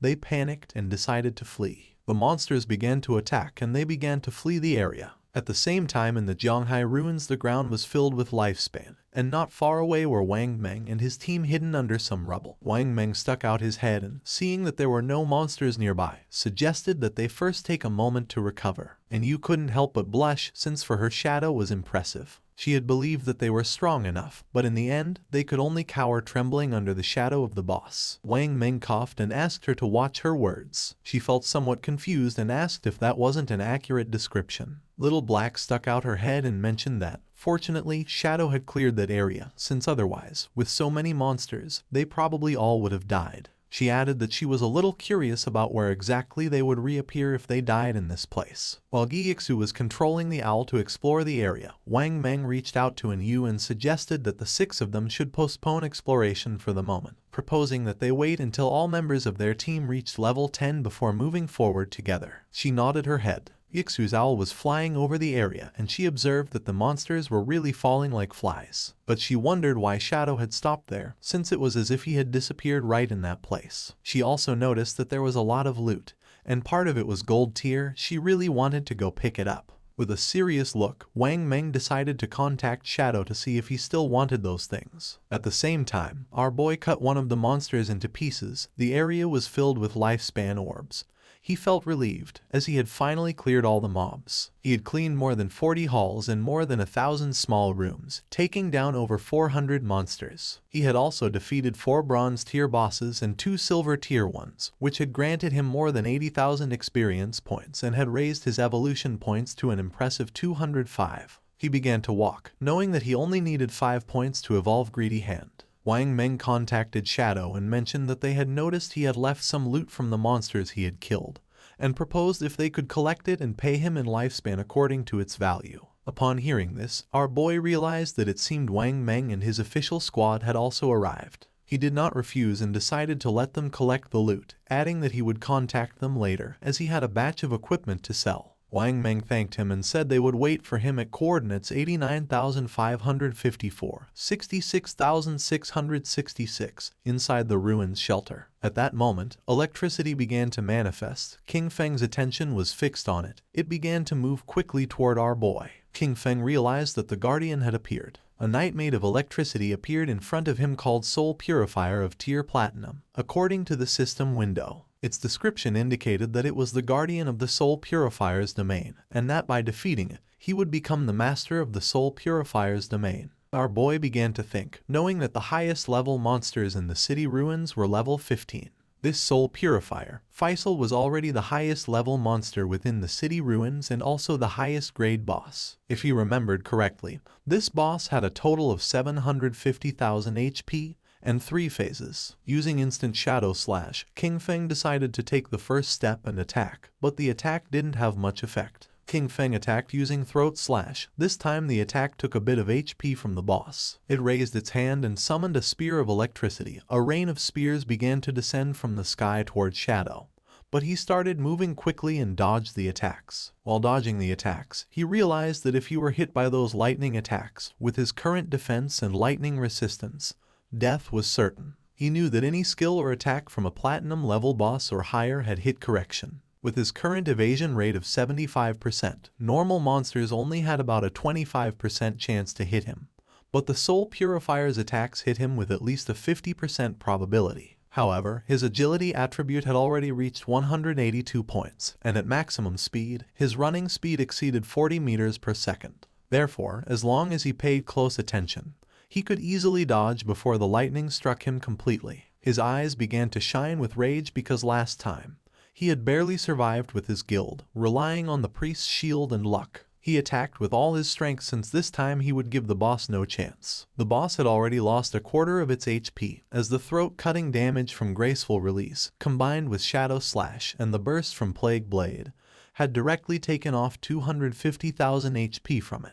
He knew that next, the boss would enter the second phase. The boss began to summon balls of electricity, and King Feng knew that the Soul Purifier would enter an invincible state, continuously generating lightning orbs and bolts. He was aware that in this phase, the priority was to destroy the 3 lightning orbs first, or else the boss would go into a frenzy. King Feng began to remember his past. In the previous life, his team had once been annihilated under the frantic damage of the boss. After that, Qin Xiaoyu had thrown a huge tantrum and had flatly refused to continue fighting. So, for the second attempt, he hadn't taken her and they had cleared it in one go. Using venomous flying darts, he attacked the orbs, knowing that each time a lightning orb was destroyed, it would receive corresponding damage, and that once all 3 orbs were destroyed, it would enter the third phase. King Feng threw another dart, which hit the third orb, causing the boss's HP to drop below half. Its eyes began to shine with rage. It extended its hand and electricity started spreading through the area. King Feng remained calm because he knew that in the third phase, the Spirit Purifier continuously unleashed wide-area lightning attacks. He remembered that last time, the guild had equipped all participating members with full sets of lightning resistance gear in addition to 4 priest and healing shields, barely managing to survive it. King Feng jumped and a barrier appeared around his body, since this time there was no need for all that trouble. He used Graceful Release and Black Light Shield. With the continuous lightning on the ground, he decided to attack from the air. Upon noticing that there were continuous lightning strikes on the ground, he decided to attack from the air. King Feng used Graceful Release and the Black Light Shield, then his eyes began to shine with determination. Using Shadow Slash, our boy attacked quickly, cutting off the boss's head. After defeating it, King Feng landed on the ground. A system window notified that he had killed the Soul Cleanser Faisal of Platinum tier. As a reward, he reached level 11. His 4 main attributes increased by 4 points and he obtained 10 free attribute points. Additionally, he gained 20 evolution points and 1,520 days of tradable lifespan. Our boy was somewhat happy. He had achieved the world's first kill of a platinum tier boss, for which he earned 10 reputation points. Additionally, he had become the master of the sanctified grounds. The ground was full of lifespan and, according to King Feng's knowledge, the hideout he had just obtained had an importance that transcended the game. He knew that a hideout not only provided shelter and storage functions, but more crucially, it could be extracted into the real world. This was vital because, when the game descended, real-world weapons began to corrode. The most powerful ones, especially nuclear bombs, became useless from day one. Planes and tanks would barely function for another month or 2 before turning into scrap. In other words, all future battles in reality would depend entirely on skills extracted from the game. Once a hideout was brought into the real world, it could activate a magical defensive barrier and become an absolutely safe refuge. King Feng began to think in silence, and then started to move away from the area, remembering that in his previous life, his guild Godslayer had used this same place as their base to continuously grow. And although he kept many joyful memories of that time, he had also witnessed how countless people came and went, full of intrigues and deceit. His eyes began to shine with determination. This time he was not going to choose the same path. He was going to become stronger on his own, until reaching the top. Outside it began to rain, and a monster swung its axe forcefully. Xiaoyu's friend fell to the ground and dodged the attack. Asking her to step aside, she began screaming for help. She didn't react in time and the axe cut her body in half. She respawned back in the town, and the system informed her that she had died, losing 14 years of non-tradable lifespan and 2 days of tradable lifespan. She went into shock upon seeing that she had died again. Her friend was furious. He called her an idiot and scolded her, asking how it was possible that she hadn't dodged the big axe wielded by the boss. She got angry and asked him who he thought he was insulting. She scolded him, saying he was the tank and if he didn't attract the boss's attention properly, how was she supposed to dodge the skills? He got even angrier and, calling her an idiot, asked her how he was supposed to attract the boss with an AoE skill. After arguing, he left the party. Xiaoyu's friend panicked when she saw that the tank had fled and started asking for help since she was being attacked by the boss. The boss attacked with its axe, and not long after, the friend also respawned back in town. With a worried expression, she suggested to Xiaoyu that they better focus on killing small monsters to level up first, explaining that she was uneasy because they didn't have much lifespan left. Xiaoyu began to ponder in silence. At that moment, the system revealed that the player Shadow from Jianghai City had achieved the world's first kill of a platinum-level boss, gaining 10 reputation points. Everyone's attention was fixed on the system window. People couldn't believe what they were reading. It seemed crazy to them that someone had managed to solo kill a platinum-level boss. Many commented in amazement that they had barely made it to the continent, while Shadow was already farming there alone. The name Shadow echoed once again, and everyone wondered about his true identity. The feat was incredible, considering that most players hadn't even seen a gold-tier monster yet. It was evident that this was someone immensely powerful. Xiaoyu was somewhat confused, since she did not know why the other players were so weak. She knew that they fought simply to kill a silver-tier boss, and she wondered how the hell it was possible that Shadow had achieved the first kill of a platinum-tier boss. Back at the hideout, our boy began collecting the lifespan orbs. After killing the Soul Purger, he had reached level 11. He knew that after level 10, each level up granted +4 to all attributes and 10 free attribute points, so he continued assigning all his points to agility. His reasoning was that with high enough agility combined with his infinite invisibility, he could kill many bosses without taking any damage. He was in shock, as he did not expect the boss kill to grant him 20 evolution points immediately. This meant that he could evolve his skill Greedy Hand once more. He could not help but feel happy, since the additional loot rewards had increased from 3 to 5. Moreover, he had obtained an extra storage space of 100 slots. He spent 210 evolution points, which left him with 15 remaining.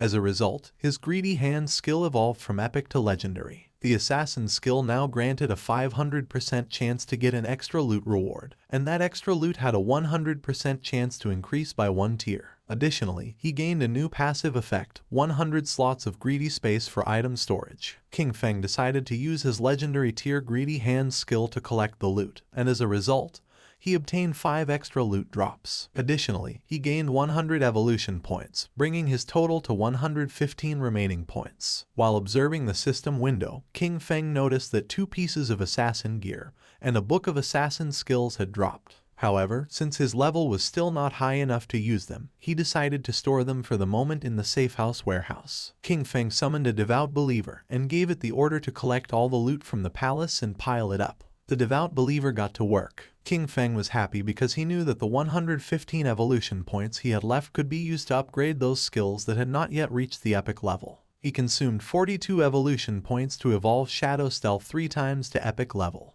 As a result, its stealth duration increased from 36 to 60 seconds. The attack that broke the stealth now dealt 300-500 damage, and its cooldown was reduced from 22 to 15 seconds. Next, he used 34 evolution points to evolve Backstab Enhancement twice, bringing it to epic level, and increasing its backstab damage bonus from 50% to 75%. He then consumed 6 evolution points to evolve Darkest Moment through Platinum, Emerald, and Diamond to reach Epic. The ability now unleashed a burst of dark light that blinded all enemies within its expanded range of 50 meters. Its base duration increased to 16 seconds, though it would be shorter against targets with a higher spirit attribute. Finally, he spent 33 evolution points to evolve Bloom Curse 3 times to the legendary level. The skill could now be used on player corpses within 60 seconds of their death and gain new effects. It could simultaneously absorb 50% of the target's remaining non-tradable lifespan, and also absorb scattered non-tradable lifespan light spheres. Any corpse drained by Bloom Curse would cease to exist. His eyes widened in surprise upon realizing it could absorb the non-tradable lifespan orbs. He remembered that in many high-level areas and in the rage zones of special bosses, the lifespan was depleted at a speed hundreds or thousands of times faster, and this consumption affected first the non-tradable lifespan. Snowy contacted King Feng and congratulated him on the first kill of the platinum level boss. She also revealed that she had good news. The Eastern Sage had just logged off. She mentioned that she had heard that his clan was gathering at the Jiangnan Hotel, and apparently they had bought a large amount of lifespan with the intention of turning it into combat power within the game. While the devout believer was piling up the loot, King Feng praised her. However, she replied that there was no need to thank her, since that was what she was supposed to do. She revealed that he had to defeat Eastern Sage without fail, or else she would be doomed. King Feng asked her not to worry and began storing the loot. He realized that all the items fit and he still had half of the space left. Thinking about how truly useful the 100-slot backpack was, he decided to go look for Wang Meng and sell everything to them. Upon seeing that Shadow had returned, Anyu's and Little Black's eyes widened with joy. Anyu got excited and started running toward him. But just before she could give him a hug, King Feng stopped her with his hand and got straight to the point. He made it clear that, as usual, he set the price and if they didn't accept it, they could pass. He explained that more than 30 items were common grade and bronze junk, so he would give them a discount, a single price of 950 days of lifespan. With the mark of King Feng's hand on her face, and with a smile, Anyu mentioned that she agreed. They had already calculated the value of the items they collected earlier, which was approximately 1,000 days. So to simplify everything, they would give 2,000 days for the entire batch. King Feng felt somewhat confused and mentioned that this batch consisted of silver level, gold level, and platinum level items, with a total value reaching 18,000 days of tradable lifespan. She opened the system window and, while browsing through the contents, was visibly surprised. She couldn't believe there was platinum level equipment. She herself only had one piece of gold level equipment and thought that only a true boss would be willing to sell items of that caliber. Excitedly, she realized this would undoubtedly accelerate Zhonghai City's development, and thanked Shadow profusely. Our boy said that there was no problem, since they were helping each other. With a nervous gaze, Little Black asked Shadow how it was possible for him to have so many inventory slots and if by any chance he was Doryman. King Feng explained that their bags were probably already full and, as a friendly reminder, pointed out to her that under the statue in the center of the city ruins, there was a staircase leading to a teleportation portal back to the starting town. King Feng began to walk away from them and made it clear that if they wanted to return, the first time would cost them 500 days of lifespan. He warned them that although returning again would not have any cost, they should think about it themselves. That said, he left, and Yu began to point at King Feng and with a smile she mentioned that she had told them so. She revealed that Shadow was a reborn player, because otherwise, it would be impossible for him to know such hidden information. Seeing her attitude, Wang Meng felt somewhat confused and asked Captain to please not behave that way, as she was scaring him a little. She began to blush and asked them what they would think if she tried to flirt with Shadow. Once King Feng moved away from the area, the system asked him if he wanted to consume tradable lifespan to extract a skill into the real world. He decided to activate the level synchronization and class advancement synchronization. The system informed that he had consumed 27,000 days of lifespan, and that the level synchronization and class advancement synchronization were completed. King Feng felt excited, as the next step was the extraction of skills. He remembered that he had previously extracted Shadow Meld, but it was only at level 1. This time, he not only planned to raise the level of Shadow Meld in reality, but also to extract even more skills. He consumed 1,946 days to improve Shadow Meld to level 10. Then, he extracted a series of skills: Backstab Enhancement for 900 days, Greedy Hand for 1,000, Shadow Flash Slash for 3,200, Ghost Blur for 5,366, Curse of Blooming for 16,099, and Blacklight Shield for 11,313. Once the synchronization of the extraction was completed, he had 7,480 days of tradable lifespan left. Finally, he invested 3,600 days in extracting the Boots of Concealment of gold grade and another 3,394 days in the Pendant of the Devout, also gold grade. Now the time had come to extract the equipment. He began navigating through the system window, realizing that the Pendant of the Devout not only reduced cooldown time, but more importantly, the silver tier follower it summoned was nearly invincible in the real world. After spending it all at once, he was left with only 486 days of tradable lifespan. But now his strength in reality was almost on par with what he had in the game. He began to disappear without a trace, knowing that he still needed to gain more lifespan. He had to make sure that by the next logout, he could achieve full synchronization. Several minutes later, with the body releasing Shadow, King Feng woke up in the real world. He began to think silently. Now that Kai and Shishi knew his address, he considered that, for safety, it was best to leave this place for the moment. He knew that extracting the Sanctuary of Soul Purification required more than 1,300 years of lifespan, so for now, he would have to find a temporary place to stay. With eyes shining with seriousness, King Feng decided to use Greedy Hand and absorbed everything that was in his room. Everything disappeared without a trace. He was happy, since the storage space of Greedy Hand was really useful, and all his things fit perfectly inside. Jumping up, he climbed onto the window. Then, he took out his phone and realized that Dongfeng Zion was at the Jiangnan Hotel, about 15 kilometers from that neighborhood. He began to look toward the ground and then, making himself invisible, descended from his apartment to the ground.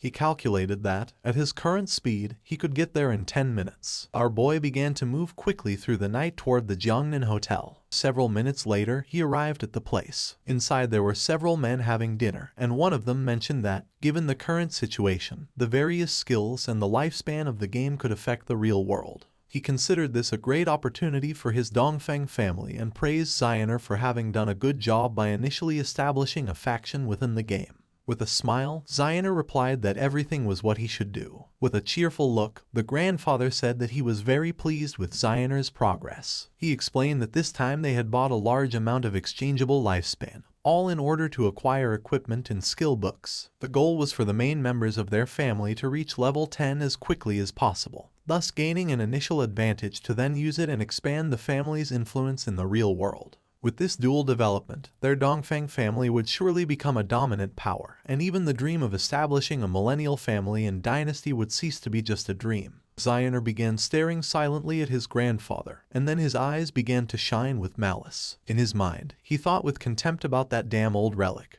who already having one foot in the grave still clung to the position of clan leader, dreaming of immortality. His plan was to trap Shadow, force him to reveal his secrets and then make him earn lifespan for him. Once he became number 1 on the ranking list, he would make sure they all died. The grandfather asked him how the plan to deal with Shadow was going. With a smile, Zioner asked his grandfather not to worry. He assured him that he had already found a trustworthy woman to discover Shadow's identity, and that they would have news soon. The grandfather asked him to capture him alive and make Shadow work for the Dongfeng family, since that was the way they would bring enormous benefits to the clan. Meanwhile, King Feng had already killed the guards who were watching the entrance of the hotel. They decided to toast together for the resurgence of the Dongfeng family, and then chanted in unison, "Long live the Dongfeng family." His eyes began to shine with seriousness, since he did not expect these noble families to have weapons. He knew that his skills Ghostly Blur and Blacklight Shield could not guarantee a 100% evasion, and furthermore, he had not extracted any armor into the real world. He was aware that if a bullet hit him in the heart or head, it would mean instant death without a doubt. Considering that it was better to be cautious, he extended his hand and using his faithful pendant summoned one of the followers, a devout faithful, equipped with sharp claws for melee combat, and green flames for ranged attacks. Our boy gave the order to it to go in and leave no one alive. He knew that, being a silver level boss, the devout faithful had strong resistance to damage and that, even against firearms, it could withstand quite some time. While everyone was distracted, the devout faithful opened the door, it started roaring, and upon seeing this, everyone panicked since they didn't know where this monster had come from. With its eyes shining, it began to charge towards them. Seeing this, with a serious gaze, Zioner stood up and began to point at the monster, causing the guards to aim at it with their guns. He could not believe that it was a monster from the game and quickly ordered them to shoot. The bullets impacted against its head, but they did not have much effect. It swung its arm forcefully, killing one of the guards. It stabbed its sharp claw into the chest of the other guard. While it was attacking the guests, Zioner couldn't help but sweat and feel fear. The monster began to attack his grandfather, who panicked and started calling for help. Without losing a second, instead of helping, Zioner started running. He did not look back, knowing that he had to get out of here quickly, because as long as he managed to escape and enter the game, he would be safe. His eyes were full of fear, and he thought that as long as he managed to reach level 10 in the game, extract his skills into the real world and then return, nothing could threaten him. At that moment, he saw King Feng standing at the entrance of the hotel, and just before he could take another breath, our boy attacked quickly, making Zioner's head fly through the air. While blood was emerging from his neck, King Feng turned his back and began to walk away. Zioner's eyes were full of confusion. He did not know what was happening. Not long after, flowers began to emerge from his body. King Feng began to observe them carefully, and the system revealed to him that he had absorbed 27,000 days of tradable lifespan, and 482 years of non-tradable lifespan. His eyes began to shine with joy, as it had been a truly great loot. Zioner's corpse turned into flowers, and King Feng was happy, since this time, the skill Blooming Curse had truly proven its worth. It had not only erased all corpses and traces of blood, but also extracted every last drop of lifespan from Zioner. As a result, his non-tradable lifespan had accumulated up to 2,327 years. Thanks to this, he would no longer feel so much pressure in the future when entering the rage zones. Not long after, someone shouted alarmed, urging others to call the police, as gunshots and screams had just been heard coming from the private room. King Feng became serious, and just at that moment, several police officers began to run toward the room, remembering that this was the room where the Dongfeng family was having their meeting. They were sure there had been a shooting, but upon arriving at the room they went into shock. Since there was no corpse, it seemed impossible to them that there were no victims. The situation was incredibly strange. One of the police officers felt somewhat confused. As this private room was a complete mess, it was evident that a violent fight had taken place here. What he didn't understand was why there wasn't a single person in the place. Immediately, he asked his companions if any of them had seen someone leave the hotel. According to them, this was strange. The question everyone was asking was where the entire Dongfeng family had gone. It was as if they had completely disappeared, and they thought it best to call the investigation unit. Meanwhile, King Feng had already left the hotel. King Feng began to move away from the hotel. His next target was the Cayenne Corporation. However, its main headquarters had already moved to North America before the game descended. At this moment, only the CEO's daughter, Cayenne Shishi, was trapped in the Demon City area, and he needed to eliminate her before she left the country. The distance from Zhonghai City to Demon City was nearly 300 kilometers. If he traveled on foot, it would take him 2 or 3 hours, and that was too much of a waste of time. King Feng got ready to sleep, knowing that he needed to find a way to get a mount. Our boy returned to the godforsaken game and stood up upon realizing that there were still some silver and gold tier bosses left in the ruins, and decided to go farm them. Captain Anu contacted Shadow and informed him with great enthusiasm that she had excellent news. She explained that Xiao Hai had just found the entrance to a tomb, but a gold tier vengeful spirit was guarding it and they couldn't defeat it. King Feng was somewhat surprised to hear this and asked how she had found the entrance to a tomb. Captain Anu revealed that, on their way back to the starting city, they had taken a slight detour to avoid some small monsters. While walking, they suddenly noticed that someone was missing. After searching for a while, they finally discovered that Xiao Hai had fallen into a pit. It was a special tomb area where team chat did not work. By following him into the pit, they saw a level 12 gold boss that began chasing them. Luckily, they ran fast enough to escape. She informed him that they were now back in Shell Town and that if he wanted to go to the tomb, she could give him the coordinates. King Feng knew that a true lucky charm was indeed a lucky charm.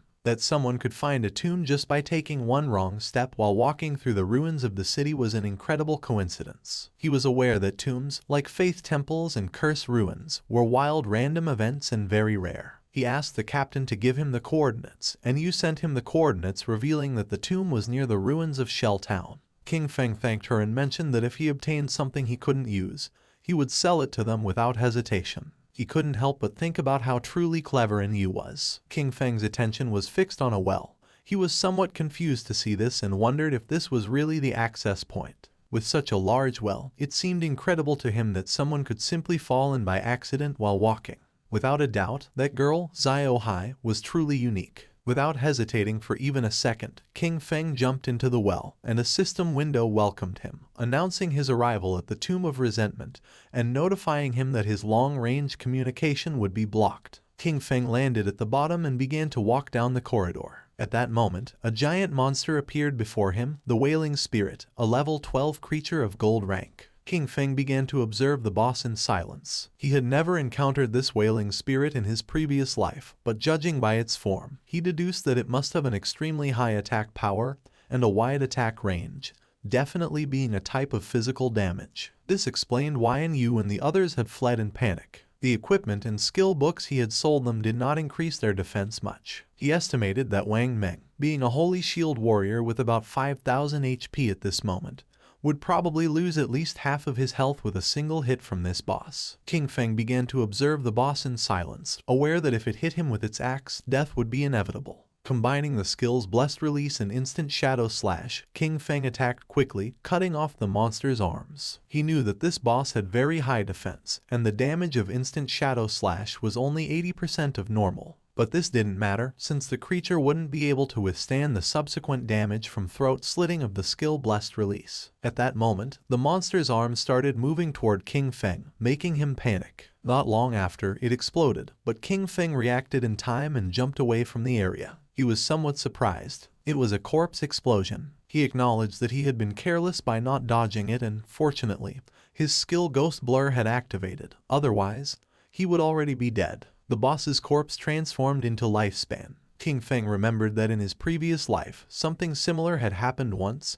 They had killed an unknown boss. A team member had approached excitedly to loot the corpse, but it exploded and annihilated him instantly. Some teams had even been annihilated by boss corpse explosions, although this mainly happened with platinum-level bosses and above. He did not expect a gold-level boss in this tomb to self-destruct in that way. Using Greedy Hand, he picked up the loot. A series of system notifications informed him that, for having killed the resentful ghost, a gold-level boss, he had gained 10 days of tradable lifespan and 20 evolution points. Additionally, he obtained the skill book Night Ring Blades of platinum level. Thanks to the use of Greedy Hand, he got an additional 63 days of tradable lifespan, and the resentful leather armor of platinum tier. He was somewhat surprised because he had obtained a piece of equipment and a skill book that he could actually use. According to the system, the Dark Night Ring Blade was a platinum tier assassin skill. It imbued the blade with dark power, dealing dark elemental damage to all enemies within a 5-meter radius and adding 500 points of dark elemental attack. Its cooldown was 10 seconds, reduced to 5.7, and the required level to use it was 11. King Feng was happy, as this was exactly the elemental damage skill he needed for the assassin class. Since the shadow class had higher spirit attributes than strength, its magic attack power surpassed physical. This perfectly explained why elemental skills like Dark Night Ring Blade suited him so well, and he understood that he should focus more on enhancing his spirit stats to maximize this type of damage. He had 9 points in strength, 9 in constitution, 24 in agility, and 15 in spirit. Phew! King Feng decided to advance the skill to epic level to see the result. Immediately, he consumed 6 evolution points, leaving him with 36 remaining. The skill Dark Night Ring Blade evolved from platinum to emerald, then to diamond, and finally to epic. As a result, the radius of effective dark elemental damage increased from 5 to 12 meters, and the added dark elemental attack rose from 500 to 13 points. Our boy thought that, after the evolution of the skill, the range had expanded from 5 to 12 meters and the additional attack had increased from 500 to 13 points. His eyes filled with seriousness, as he knew better than anyone that, being an area attack, the additional attack power was not so strong and the total damage per use could not be compared to that of Shadow Slash. However, it was a divine skill for eliminating groups of small enemies. Shadow Slash had a cutting range of 5 meters, but ultimately it was a linear skill. In contrast, the Dark Night Ring Blade was an area skill, so its effectiveness was much greater when surrounded. The system informed him that the Resentment Leather Armor of Platinum level granted plus 55 physical defense, plus 45 to all elemental resistances, plus 42 damage block, and 777 points of health. The level requirement to equip it was 11. Additionally, it possessed the Resentment effect, which granted him 30 points of base attack power after being attacked. King Feng began advancing toward a giant door, knowing that the Resentment effect did not have much impact. However, the base defense, resistances, and block on this leather armor were very high, so he could replace the Golden Ghostfire leather armor level 5 he wore. In total, the rest of the loot added up to about 20 items, and selling them all would bring him more than 10,000 days of lifespan.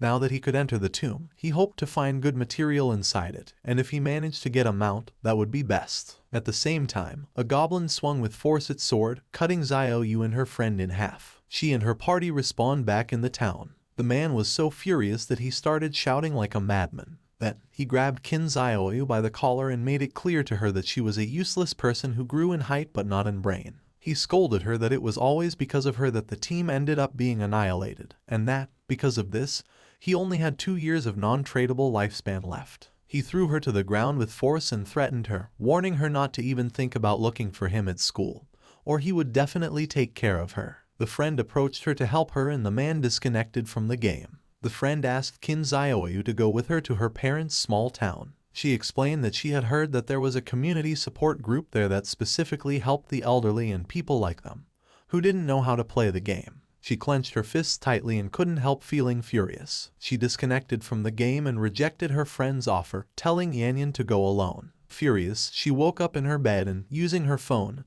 asked Hanhan if he could help her level up. With a smile, Hanhan did not refuse, but he set a condition. In exchange for raising her one level, she would have to accompany him for one night, as he wanted to see how the popular goddess of the school behaved in bed. She was furious and called him an ugly monster. She scolded him for thinking himself capable enough to try to take advantage of her and ordered him to leave. Then, a smile spread across her face. She told Hanhan that, actually, she had always liked him too, but that she hadn't accepted his confession earlier because her brother, Qin Feng, was controlling her. Now that she had cut ties with him, they could finally be together openly and without worries. He didn't fall into her trap. He called her an idiot and asked if she was trying to kill him with laughter. He pointed out that, if she had already cut ties with her own brother, who knows what she could do to him next. Finally, he ordered her to get out. She started contacting everyone. First, she reached out to Sharp Young Master, inviting him to her house to keep her company and, by the way, help her level up.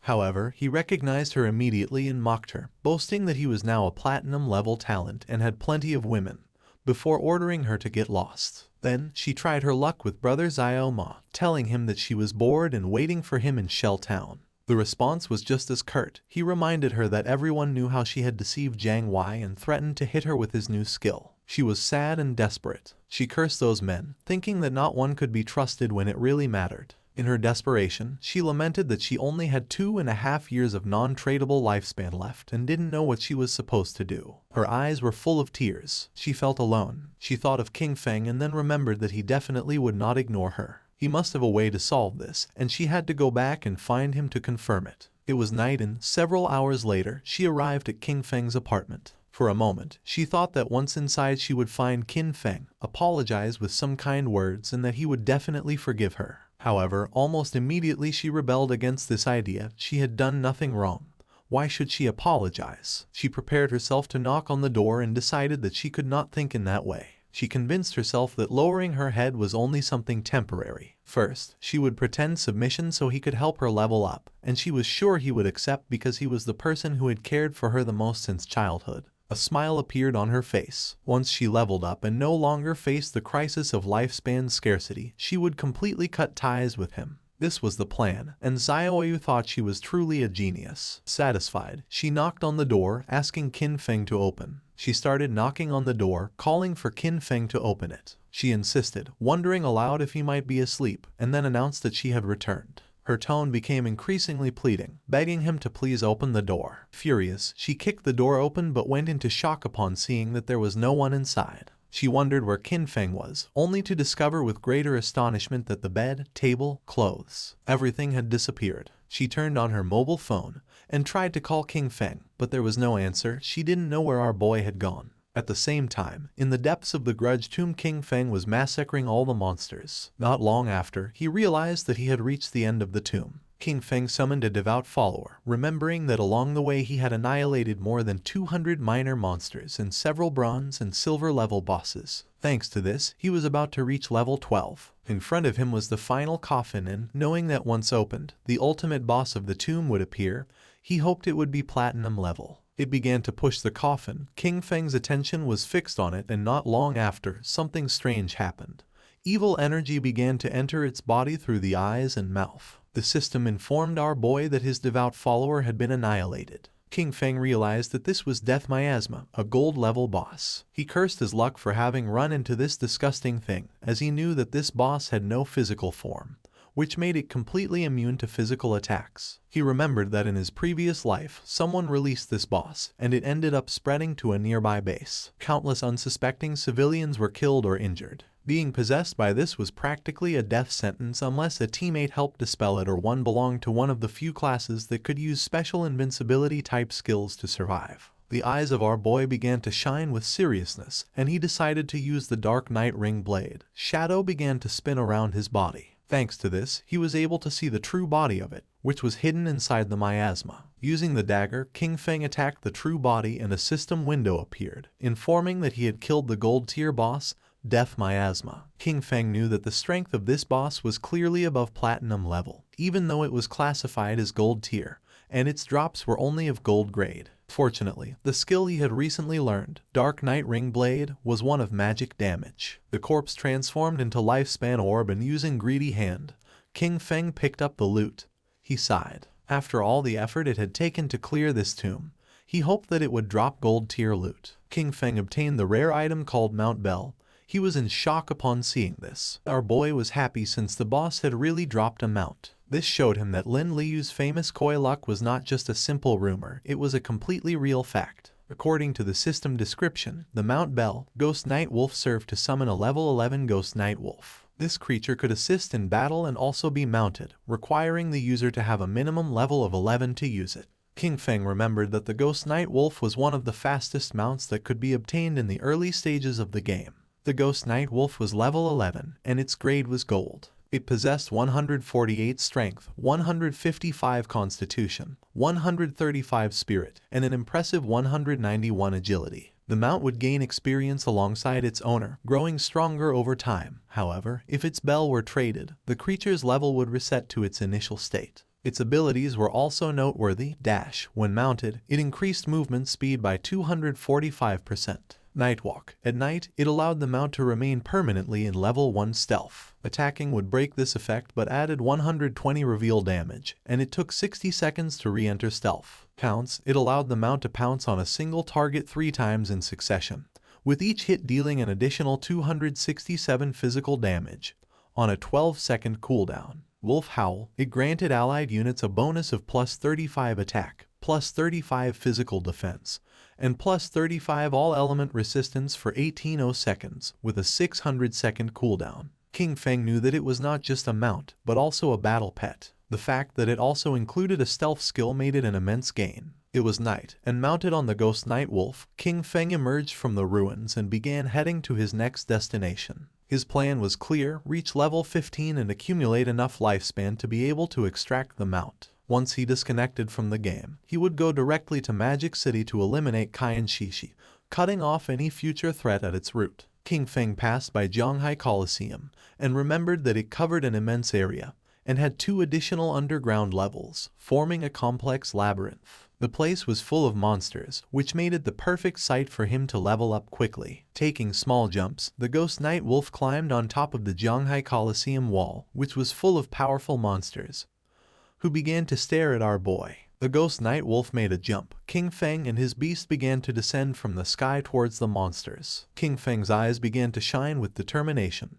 Using Shadow Instant Slash, our boy began to massacre the monsters. At the same time, somewhere else in the ruins, there was an Yu, who using her sword, killed one of the monsters that was in the area. The monster's corpse transformed into Lifespan, and she felt relieved. Her teammate, Mon Liang, son of a department head in Zhonghai City, began to applaud while mentioning that, as expected from Captain N, her damage was insane. He remarked how powerful the hidden class dragon swordsman was and stated that Yu was undoubtedly the woman he had set his sights on. She mentioned that this golden boss was only level 8, and even so, they had been fighting it for more than 10 minutes. Because of this, she really didn't understand how Shadow had managed to solo kill a platinum boss. Mon Liang praised her but dismissed Shadow's achievement, stating that he was simply a stealthy assassin who relied on stealth to slowly wear down the boss. According to him, someone with this playstyle would never truly become great. He felt happy, since he knew that, luckily, Yu didn't have any influential backing. With his status as the son of an official, subduing her would be a piece of cake. Yu asked if a mediocre archer like him wouldn't be even more suitable for the task of slowly wearing down a boss. Mon Liang fell on his butt to the ground and explained that he was an upright person and wouldn't stoop to doing something like this. With a serious expression, he revealed that he had heard that Shadow had a terrible character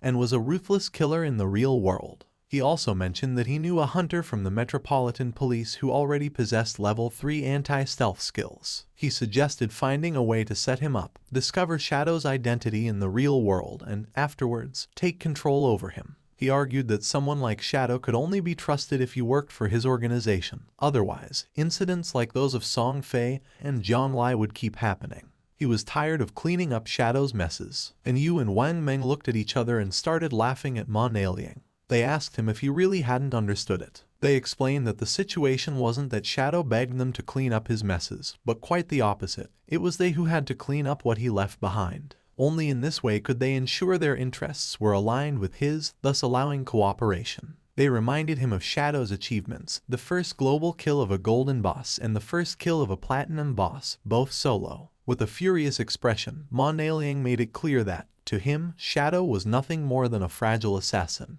He rhetorically asked how they couldn't control him, as long as their anti-stealth level remained on par. Calling them a bunch of nobodies, he scolded them for daring to reprimand him. He then turned to Yu, declaring that she should watch closely because he would ruin Shadow's reputation and capture him. He stated that when this happened, she would be on her knees before him, apologizing and begging for his forgiveness. Wang Meng asked Yu what loot the boss had dropped. She replied that it had dropped a piece of gold tier equipment for a priest, a silver tier equipment, and a silver tier skill book. She started touching her chin and remembered that Shadow usually sold them several pieces of gold and even platinum equipment. This made her wonder how many bosses he had actually killed, or if his talent was treasure hunting and all these items came from opening chests. With a serious look, Wang Meng revealed that he was a little worried, and Yu couldn't help but feel somewhat confused. Wang revealed his concern, bringing up the case of the Jiangnan restaurant, the incident in which the entire Dongfang family was murdered during a gathering. Then, he raised an unsettling hypothesis. If Shadow had been responsible for this, were they still supposed to clean up his messes? Wang admitted that he still didn't understand Shadow's personality, and expressed his fear that he might actually be a ruthless serial killer in real life. She knew about this case. The superiors were taking it very seriously, and everyone was speculating whether it was related to Shadow. With a confident smile, she explained that, even if this case had really been the work of Shadow, she would still choose to cooperate with him. She stated that, although the superiors refused to clean up his messes, she would personally support him. Wang Meng was somewhat confused, and when he asked the reason, she simply replied that the real question was who wouldn't want to support Shadow. Their subordinate appeared and reported that in the area ahead they had found a place similar to an arena, but all the monsters inside were already dead. With a serious gaze, he revealed that there were bodies everywhere. He didn't know which party had been strong enough to clear all the monsters from the arena. Then Yu felt happy and decided to go to the arena. Upon seeing her behavior, Wang Meng felt even more confused. They arrived at the Zhanghai Coliseum and saw a lot of lifespan lying on the ground. They were in shock as they realized the incredible amount of loot. There must have been hundreds of minor creatures there, and this led them to wonder which party was so strong to have achieved such a feat. Captain Yu was confident that Shadow had been here. With this in mind, she suggested they search the surroundings, as they might run into him. Manhwa questioned why she was so sure it had been Shadow. Captain Yu responded that the reason was simple. He was number 1 on the leaderboard. Their party was right behind on the leaderboard, and since they couldn't achieve something like this, it had to have been Shadow. Manhwa was furious and revealed that he also had invisibility, and could do the same. It would just take him more time. That's all. With a smile, Captain Yu communicated with Shadow, and upon noticing that he had cleared so many monsters, she thought that he surely had a lot of gear and skill books that he didn't need, so she proposed that he sell them to them. At that moment, Manhwa's eyes widened in surprise. King Feng mounted on the wolf appeared behind him. He fell on his butt to the ground upon seeing the wolf, while on the other side, Captain Yu felt excited and asked where King Feng had gotten a mount. King Feng revealed that thanks to the coordinates Little Black had given him, he had obtained the mount. Upon hearing this, Little Black couldn't help but blush, and she said there was no need to mention it. King Feng decided to make a deal with Captain Yu. He proposed that she take all these items from the ground as part of a package, clarifying that the conditions would be the same as always. She mentioned that she understood if she wasn't satisfied, she didn't have to buy. She already knew it. Shadow's prices were always fair. While they were talking, Manhwa couldn't help but feel furious. His eyes widened with rage. He felt humiliated by Shadow, and swore internally that he would make them pay. Mounted on the wolf, King Feng began to advance through the ruins. According to the system chart, he had already reached level 13. Below him, at level 10, were Justice Enforcement and Wang Meng. Black Goblin Big Lie's Eye also appeared at level 10. Our boy had 245 years of tradable lifespan and 255 evolution points. King Feng was happy because this time, after clearing the arena ruins, he had obtained a pretty good grade gold skill book. The skill book was called Silent Concealment. It was grade gold and allowed the user to enter stealth without moving. As long as they did not attack or move, they would remain permanently invisible. Attacking from this state added 300 detection penetration damage points. It had a cooldown of 120 seconds and required level 13 to be used. King Feng realized that this skill not only strengthened his stealth, its true power lay in the fact that, if he used it in reality and combined it with the invincible state from the game, he could make himself disappear completely in the real world. He decided to evolve this skill book to Epic, for which he consumed 11 evolution points. The skill was improved, going from Gold to Platinum, then to Emerald, Diamond, and finally to Epic. With this, the additional damage per stealth penetration attack increased from 300 to 800 points. In turn, the cooldown was reduced from 120 to 60 seconds. He decided to evolve other skills as well. First, he consumed 34 evolution points to bring Venomous Dart to the Epic level. The skill progressed from Emerald to Diamond and finally to Epic, improving its attributes. Its maximum range grew to 20 meters, its on-hit attack damage increased to 400, and it applied the Venom status. This status now dealt 100% damage per second for 5 seconds, with no weakness bonus, and did not stack. Next, he invested an impressive 200 evolution points to elevate Graceful Release to the Mythic level. Evolving from Legendary to Mythic, its weakness attack bonus soared to plus 300%, and its weakness attack multiplier was doubled, while its level remained at 5. Its active use now applied the Throat Slash effect, dealing 200% of the attack's damage per second for 3 seconds, and its cooldown was slashed to just 15 seconds. Or 9.7 with his bonuses. King Feng was happy since the mythic level skills were truly powerful. Now, except for some special monsters, each of his attacks was a hit to a weak point. He took out the necklace and began to observe it carefully and decided that it was time to evolve it. It was the Deceiver's Pendant of Platinum grade, an accessory for assassins that granted 45 points of physical attack, 20 of strength, and 20 of constitution. Its equipment requirement was to be level 13 and also had a unique effect that added 1 point to stealth level. By combining his skills and equipment, he realized that he now possessed a stealth level 4. He was convinced that, at this stage, no one could detect him. In addition, there was the item Shadow Veil. Thanks to it, his evasion rate had directly reached an impressive 83%. It was the gold tier Shadow Veil, an assassin-type equipment. It granted 5 points of constitution, 5 of spirit, and a 32% evasion rate. At that moment, a small explosion occurred. King Feng decided to stop to find out what was happening. And when he turned around, something began to emerge. It was a giant boss who had chains as arms and 2 sharp blades as hands. King Feng realized that it was the Steel Saintess and wondered who would be crazy enough to have unleashed this boss. King Feng remembered that in his previous life, she had appeared in the ruins of Zhanghai City, where more than 1,000 people tried to hunt her down, which resulted in more than 4,000 deaths in total. In fact, she was the guardian of the sanctuary called Church Sanctuary, the second largest refuge in the Zhanghai ruins. His original plan had been to deal with Qian Shishi first before facing this boss, but since she had appeared there, he decided to face her. Jumping up, the wolf climbed on top of a building. The boss began spinning her arms and massacring nearby players. She killed one of the players, and upon seeing this, the others realized that she was very strong.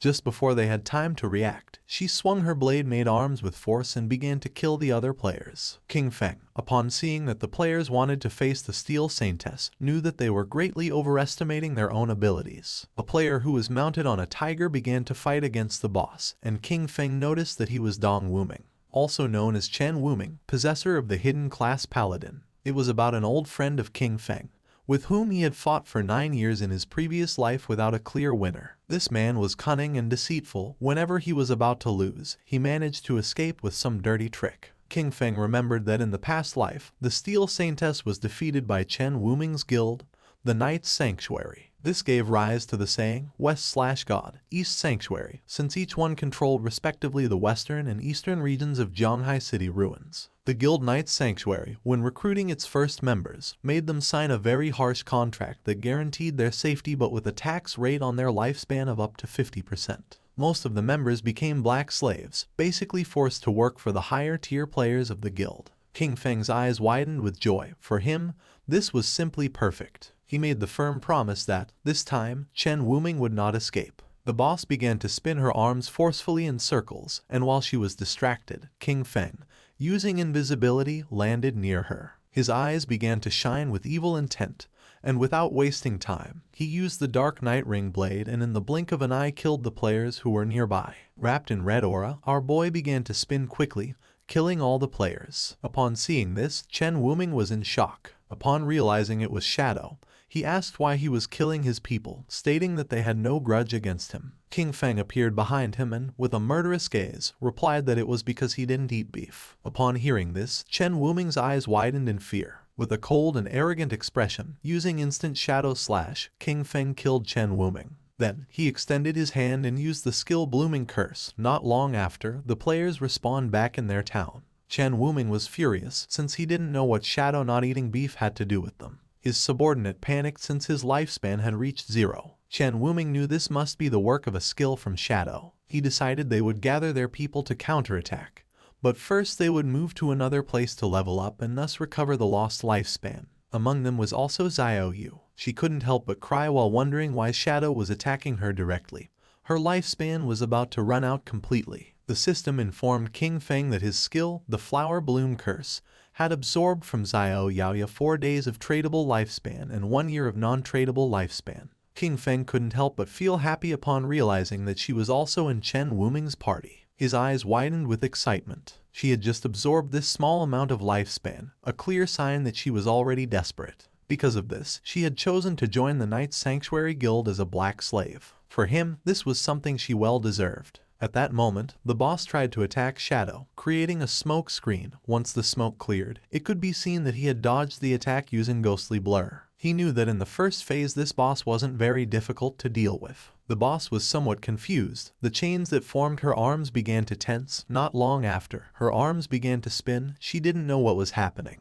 King Feng's eyes began to shine with seriousness. He knew that she only limited herself to swinging her chain swords repeatedly, performing some directed or area physical attacks. King Feng appeared above her and decided to use a combination of Blessed Release and Plague Blade. After an attack, Blessed Release applied the effect Throat Slash, which triggered a burst that caused massive damage. Plague Blade, in turn, would cause an explosion of toxin damage 3 seconds after impact. King Feng attacked quickly, causing several thousand points of damage to the boss. Then, he used Throat Slash, causing a deep cut in her throat. In the blink of an eye, her HP bar had dropped to less than half. Her eyes began to shine with rage. King Feng remained calm, knowing that the reason she had become the guardian lay in her terrifying second phase. After losing half of her health, the demon sealed within her would awaken. All damage received was then equally reflected back at the attacker. There was also a legend that claimed there was a portal inside the demon's belly. Anyone swallowed by it would be transported to an unknown place, rumored to be the bottom of a volcano.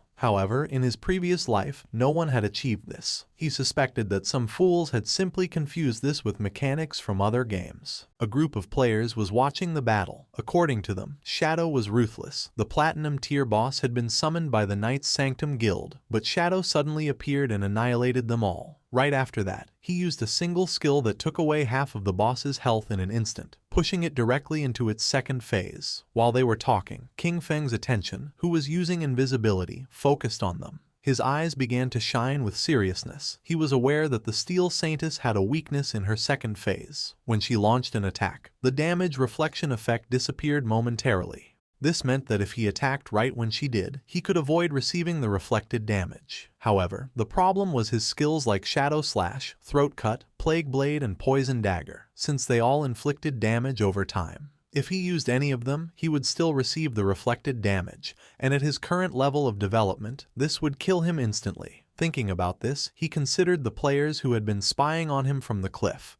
He decided to use them. One of the players asked the others to step aside because he wanted to see what was happening. This man was known as Anquan. Upon seeing him, the others couldn't help but feel happy. Anquan's subordinate explained that they had been watching for a long time and had already memorized all of the boss's skills. She only had a few. With a smile, the girl extended her hands and revealed that after the boss's life dropped below half, she suddenly stopped. Her body had changed a bit, giving hints that she was gaining new skills, and just when the boss entered her second phase, Shadow also disappeared. Anquan couldn't believe that Shadow had been fighting this boss alone. His eyes began to shine with rage. He gave the order to his subordinate, Xiao Tu, to activate Red Eye and check if Shadow was still there. She nodded her head and began to use her powers. A small rabbit manifested and ran near the boss without attracting her attention.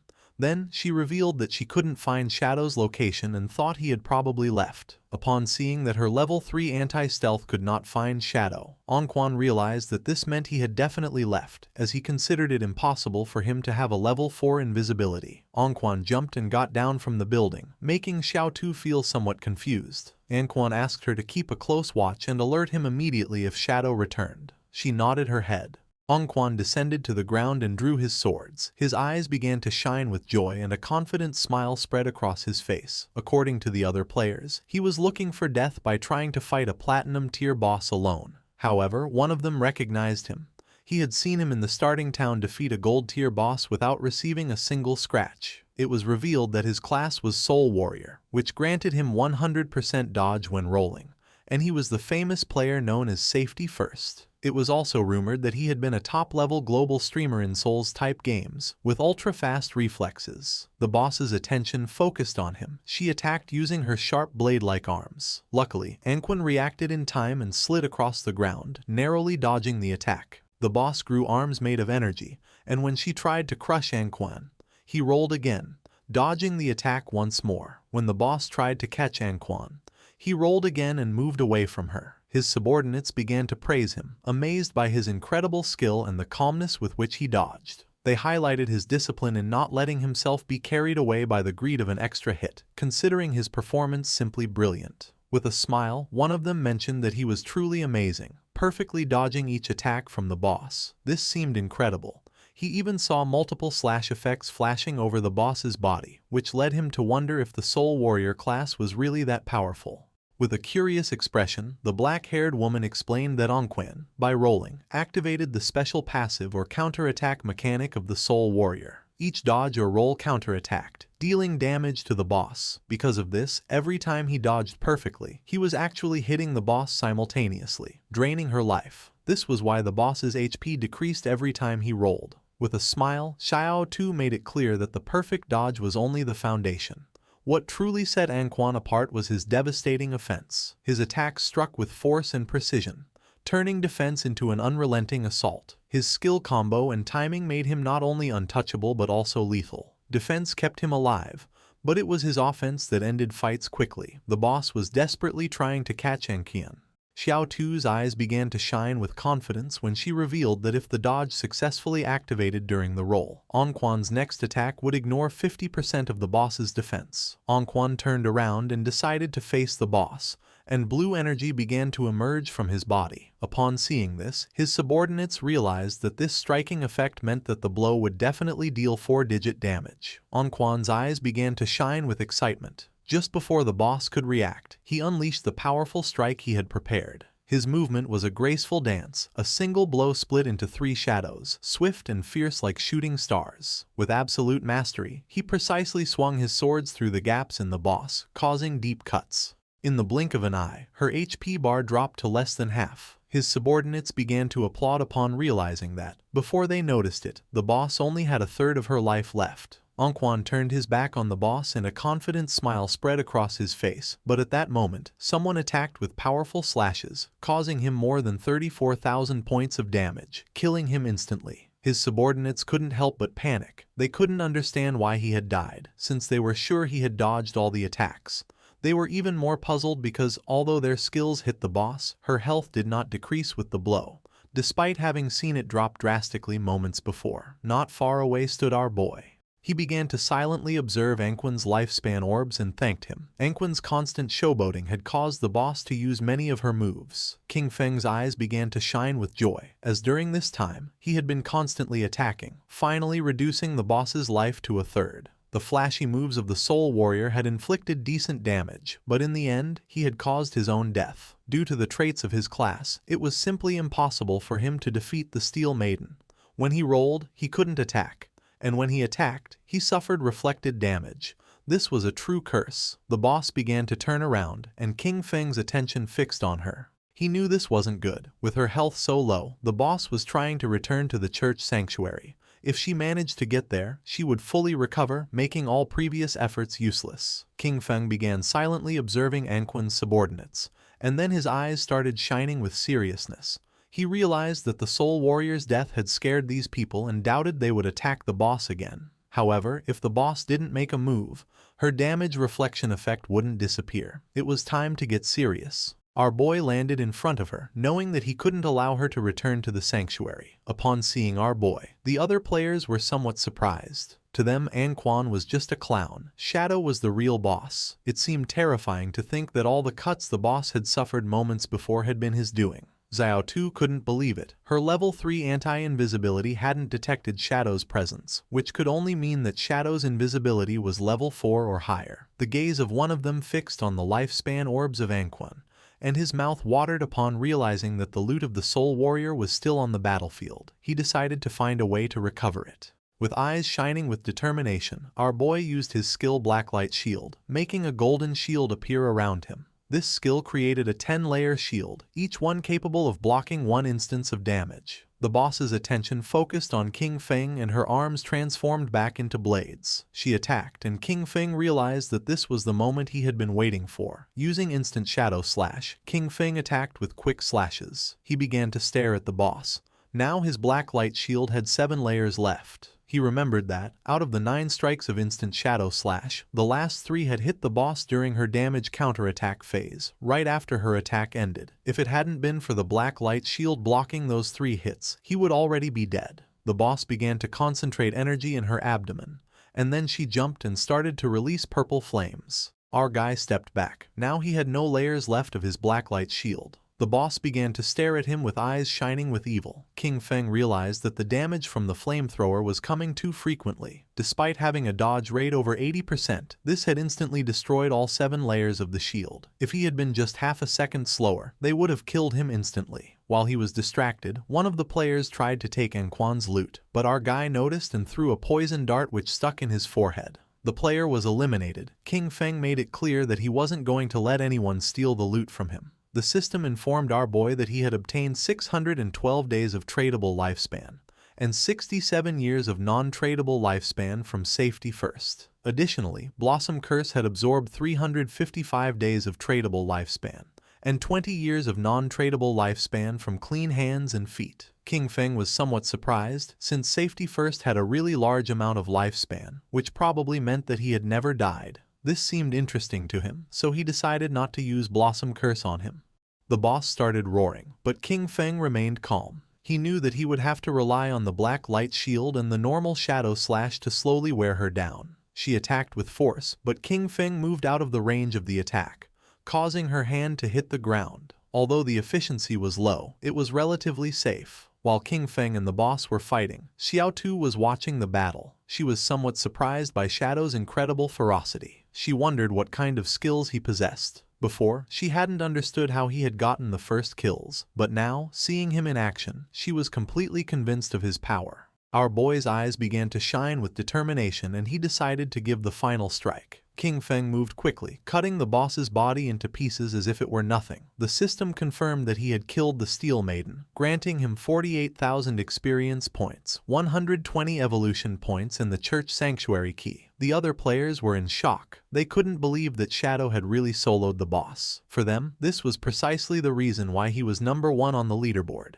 King Feng picked up the loot using Greedy Hand. He obtained a piece of assassin-type leather armor of emerald level, the Black Flames gift-piercing leather armor. It granted 95 points of physical defense, 120 points to all elemental resistances, 77 points of damage reduction, and 77 points of constitution. Its special effect, Black Flame's Gift, applied a stack of the Black Flame status when attacking or being attacked, up to a maximum of 5. Each stack reduced the target's defense and elemental resistance by 7%, although a note clarified that the weakening effect was lower against bosses of emerald level or higher. Our boy felt happy since this single piece of emerald tier equipment provided better defense than what others got with a full set of armor. Additionally, it came with the Black Flame's Gift effect, which weakened the target's defense and elemental resistance. This made it much more useful than what had been dropped by the Soul Purifier earlier. He also obtained the skill Assassin's Instinct of Emerald tier. It granted him the ability to partially perceive the silhouette of invisible units and gave him 2 points to the anti-invisibility level. King Feng decided to upgrade the skill.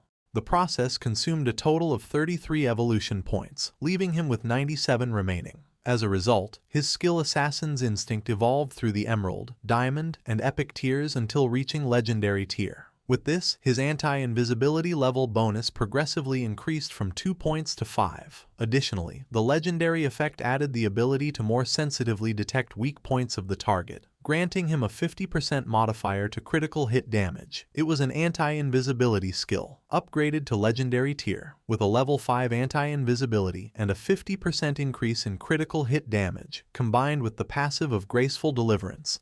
This added up to a total of 350%. Now, he could strike his enemies' weak points even with his eyes closed. King Feng had 97 evolution points remaining and decided to evolve his Ghostly Blur skill to legendary tier first. It consumed 80 of his points, leaving him with 17. As a result, Ghostly Blur evolved from Epic to Legendary, increasing its passive evasion rate from 75% to 85% and granting full immunity to damage each time the evasion activated. At that moment, Captain Anyu and the others appeared. She began greeting our boy and asked if any good loot had dropped. King Feng was confused, not knowing what was wrong with Anyu. With a smile, Captain Anyu mentioned that she hadn't checked the leaderboard before and didn't expect him to reach level 13 in a single night. According to her, this was crazy. Wang Meng mentioned that they had been grinding all night and hadn't even reached half of level 11. His speed was simply unreal. Captain Anyu hit Wang Meng on the head, telling him not to talk nonsense. She knew that men leveled up faster. King Feng felt somewhat confused, but then he explained to her that he had gotten some loot. He had already appraised it at 45,000 days of lifespan, all together in a single package. She decided to give him the lifespan, and the system confirmed that the transaction was completed. With a serious look, King Feng revealed that he also had another good item for sale and asked if she knew about the hideout. Captain Anyu began to show a smile and mentioned that they had already heard about the hideouts. She explained that in the ruins of Zhonghai City there were no safe zones, but player groups could occupy hideouts as bases. In them, they could store supplies and activate magical defensive barriers at critical moments to block external water invasions. King Feng knew that what she had probably heard about was the small hideout dropped by the Golden Boss. She nodded her head and explained that Zhonghai City's officials still hadn't found any hideout. She added that in Modu, officials had already taken control of a medium-sized hideout, and that's how they knew of its existence. King Feng took a golden key out of his inventory. Now that she understood the value of a hideout, he revealed that it was the Sanctuary hideout key, which had been dropped by the boss he had just defeated. He informed them that this hideout covered more than 800 meters of land and proposed that they return and discuss the price they were willing to offer. After this, he would consider whether or not to sell it. Captain Anyu and Wang Meng were in shock, as they knew that the larger the hideout was, the stronger its defensive capabilities and the more solid its internal infrastructure. A hideout covering 800 meters was more than enough for each member of Zhonghai City's official forces to have their own private room inside.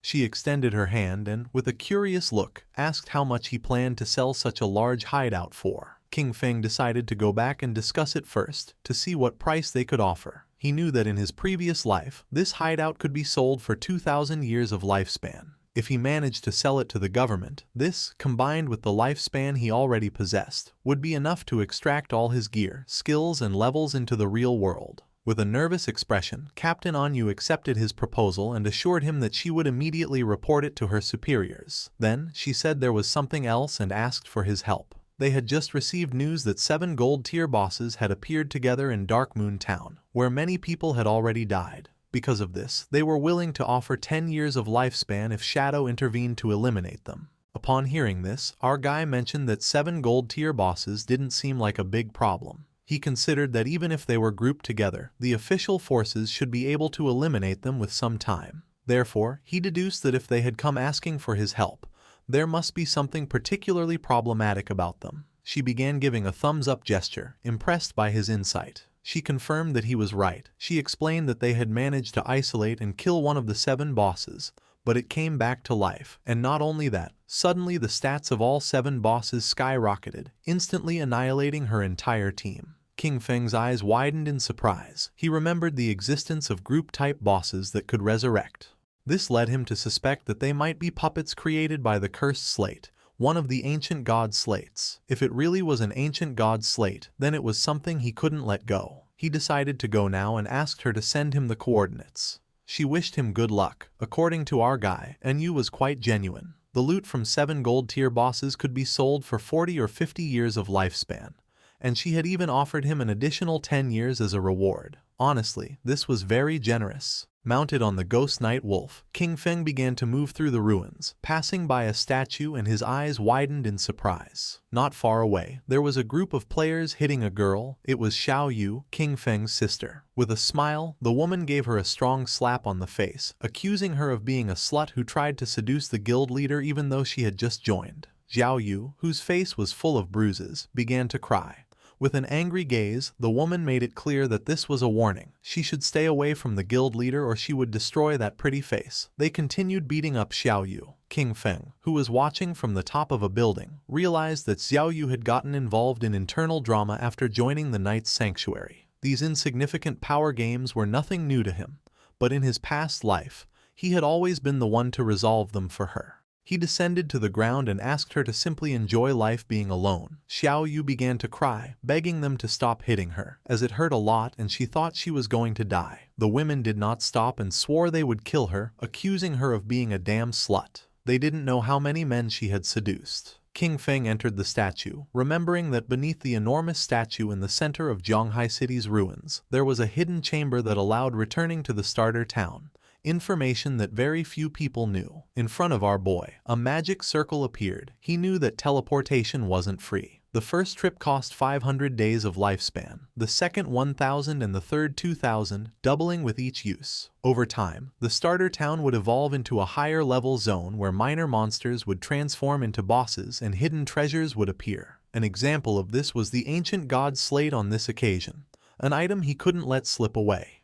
The system asked if he wished to teleport back to the abandoned land of the gods, Dark Moon Town. King Feng remembered that Dark Moon Town was a town that appeared in later stages which he had never heard about in his previous life. Without hesitation, he chose to teleport. The system consumed 500 days of lifespan and King Feng was teleported to the Dark Moon Town. This town was full of elders chatting with each other. King Feng felt somewhat surprised, as he did not expect the place to be so lively and wondered why most of the people were elders. Not far away there were several players. One of them helped the elder woman to stand up. She felt relieved to have returned to the safe zone. The players reminded her that, as they promised, they had leveled her up to level 3. During this process, she had received 72 days of lifespan and now only needed to give them the tradable lifespan.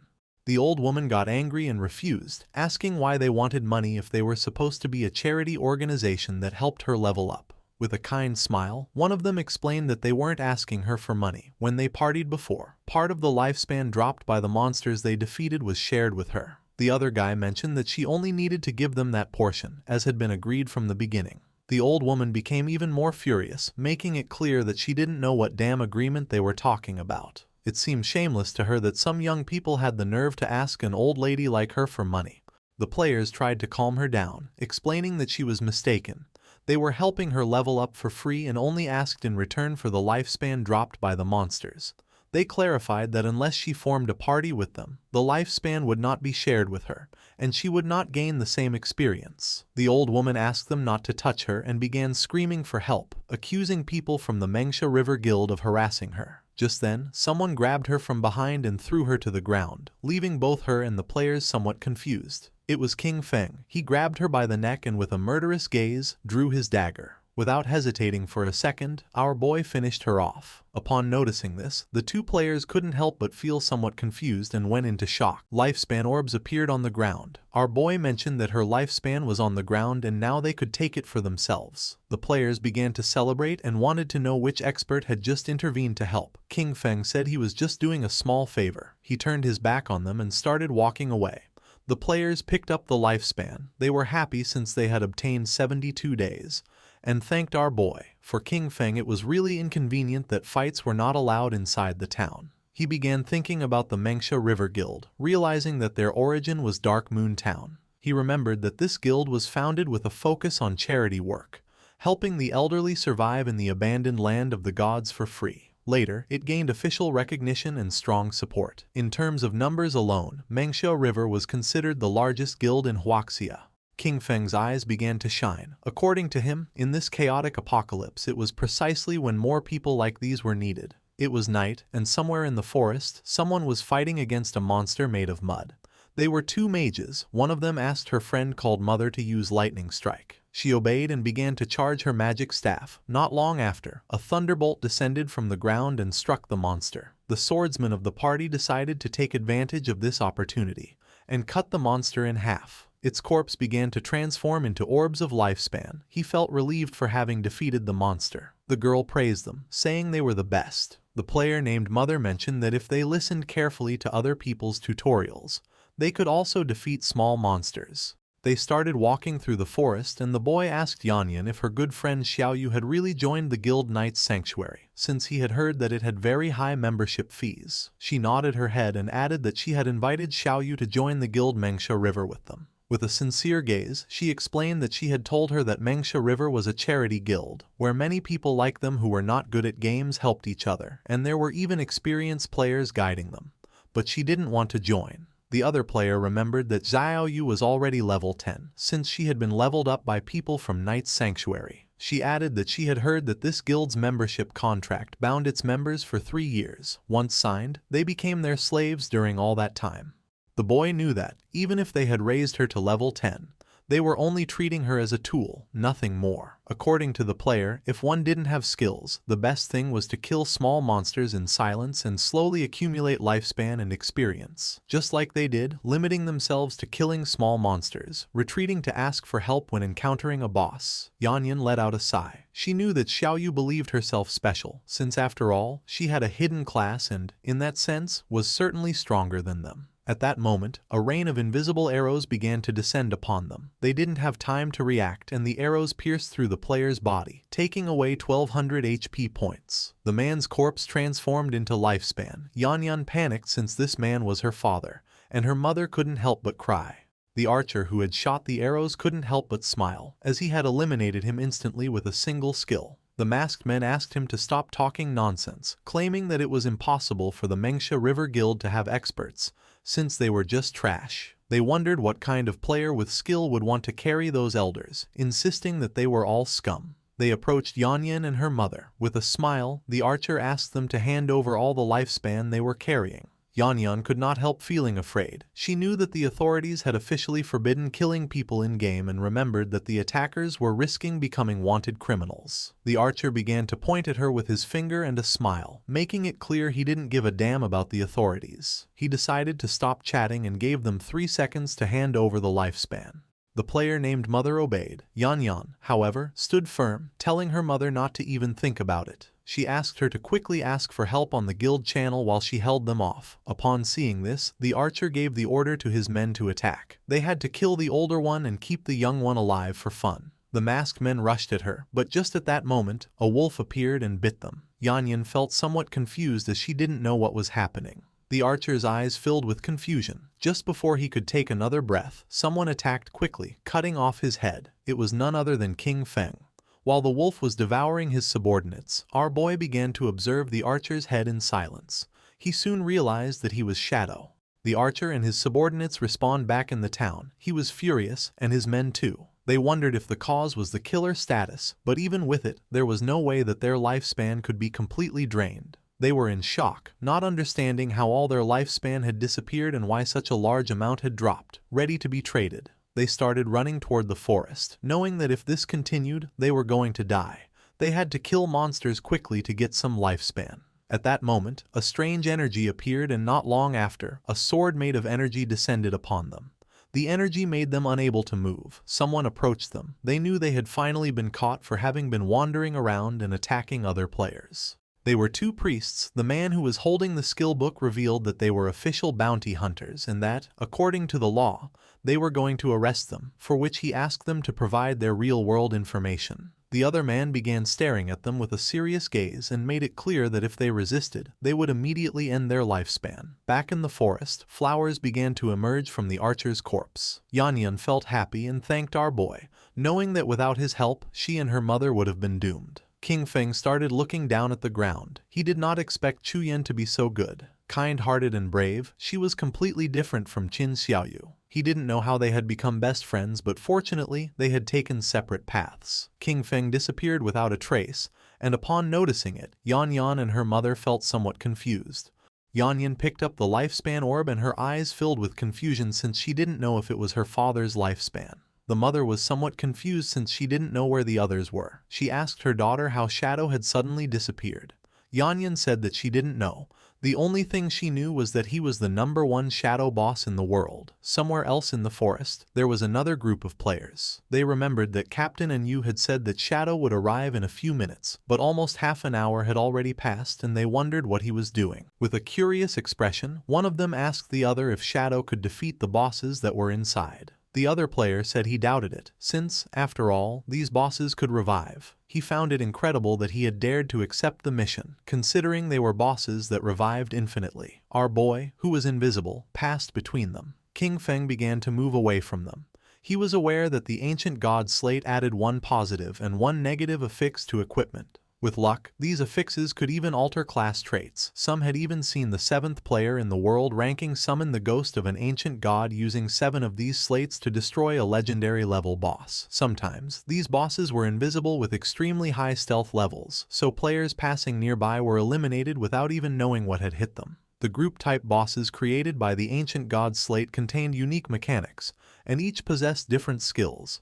King Feng saw several monsters with eyes shining with malice standing. Sometimes, these bosses were invisible, with extremely high stealth levels, and players were eliminated without even realizing what had happened. Other times, the real boss was actually a summoner-type sorcerer, hidden somewhere nearby. In these cases, the boss that players faced simply respawned endlessly. According to current information, once killed, the bosses would revive. And each time, all of them would gain a stackable Berserk attribute. Official sources said that killing even just one triggered resurrection and Berserk state. But what if they were all killed at the same time? Would they still revive? It was something worth trying. King Feng decided first to equip the follower's pendant and use a devout follower to make a test. Our boy summoned a devout follower. It started to charge towards the bosses and attacked, taking more than 1400 points of HP from them. The eyes of one of the bosses began to shine with rage. It turned around and not long after, the body of the devout follower exploded. The bosses didn't even pay attention to the poor devout follower. King Feng's eyes widened with seriousness, realizing that all of them were level 10. They had no damage reflection and their stats were only about twice as strong as those of regular golden tier bosses. He used Shadow Ring Blade. A strange red energy began to spread throughout the area. Then, King Feng used the poison darts, which embedded themselves in the throats of the bosses. The corpses of the bosses began to disappear. Our boy felt somewhat confused upon seeing that they hadn't dropped loot. At that moment, the bosses began to merge into a much more powerful monster. It was gigantic. The boss began to charge toward King Feng. He went on alert, knowing that eliminating them simultaneously had been the right move and that now they had entered the next phase. Then, he noticed the symbols covering this giant boss's body. The boss attacked, but our guy dodged the attack. He immediately recognized the symbols on its body as ancient god script. By deciphering the individual words, disaster, sky, ancient, tuo, wu, god, sea, and reorganizing them, he translated them to reveal the true name of the boss, Uthos, the calamity ancient god. As little by little the boss was getting closer, King Feng became confused because he didn't know how to proceed. Then he wondered if he should attack different parts of the boss in order of the characters. After all, it wasn't for nothing that he had invested a great amount of personnel and resources studying ancient god script to overcome the ancient god ruins. King Feng slipped and attacked the symbol that the boss had on its leg, then attacked the symbol on the arm and then the one on the chest. Poison began to emerge from the body of the boss. It opened its mouth and began to roar in agony. Its body began to fall apart and fell into the water. Our boy became alert, not knowing what was happening. Then, coffins emerged from the water and the boss began to float and change shape. Its body began to mutate, and not long after, several monsters began to emerge from its body and roar. King Feng noticed that the embossed inscriptions on the coffins matched one by one with the monsters. Apparently, at this stage, he needed to kill them near their respective coffins. He could already see the ancient god's slate. This seemed like its final phase. The monsters began to charge toward our boy. He stood firm and his eyes began to shine with determination. Crows began to fly over the area where our boy was fighting against the ancient god's slate. The attention of all nearby players focused on them. They felt somewhat confused and curious, as they didn't know if what they were sensing was an earthquake or if the movement in the valley meant that the boss was going berserk. Because of this, they decided to go take a look. With a curious look, the mage of the team asked where the hell Shadow was. According to her friend, there was no way he could defeat this boss, so he probably wouldn't come at all. The eyes of the swordsman of the party widened in surprise, asking his friends to come take a look. The place was empty. There was no trace of either King Feng or the boss, leaving the players in shock. They began to walk around the place and noticed that the ground was cracking, wondering if the earthquake had just killed the boss or what was happening. Captain Anyu communicated with them and asked them to retreat, since Shadow had already taken care of the boss. The eyes of the players filled with surprise and confusion. They could not believe that Shadow had defeated the boss alone. The coffins were empty and the chains were broken. They remembered that just a moment ago they still doubted that Shadow could defeat those 7 bosses. Now, barely 10 minutes later, all of them had disappeared without them noticing the arrival of King Feng. They wondered how he had done it, especially because the bosses were supposed to respawn. It was then that they began to understand their leader's decisions. Meanwhile, under the moonlight was walking King Feng with a slate in his hand. According to him, this time's haul hadn't been bad at all. His eyes began to shine with joy. He had leveled up to level 14. Thanks to the 7 bosses and the use of Greedy Hand, he had gained a total of 294 evolution points. Most importantly, however, was that he had obtained this ancient god slate. Given its mechanics, the authorities wouldn't decipher it in less than a month, and the losses would be catastrophic. He spent 210 evolution points, leaving him with 115. His skill Shadow Flash / evolved from epic to legendary. The improvements were substantial. The blink range increased to 40 meters, stealth duration to 15 seconds, and cooldown was reduced to 8.8 seconds. The skill now inflicted 9 slashes in a wider area of 6 meters, and each hit added 700 attack power. However, the most impactful change was a completely new effect. Each slash now granted him a shield equal to 100% of his maximum HP.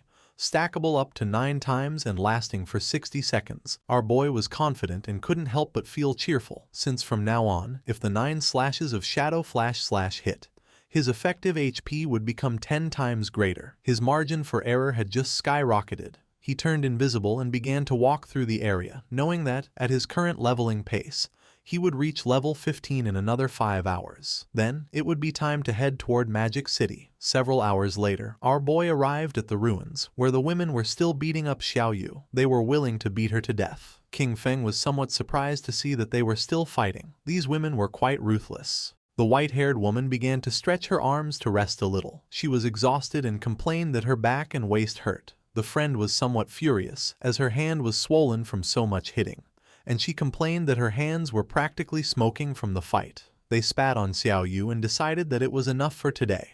This beating should serve as a lesson. Xiao Yu, whose body was full of bruises and wounds, began to sit up. She couldn't help but cry. According to her, everything was King Feng's fault. She had told him to cut ties and he had really ignored her, not understanding that when girls say something, they often mean the opposite. Using the magic staff, she stood up. Fortunately, she had signed a contract with the Knight's Sanctuary, so she wouldn't have to worry about her survival for the next 3 years. Although she had to give up 50% of her lifespan, she would still have some left for herself, ensuring that she would grow faster than Chu Yan and the others. She used the skill Holy Healing, which allowed her to restore all of the target's life. She was certain that once she became stronger, she would make sure that all those who had looked down on her wouldn't get away with it so easily. Neither King Feng nor those crazy women were going to escape. To everyone's surprise, the spell began healing King Feng, who was invisible. Poor Xiao Yu fell to her knees on the ground, thinking that she had failed casting again and wondering, puzzled, where the healing had gone. At the same time, in the Magic City ruins, several players were facing a boss made of rock. The boss attacked, but the party's tank blocked the attack using his shield. Not far away there were 3 players hiding and watching the fight. Among them was also Qiang Shishi. According to her, Daxia's men were really weak since they had sent 18 people for a single boss and were too afraid to fight. Her friend winked at her and asked her not to say that, since they were working hard for their benefit, so they should be grateful to them. She blew him a kiss and, laughingly, mentioned that he was very polite, but those pigs from Daxia had such low damage that it took them too long to defeat a miserable gold-tier boss. The players continued attacking and the boss's HP bar had already dropped to less than half. With an excited smile, the team's mage encouraged everyone to give it their all, as it only had a little life left, and they needed to keep going for the final blow. At that moment, a spear pierced through his chest, killing him instantly and turning his body into lifespan. The one who killed him was King Shishi's subordinate. With a smile, he thanked him for his hard work and for the offerings of weaklings. Noticing this, the players panicked upon realizing they were facing the Spade Gang, a band of thieves made up of mysterious women from Daxia and foreigners. They couldn't understand how such beasts could exist, capable of guiding outsiders to massacre their own people. They began to charge at them, and the leader asked his men not to be afraid and to attack all together, since they were only a few people. Noticing that they were trying to resist, Kyong Shishi promised to massacre all the pigs of Daxia and warned them to prepare to die. Her subordinate drew his double hammers and used the skill called Thunderous Tremor, creating a small earthquake which caused the players to become trapped in the ground. She drew her daggers, moved like thunder, and in the blink of an eye, killed the players. She couldn't help but mock them. As for her, Daxia's men really were just a bunch of useless fools. Her eyes began to shine with malice, realizing that Daxia's authorities had already reported their information. However, this was useless, as in her view, all of Daxia was nothing more than a garbage dump full of filth. Her friend mentioned that they were just ordinary players, so there was no way they could compete against them, being backed by capital. While the corpses were transforming into lifespan orbs, she explained that although their true identities had not been exposed, for safety, they should leave Daxia as soon as possible and head to North America. She began looking at the ground and decided that then they would form a guild dedicated to hunting the Daxia pigs. The black man thought this was a good idea, but the other man questioned what name they would give to the guild. She began to show her dagger and decided to call their guild Alice. She fell to the ground and began imagining herself surrounded by black men. She decided that it was enough for today. It was time to disconnect and celebrate the founding of Guild Alice with a big party. With a smile, Captain Enyu began to wave at our boy and proposed to discuss together the prices of the hideout, informing him that they had already arrived. King Feng asked how much, and she mentioned that 1,500. According to our boy, this was too low. Captain Enyu admitted that she knew that 1,500 was too low, so she had fiercely debated and managed to get the big boss to raise the price to 2,000. King Feng agreed to make the deal for the statue in the center of the ruins. He knew that Enyu was smart, even so she tried to offer him a low price. A while later, our boy arrived at the statue and saw Captain Enyu along with several knights. She blushed and with a smile mentioned that she had too much lifespan on her, so the high command didn't feel safe and had organized a military escort for her. King Feng's eyes began to shine seriously. He knew this was nothing, since the authorities still didn't know his true strength and those guys only knew 1 or 2 moves. King Feng handed over the key, and the system informed him that the transaction had been successful.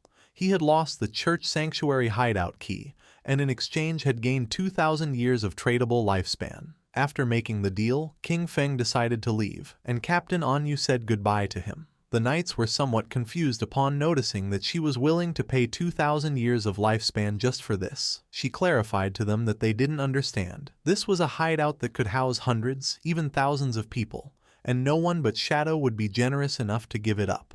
The timely gift of lifespan from Enyu was perfect. This meant that he could fully equip himself before heading to Magic City. King Feng immediately invested the tradable lifespan he had obtained. He consumed 71.2 years to reach level 15. Then, he acquired a series of new skills, the Mythic Level 1, Blessed Liberation, for 161.7 years, the Legendary 1, Assassin's Instinct, for 71.12 years, and 3 Epic Level 1s, Shadow Ring Blade, Silent Concealment, and Darkest Hour, for 36.35, 23.71 and 34.65 years respectively. Finally, he spent 113.89 years on the item Mount Bell. Except for the equipment, everything else, skills and level, had been completely synchronized. His strength in the real world was now almost the same as in the game.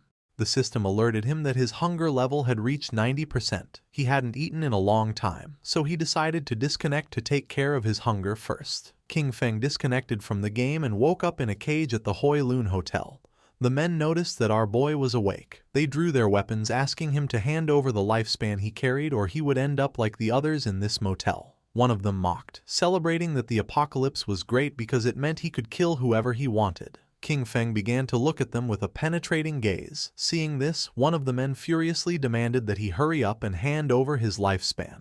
The other man begged his boss to let him tear him apart. The man carrying the bat thought that King Feng was so scared that he had become paralyzed, and decided it was better to simply kill him. Just before they could take another breath, a strange energy began to spread through the air. Our boy used the skill Shadow Ring Blade, and not long after, the whole hotel started collapsing into pieces. King Feng took a pack of instant noodles, realizing that the more power he drew into the real world, the more energy his body needed. At his current strength level, ordinary food simply was no longer enough. Our boy started eating the instant noodles, knowing that once he dealt with Qiang Shishi and her guild called Alice, he would need to find a way to obtain the divine gifted book. Riding on his wolf, King Feng set off. He knew that she was incredibly cunning, much harder to track than Song Fei. However, he could use the mission Kill King Feng that he had previously accepted as bait to lure her. Hungry, he headed toward Magic City, intending to find something to eat along the way. At the same time in Magic City, Qiang Shishi was throwing a big party. According to her,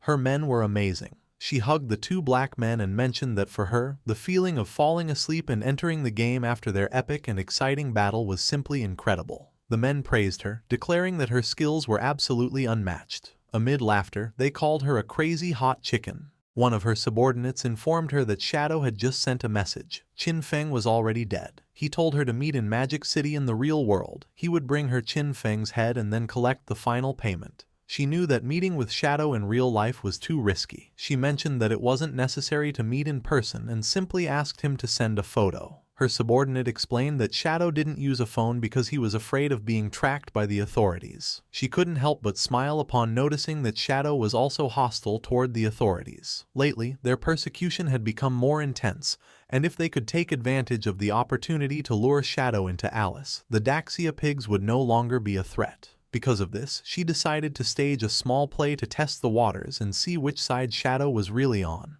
She decided that she wanted to meet with Shadow first in the game, and sent him the coordinates. She went to the ruins and called Skywalker. She addressed him with affectionate words, asking if he was there and expressing that she missed him. Then, she asked him for a favor, mentioning that she needed his help with a living one. King Feng was sitting and meditating. He was using silent concealment, a skill that allowed him to enter stealth permanently while remaining completely motionless. Noticing that she wanted to meet in the game, King Feng thought that Qiang Shishi was really clever. These coordinates, Spectre Academy, were not far from him. He logged into the game and decided to see what kind of tricks she had up her sleeve. A few hours later, King Feng went to the Magic City ruins, Spectre Academy. King Feng, still using invisibility, got off his mount. At that moment, some government agents appeared in front of King Shishi. They announced that the authorities had located her Spade Gang, identified her as Spade A, and advised her to surrender immediately and stop resisting. Otherwise, they would be forced to take military action.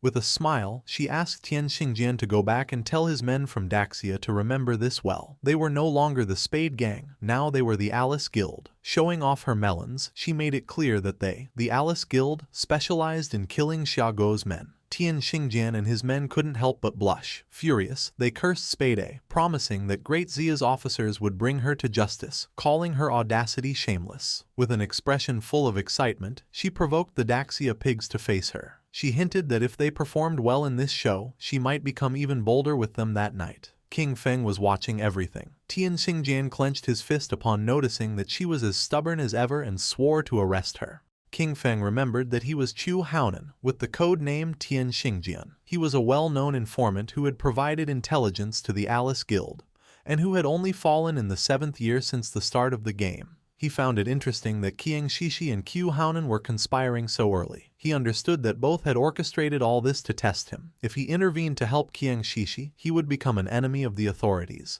If he didn't, Qiang Shishi probably wouldn't meet Shadow in the real world. Our boy jumped and began descending from the sky. He used the skill Shadow Ring Blade and decided that this was the moment to show his sincerity. A strange red aura enveloped Tian Xingjian and his men, slowly taking away their HP. The system confirmed that he had slain Tian Xingjian and his men. Qiang Shishi and the others were somewhat confused. Once the corpses transformed into lifespan, King Feng appeared in front of them and introduced himself as Shadow.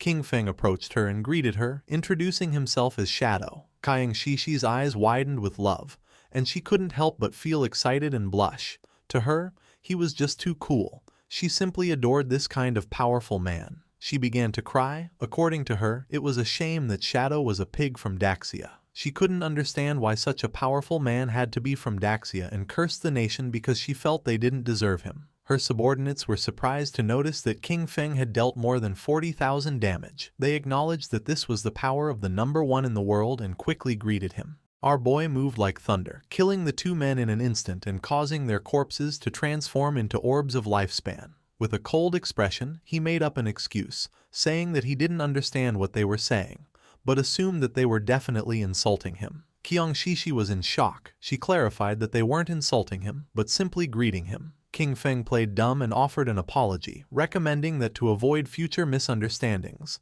it was better to speak the Daxia language in this place. Our boy decided it was time to begin the exchange, but before that, he ordered her to put on clothes. With a smile, she covered her melons and asked about King Feng's head. Deep down, she thought Shadow was a weirdo, but she really liked him. Shadow revealed that he had King Feng's head with him. He explained that he couldn't bring it into the game, but he could show it to her in real life if she was willing. Qiang Shishi opened the system window and with a confident expression decided to believe him. She had already witnessed Shadow's strength and believed he wouldn't lie to her. Shadow obtained 1,500 days of tradable lifespan. Our boy decided it was time to leave, but she asked him to wait. With a smile, she proposed a long-term collaboration, arguing that he had the skills and she had the money. She informed him that she had a new assassination target and, if he was interested, invited him to her house that very night. Sticking out her tongue and blushing like a tomato, she promised that she would fulfill anything he needed. Our boy became somewhat curious and asked who the assassination target was and what the payment would be. As she was logging off from the game, she suggested they meet in person to talk. She assured him that the payment would be several times more generous than this time and that she would wait for him that night at Magic City's port. King Feng became serious, wondering if her place at the port could be her yacht. At the same time, not far from the statue, Tian Xingjian and his men respawned. He was furious, cursing Shadow, as he knew that he would definitely betray the authorities. However, for him this was a success. Qiang Shishi had managed to ally with Shadow. He realized that the idiots in Zhonghai City should be held responsible for their constant conflict with Shadow. Next, he ordered Lin Qingyu to guide everyone to collect their lifespan first, as there might be action soon. Lin Qingyao, a woman with white hair, nodded her head. Her nickname in the game was Late Night Drizzle. She considered the possibility that Shadow really had allied with Spade. If this were true, they needed to find a way to eliminate Shadow, even if it meant death. She began to gaze at her hand and sank into her thoughts. She was aware that the gap between Shadow and herself was really big. She hadn't even managed to see his silhouette before everything ended. A few hours later, in the middle of the night, a hooded man arrived at Qiang Shishi's yacht. He introduced himself as Shadow and mentioned that he had come to find Spade. Upon noticing that Shadow had arrived, the guards recognized him. They informed him that they had been waiting for him and were ready to set sail, inviting him to come aboard. Shadow remained silent. It was nighttime and the yacht was sailing in the middle of the sea, far from the cities. While Shadow was distracted, Qiang Shishi appeared with a glass of wine. She wore an elegant red dress and offered him a glass, commenting that they were finally meeting. She didn't expect him to be so mysterious even in real life. Shadow got straight to the point and asked her who she wanted to kill. She approached Shadow and with a mischievous smile told him there was no fun in getting straight to the point. She suggested that with such a beautiful night and such pleasant company, they should leave boring matters for later. Instead, she invited him to have a drink and toast to the lovely evening they were spending together. Shadow took the glass of wine and without hesitating for even a second, took a sip. Qiang Shishi couldn't help but feel cheerful, and not long after, Shadow sat on the sofa. Qiang Shishi sat next to him and grabbed his arm, smiling as she questioned whether he was already feeling the effects, revealing that the drink contained her special secret recipe. She began to get aroused and revealed that anyone who drank would obediently follow her orders. She thought with euphoria that, just as she had imagined, even Shadow was just a man after all. However, her excitement turned into astonishment upon witnessing such a powerful reaction. Drooling, she sat in front of Shadow and asked him not to be nervous, to relax and enjoy. She explained her plan. When they both reached the highest wave, she would lift her hood so she could clearly see his face, as she was sure he must be incredibly handsome. However, for now, she wanted to keep the mystery. She began having fun with Shadow, completely amazed that Daxia had such a magnificent man. This made her understand why he was Shadow. A burning heat overwhelmed her as she marveled at the incredible experience. Feeling how a scorching heat consumed her, she urged him to continue, shouting that she was ready and for him to come out until finally reaching climax. At that moment, something strange happened and green flames emerged from Shadow's body, burning Kyung Shishi. She went into shock, feeling a scorching heat as she wondered if this was fire. Someone appeared next to her and grabbed the protective crystal pendant that she wore around her neck. They did not expect her to have such a good item that had saved her life. It was the protective crystal pendant of gold tier, universal accessory, whose unique effect granted the wearer a shield layer of damage immunity every 300 seconds. It was none other than Qin Feng, with his body emitting a suffocating aura and a penetrating gaze.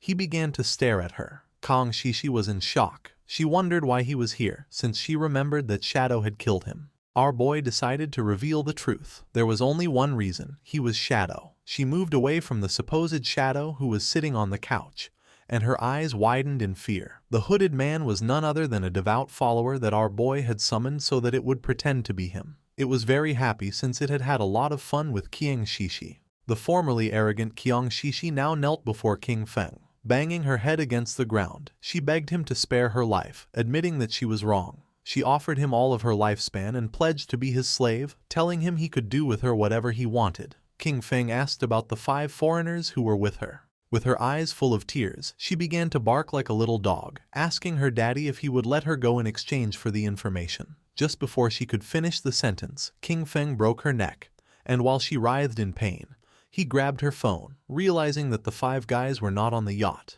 King Feng obtained 659 years of tradable lifespan.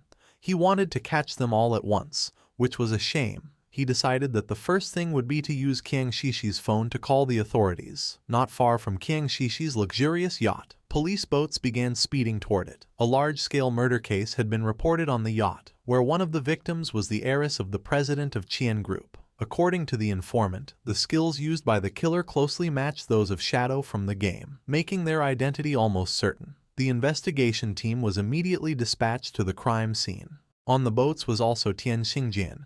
He knew that Shadow lacked all law. He considered that such a gratuitous murder was a direct provocation against the laws of his country. Once on the boat, he would use search skills on the corpses, and as soon as Shadow's location was confirmed, they would open fire with full force to ensure that the target was eliminated. He would definitely avenge his Shishi. The police boats surrounded the yacht in a matter of seconds. They began to investigate Kyung Shishi's corpse. The preliminary autopsy showed that the cause of death was a fracture of the cervical spine. Unidentified DNA samples were found in her mouth, along with burn marks. Tian Xingjin cursed Shadow, for he not only killed, but also insulted the dead. He touched her corpse and used the skill called Last Words of the Deceased. By touching the body, the skill allowed him to obtain the location of the killer for 5 minutes. He, Tian Xingjian Qiu Haonan, swore that he would make sure that the culprit was brought to justice. His eyes widened in surprise. He went on alert, drew his pistol, and warned his men to be careful, since Shadow was right there. He began to order an all-out attack towards 6 o'clock. Just before he could turn around, a powerful venom dart pierced his head, leaving the others in shock. His corpse fell next to Kyung Shishi's. Lin Qingyu did not lose her composure. With an expression full of determination, she summoned a group shield and began shooting, accusing Shadow of having killed the investigator, and asking him if with that he was trying to become an enemy of the authorities. King Feng asked them not to be nervous. He explained that the reason he had killed Ku Haonan was because he was a traitor who leaked official information to Kang Shishi in exchange for benefits. As for the evidence, he indicated that it should be on his phone. They were free to investigate thoroughly.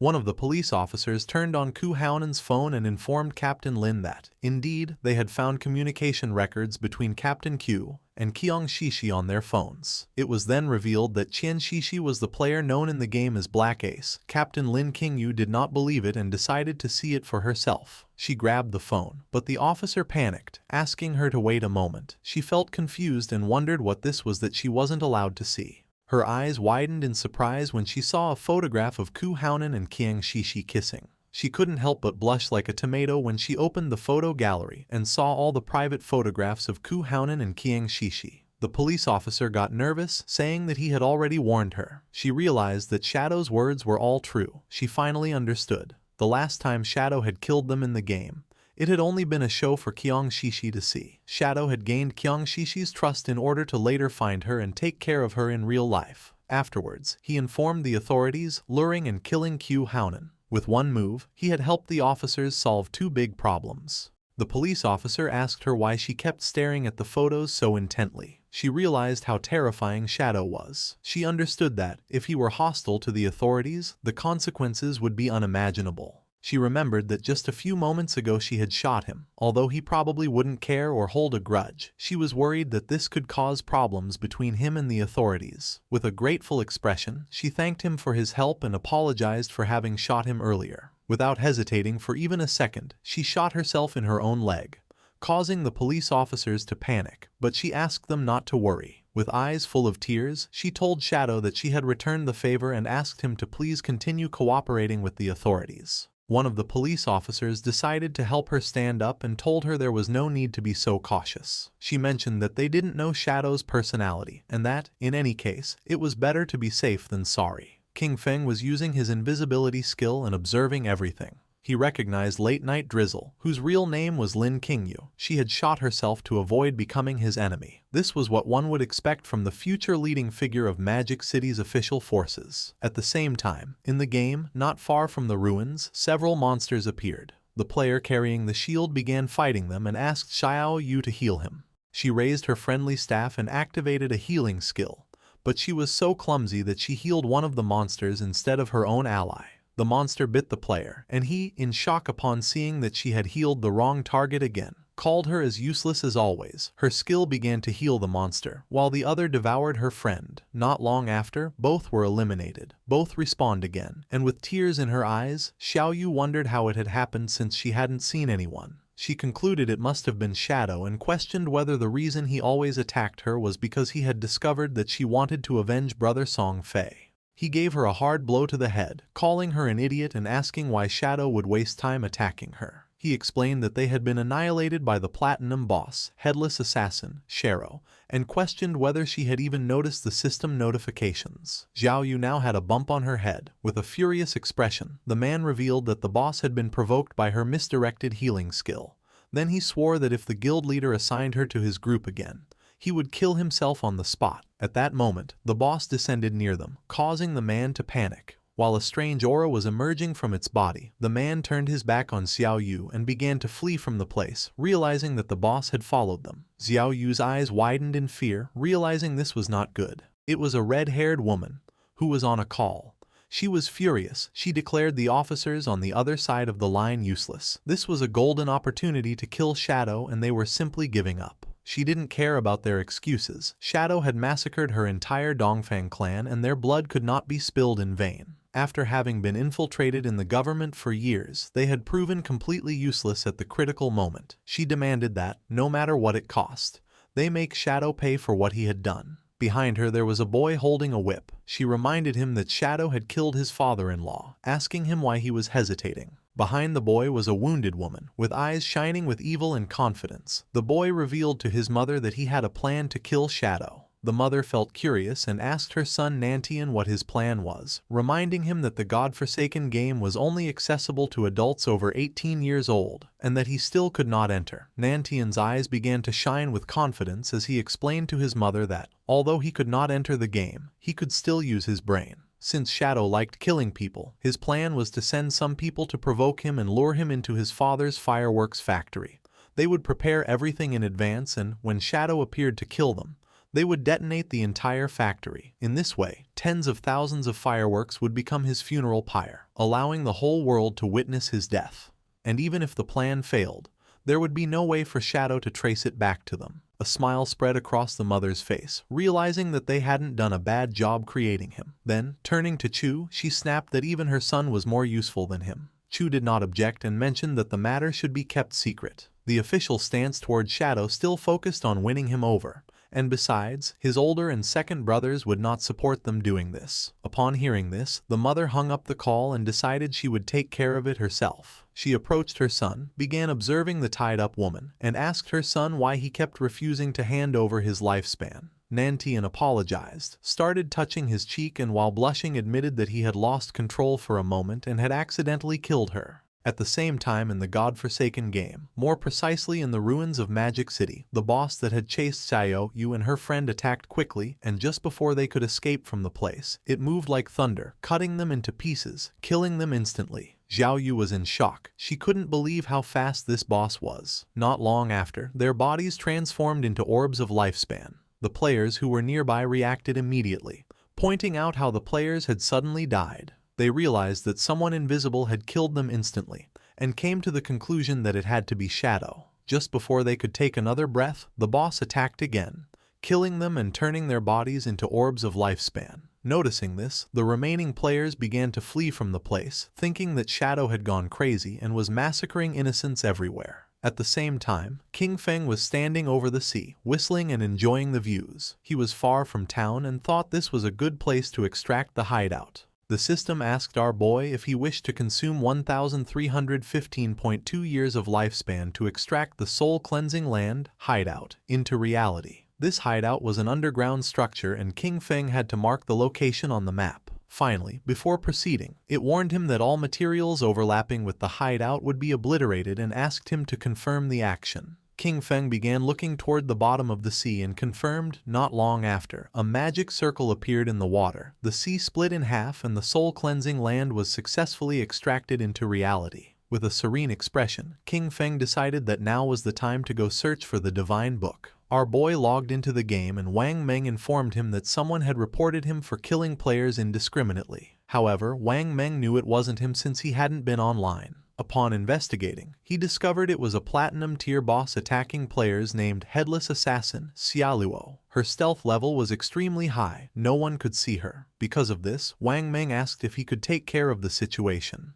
In the ruins of Magic City, the boss was massacring all the players in the area, leaving only lifespan orbs. Ongqun, who was hiding behind the rubble, couldn't help but feel fear, wondering what kind of divine boss she was, since not even his level 3 anti-stealth could detect her. Last time, the Iron Saintess had been overshadowed by Shadow, and he was very upset. With a confident smile, he revealed that the only problem was that he couldn't see the boss.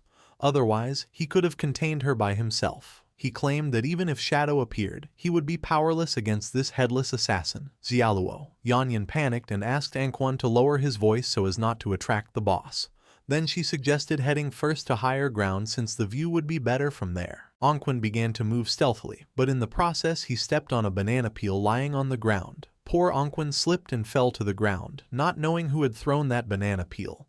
But just before he could finish speaking, the boss moved like thunder, cutting Yanyan and the subordinate in half. The bodies of Yanyan and the others transformed into orbs of lifespan. Ongqun was the only one who had not been eliminated thanks to slipping on the banana peel. He was in shock upon noticing that the boss had killed all her subordinates. Without losing a second, he grabbed an orb of lifespan, and when he turned around, he saw the boss. She raised her arm and prepared to eliminate Ongqun. Far from feeling fear, he challenged her, shouting that he wasn't afraid of her. While the boss was preparing the attack, Ongqun rolled, only to panic upon realizing that he had rolled too early. Without losing a second, Ongqun continued rolling without stopping. His eyes widened in confusion, wondering what she was waiting for and why she wasn't attacking him already. He started rolling non-stop around the boss, and in the process got dizzy since he had rolled to the limit. Ongqun stopped rolling and couldn't help but feel somewhat confused upon noticing that the boss was disappearing.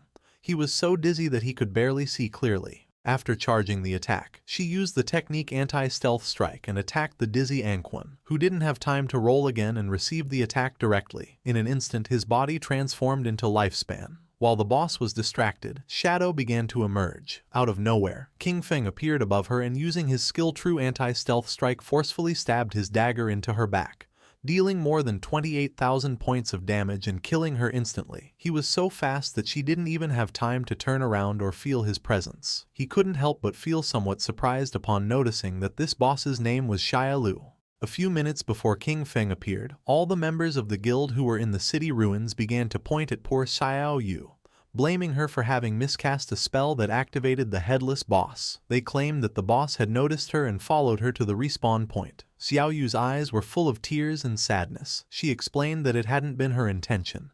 Two of the players were furious and told the guild leader that their teams wouldn't dare accept someone like her, as they would die without even knowing how it happened. The guild leader asked his men to lower their voices, asking them if they weren't afraid of attracting the boss. With a serious gaze, the guild leader realized that Xiaoyu was not made for combat. Because of this, he informed her that from now on she would be in charge of gathering information about hideouts. He offered her a reward of 3 years of lifespan if she found a gold tier hideout, and 10 years if she found a platinum tier one. He remembered that at the time, upon seeing that she had a hidden class, they had thought they struck gold. Pointing at Xiao Yu, the guild leader decided that from now on he would give her 1 year of lifespan each day, since her constant deaths were a great waste. A system window appeared informing Xiao Yu that she had received 2 days of tradable lifespan. Her remaining tradable lifespan was now 2 days, 13 hours and 32 minutes. With a grateful expression, she thanked him from the bottom of her heart. Upon noticing this, the other girls in the guild couldn't help but feel furious. They were convinced that Xiao Yu had been lucky and that all of this had been her plan from the beginning to be able to see the guild leader every day. Cursing little Xiao Yu, they declared that they would do the same. At that moment, lifespan began to emerge from the area, and someone noticed that the boss was named Xiaolu. Upon hearing this, the guild leader and his men couldn't help but feel somewhat curious and confused. Not long after, the corpse of the boss appeared lying on the ground, and then King Feng appeared and began staring silently at the guild leader. The eyes of the leader and his eyes widened in surprise, and their jaws dropped in shock. Without hesitating for a single second, with a furious expression, he gave one of his own men a strong blow to the head. At that moment, a strange energy appeared around Xiao Yu, and the space around her began to distort, leaving her somewhat confused. Her eyes widened in fear and surprise. Neither she nor the players knew what was happening. Without wasting even a single second, the guild leader kicked Xiao Yu in the butt, making her fly away. Xiao Yu's body began to float in the air. She couldn't help but scream and ask for help. At that moment, 3 headless bosses appeared around her. Upon noticing this, King Feng's attention was fixed on her. Anquan and the others, who were watching from a corner, panicked when they noticed 3 bosses. They soon realized that there were actually 4, and then 5, as one of them had just been instantly eliminated by Shadow. This made them understand why they felt like they were everywhere. There were many clones. With eyes full of tears and a desperate expression, Xiao Yu began to ask for help. Then she saw Shadow and thought she was saved. She reached out her hand to King Feng and begged him to save her, calling him Brother Shadow. Upon hearing the word brother come from the mouth of the person who had betrayed him, King Feng's eyes began to shine with rage. Just before the bosses could attack, King Feng used his new Shadow Dash, moved quickly and in the blink of an eye, cut the bosses and tore Xiao Yu into pieces. Xiao Yu went into shock, not knowing why Shadow had killed her. The system informed our boy that he had killed headless assassin Xiaolu and Xiao Yu, obtaining 48,000 experience points, 20 evolution points and 1,520 days of tradable lifespan. While the orbs of lifespan were falling from the sky, King Feng turned his back on Xiao Yu and coldly said that she was unlucky. King Feng used Greedy Hand to pick up the loot. He realized that, in addition to the 1,520 days of lifespan from the boss itself, it had also dropped a bunch of light orbs. They were the non-tradable lifespans that the boss had just absorbed from other players and had not yet digested. Captain An Yu and Wang Meng appeared. With a smile, she greeted our boy, offering to buy him the items if he didn't need them. King Feng felt somewhat surprised to notice that Captain An Yu and Wang Meng were everywhere. With a serene gaze, our boy mentioned that they had arrived just in time, as he knew another place with good loot. If the price was right, he could take them. He told Wang Meng and the others to go with him, but An Yu could not go. Captain An Yu felt somewhat furious and confused, asking why she couldn't come with them. Shadow began pointing at Wang Meng with his finger and clarified that, to be precise, women could not go. She began to blush and, showing her sensual body, asked the boss why. Accusing him of being discriminatory, she expressed a feigned sadness, admitting that she had even planned to seduce him, but did not expect that he actually liked men. King Feng gave her a gentle knock on the head and then revealed that outside the ruins of the city's north gate, there was a tower of divine authority. He explained that after completing the challenge, valuable rewards could be obtained. However, the NPCs inside despised women. If there were women in the team, the difficulty would increase tenfold. Little Black said goodbye to King Feng with a smile and wished him good luck, while her friend began to show a smile full of admiration. Furious, Captain An Yu turned her back on them, declaring that the NPCs were sexist and trash, and vowing that she would kill them as soon as she leveled up. Then, she told Xiao He that they should go explore the nearby mountain to kill some mobs and vent her frustration. King Feng asked Wang Meng and his men to follow him, and the system informed them that Shadow had sent a party invitation. Wang Meng's subordinate was nervous since it was the first time he teamed up with the great boss. However, Wang Meng scolded him for his nervousness, reminding him that this was an opportunity to learn from the great boss's movements. In an instant, King Feng had moved away from them. Noticing this, they panicked, as they didn't understand what was happening. Shadow seemed to walk slowly, but his speed was greater than theirs while running. They wondered how they were supposed to learn anything this way, concluding that his agility was too high. When examining his system inventory, King Feng noticed that more than 20 items had dropped, and 2 of them were usable by assassins. The first item was the Forest Bone Blade of Tier Emerald, an assassin weapon. It offered an attack power of 388,125 with armor penetration, and increased strength by 39 and agility by 48. The requirement to equip it was to be level 15. Its unique effect doubled movement speed for 5 seconds upon dealing damage, and while this effect was active, it granted a 30% evasion rate. King Feng unsheathed his new Forest Bone Blade, and his eyes widened with joy upon noticing that the attack power was almost 80% higher than the 216 points of the Plague Blade. Additionally, it added armor penetration, strength, and agility. This weapon was not bad at all, definitely worth equipping. The second item was the skill Shadow Blade of Platinum tier. It launched a Shadow Blade condensed from dark elements, inflicting dark element damage to a single target within a range of 20 meters, with an additional 600 points of dark elemental attack. Upon impact, it dispelled a random buff up to Platinum tier. Its cooldown was 12 seconds, reduced to 6.49, and required level 14. Our boy decided to evolve this skill and raise it to legendary tier. Although the dark element damage to a single target was somewhat low, he considered that the effect of dispelling buffs was quite useful. The evolution consumed 56 evolution points, leaving him with 219 remaining. The skill Shadow Blade went through the Platinum, Emerald, Diamond, and Epic tiers until finally becoming legendary. This increased its added dark elemental attack to 1,500 points and allowed it to dispel a random buff of up to legendary level. Its cooldown was reduced to 7 seconds, 3.78 effective. Finally, the skill obtained a new legendary effect. Hitting a weak point refunded 3 seconds of cooldown. Holding his newly upgraded blade, King Feng felt joyful. He realized that as long as he struck a weak point, this skill would return 3 seconds of the cooldown. For him, this meant that the effective cooldown would be only 0.78 seconds. Our boy came out of his thoughts, and when he turned around he saw that Wang Meng and his subordinate had disappeared from the place without a trace. At the same time, about 2 kilometers behind King Feng, Wang Meng's subordinates were gasping heavily and exhausted. They complained that Shadow moved too fast and no one could keep up with him, until one of them told their captain that he couldn't continue. Wang Meng grabbed one of them by the feet and started dragging them, asking them to stop talking nonsense.